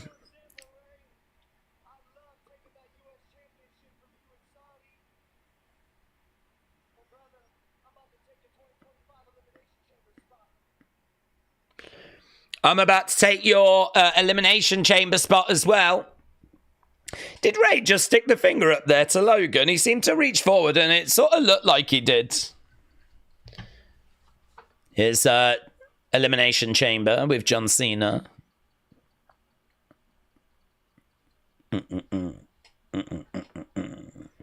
You got a Hogan Real American Beer commercial? I didn't. Right, here we go then.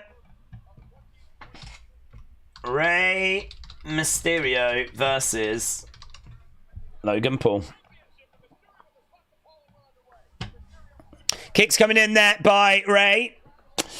He's kind of perfect for WWE, and I hate it so much, but I can't lie, he's a perfect heel, says Adam.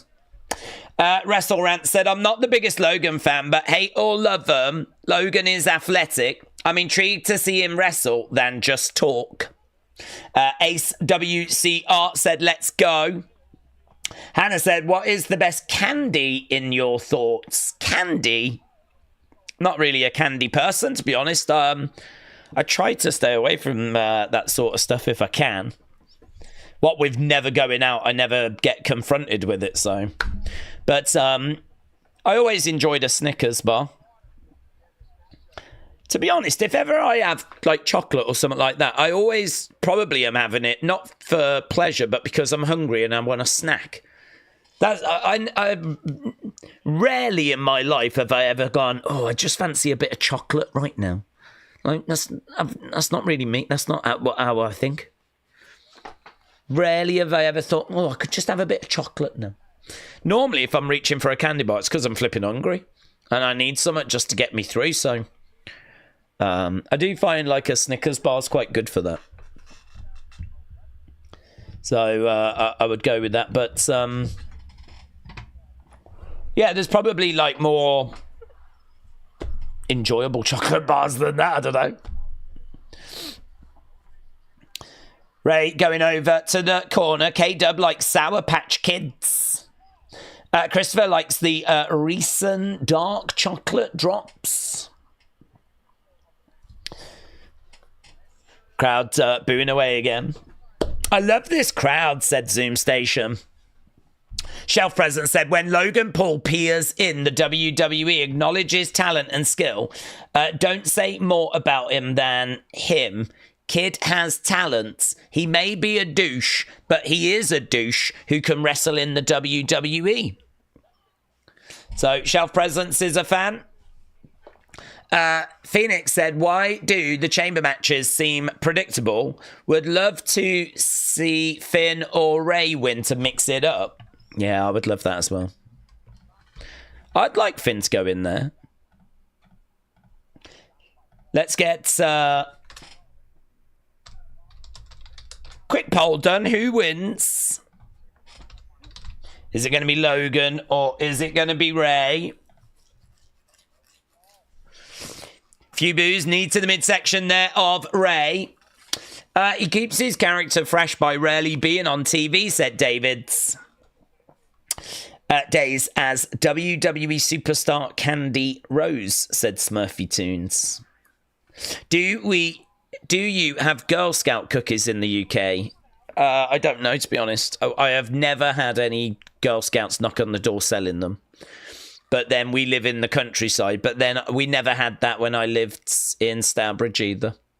So I would say yes. But I would say it's such a small thing that you could easily not encounter anyone selling them. I mean, we do have girl guides, girl scouts, whatever. But I don't think it's like a big thing. I've never, ever encountered Girl Scout cookies in the UK, ever. But I would not be shocked to find out that we do have them.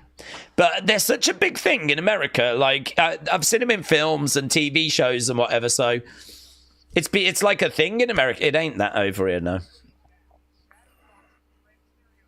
Logan Sucks is the chat. And actually, Logan Sucks, it sounds like a younger crowd saying it as well. Can you hear that? It sounds quite high-pitched. It's not like Logan Sucks, Logan Sucks. It's quite higher than that. Rey Mysterio looking to go against the ropes. I remember when Girl Scout cookies were like $1 a box. I think they were $8 a box, and now you only get a few cookies, says Davids. Well, I'm sorry to hear that, David. I'm sorry to hear of your Girl Scout cookie problems. Hopefully it's will all work itself out eventually. I have Thin Mints and tag-alongs. What's a tag-along? I've never heard of a tag-along. What's a tag-along? Isn't that like a friend that comes along during a date? And they're just not needed. That's a tag-along, isn't it? Thin mints, says Kelly. Thin mints. What's a thin mint? Is that the name of something? I've never encountered such a thing. TJF said in the UK, if we had Girl Scouts selling cookies, the girls would eat them and no one would see them. That could be true, actually. That could be true. I wouldn't be shocked to find out people are like, no, yeah, we do have them. I've just never, ever encountered them in the UK. Nice work there by Ray. Landed on Logan. Logan goes down. It is a candy. Thin mints is like an after eight. Is that a candy? Is that a candy? An after eight mint? To the outside goes Logan. This is a horrible main event, said James. This match has been pretty good, though, said Alex. Over the top goes Ray. Lands on Logan. Both guys on the outsides. Daze, what is your favourite discontinued food?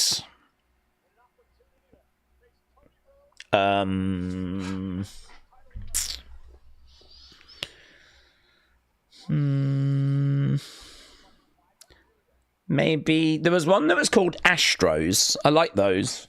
Kind of like crunchy candy ball things. They were kind of fun. Was it you that said vice versa? Do you remember those? They were like white on the outside, dark chocolate in the middle, and then there was other ones that was dark chocolate on the outside, white chocolate in the middle. I think it was you, wasn't it? I remember those. Logan is going for like... Oh.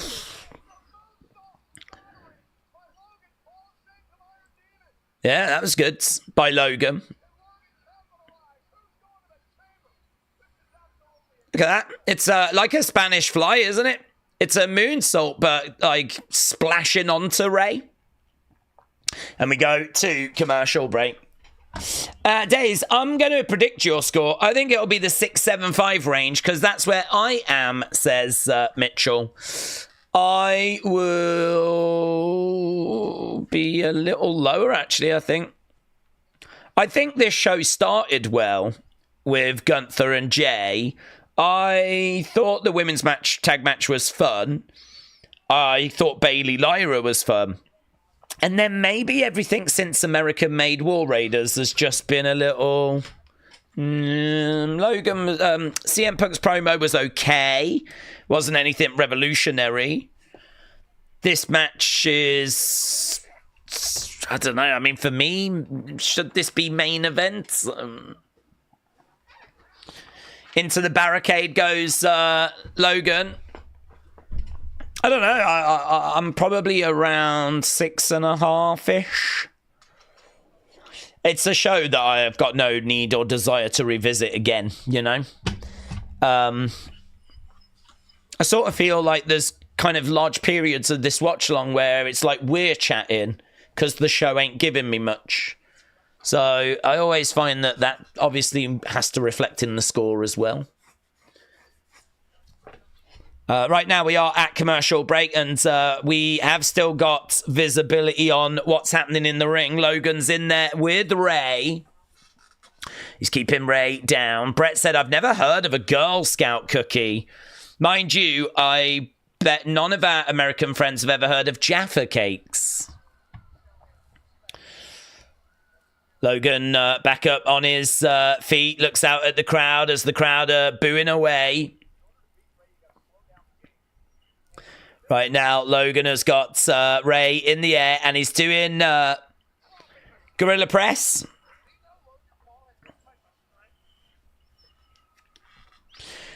Going over the other side, Logan, big splash on Ray, going for the cover and shoulder up there by Ray.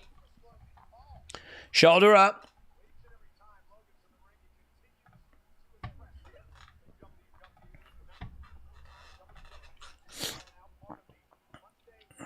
full-time WWE superstar.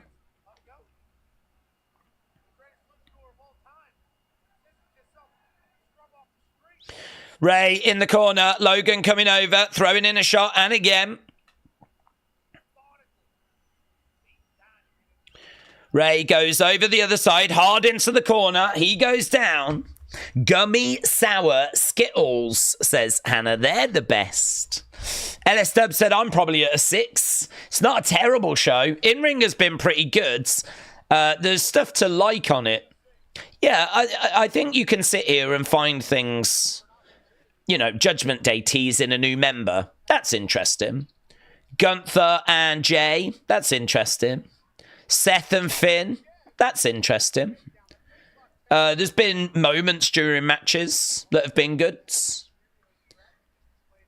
But, like, yeah, for me, I can find enough to make an argument this has not been a bad show. But I can't make an argument this is anything other than average. This is kind of what you would expect from Raw, you know? I don't think it's sort of excelled anywhere.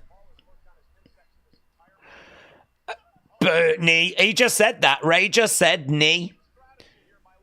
You could hear Ray say to Logan, knee. Ray went against the ropes, bounced off, knee to the midsection.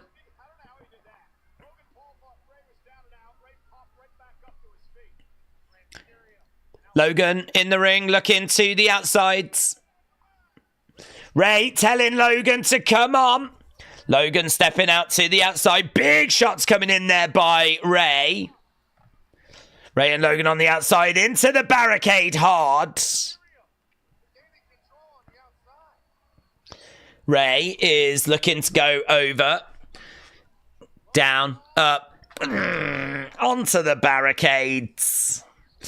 Camden said, hot take. Logan should join Judgment Day or New Day. The promos could be legendary and it could feed families. Yeah. Yeah, I don't hate that at all. Ray back into the ring.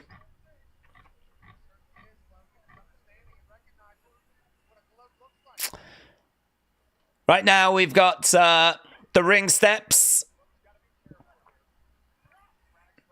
Logan grabs Ray. Ray grabbing onto those ropes. Big clubbing forearms to the back there by Logan. Logan with Ray is going to look to drive him into those ring steps. Logan goes into the ring steps. So Logan goes down.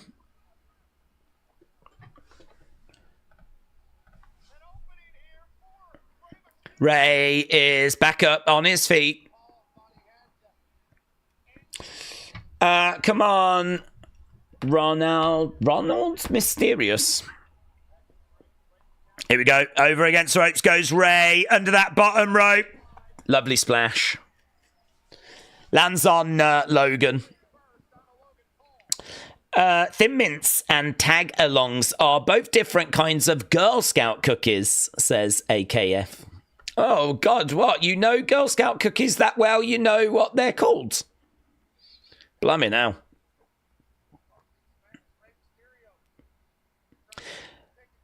Ray looking to climb up.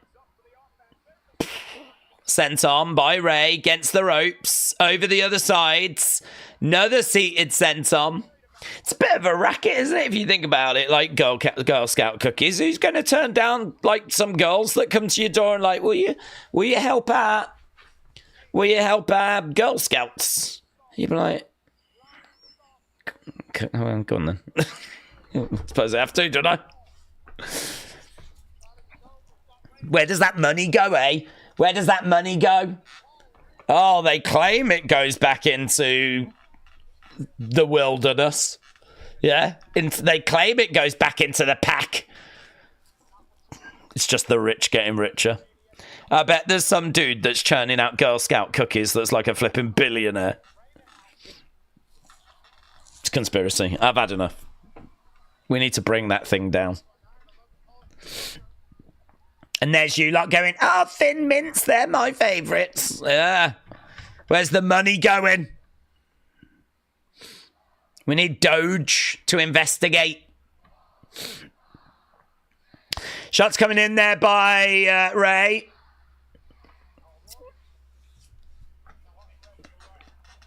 Shot coming in there by Logan. He's got Ray on his shoulders. CM Punk was on Instagram Live during commercials, apparently. Paul with a springboard moonsault. 2. Shoulder up there by Ray. Bit of blood coming down his nose. We don't know, but Girl Scout cookies are amazing cookies, so we don't care where the money goes that night, bud. Fair play. Fair play. I'm trying to blow this thing wide open, and you're like, as long as I get my Thin Mints. You can get great cookies at Walmart, you know. Boom! I'm Googling Girl Scout cookies right now. 2, shoulder up. Meet the cookies. You get to meet them.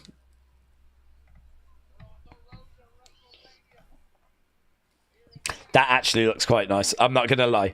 An indulgent brownie-inspired cookie topped with caramel flavour, creme, and a hint of sea salt. Your basic standard cookie right there. Basic. That, though. Big boot there by Logan.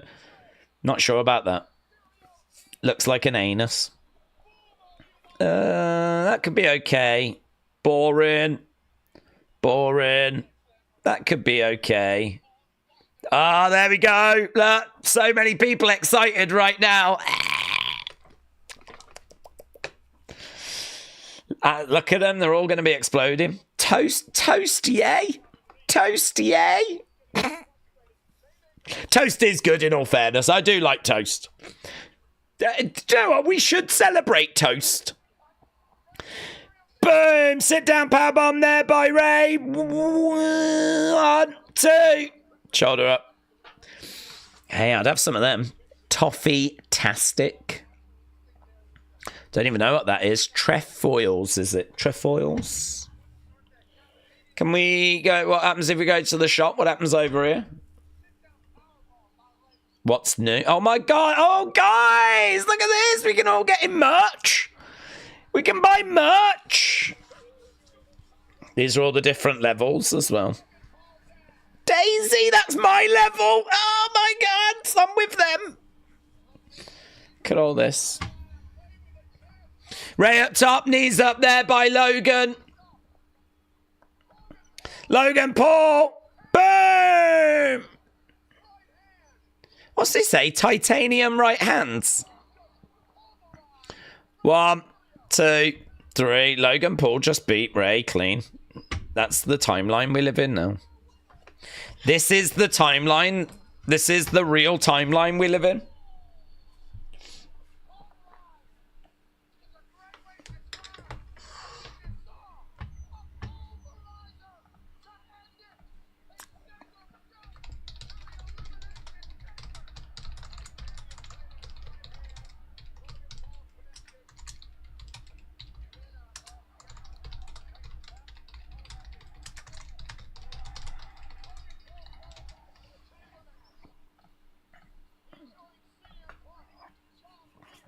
Well, there we go. That was a great way of bringing my score down. Do you remember when Ray was a legend?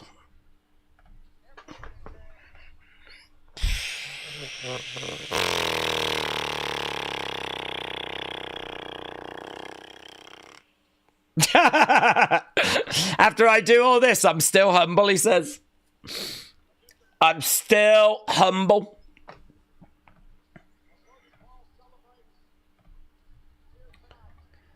Wow. Kofi from behind. New Day attacking Ray. And the show comes to an end. There we go. Do you know what? Not everyone can be great forever. Not everyone can be great forever. And unfortunately, Rey Mysterio has seemingly reached the end of the track. Do you remember how excited we were for Raw on Netflix, said James? I think we need to go back to the cookies. Because that was the best part, to be honest. Cookies, flavours, these. Don't they do any others? Where's your bring your mate or whatever it was called? Where's that bring your friends or whatever it was? Buy Girl Scout cookies. How much are they, though? How much are they? How much do they even flipping cost? Girl Scout flavors. Oh my God. There. Details. How'd you buy them? Oh, I bet it's because I'm in the UK and you're being UKist. So I just can't. I don't have a zip code. I don't have one. Where does the money go? That's what I want to know. About Girl Scout cookies. Yeah. What percentage is it? That's what I want to know. Did you know your favourite cookie is a powerful tool that will unbox the future? Girl Scout cookies are an important building block for Girl Scouts to follow their dreams. Yeah, but how much money goes to them? How to buy cookies, cookie resources, cookie flavours, tools for cookie sellers, Girl Scout cookie history. Yeah, see, doesn't give any details, does it? Interest in that. Financials, yeah, okay. Our world is changing, good for you. Have a look at our 2023 annual report. Right, guys, this is, I think, why a lot of you joined us.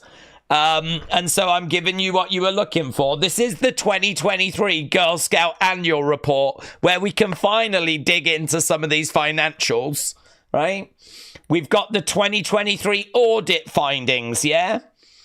Right? So, introduction, lovely. Just get to the good stuff. Yeah, I'm not interested in what these boomers have got to say. 40% of Girl Scouts went on overnight camping trips. That's breaking news. 56% of today's female NASA astronauts are Girl Scout alums. 64% of women senators are Girl Scouts alums. Yeah, but how much money from the cookies goes to the Girl Scouts? That's what I want to know. Girl Scout cookies breaking barriers, making the world a better place. Yeah, let's all see. It's all puff pieces. Like, oh my God, my life changed. Look, I'm dreaming of the Girl Scouts. Yeah. Where's the information about the flipping financial breakdown, please?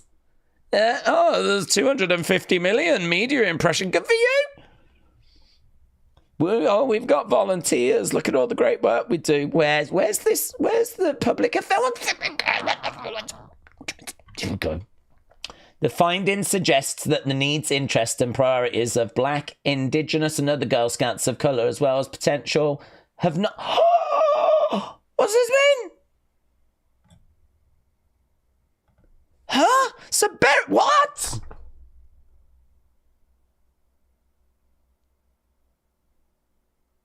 No. You're telling me we've had to just read about how amazing the Girl Scouts are, and we've just had to read about how they're all senators and all this, and then you finally get down to the audit findings. Look at this. The findings suggest that the needs, interests, and priorities of Black, Indigenous, and other Girl Scouts of colour, as well as potential BIPOC girl members, have not always been the first or the central factor when making organisational decisions. Now you get to the juice. Now you get to some interesting stuff. Yeah? Girl Scouts racist? And as long as these needs, interests, and priorities appear to be and you're funding this. All of you that are buying Girl Scout cookies, you're all right with this, are you? You're supporting this. Oh my God. The audit underscored the need to work on our culture, and part of creating a culture that thrives is ensuring that we are all inclusive. It is recommended that we clarify our core values and God, this was buried below so much like, la la la, look at us, we're amazing. And then you actually get to the findings and it's just a flipping dumpster fire, isn't it? It's just an absolute dumpster fire. Who knew this would genuinely be better than Raw? To continue building on this work, we are using these recommendations to inform our path forward. We will strive to ensure our membership reflects the cultural diversity of the US, that girls of colour have a long tenure with Girl Scouts, with increased programmatic engagement. So basically, they're just not doing a very good job, is what I've read here. And I bet you, Summer, if we had data that told us what percentage of cookie sales actually went to the Girl Scouts, I bet that would be eye-opening as well, yeah? Oh, mate, look. Here we go. Here we flipping go. So, right, now we're getting into this, right? Now we've got it's like 256.4 million is what they're making, right? Some of that in property, cash equivalent. Give me the cookie stuff. Where's the cookie info? Give me the cookie stuff, you cowards. Liabilities, accounts payable, pensions, purpose restricted, membership due, Girl Scout merchandise gross profit. They made... Is that 20 million? 20 million in Girl Scout merchandise gross profit. That's gotta be part cookie, hasn't it? Girl Scout merchandise.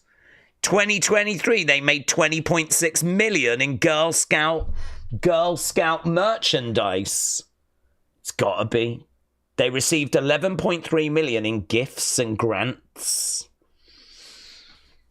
20.6 million Girl Scout merchandise gross profit. That ain't coming from t-shirts.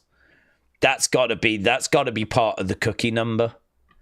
That's gotta be part of the cookie number.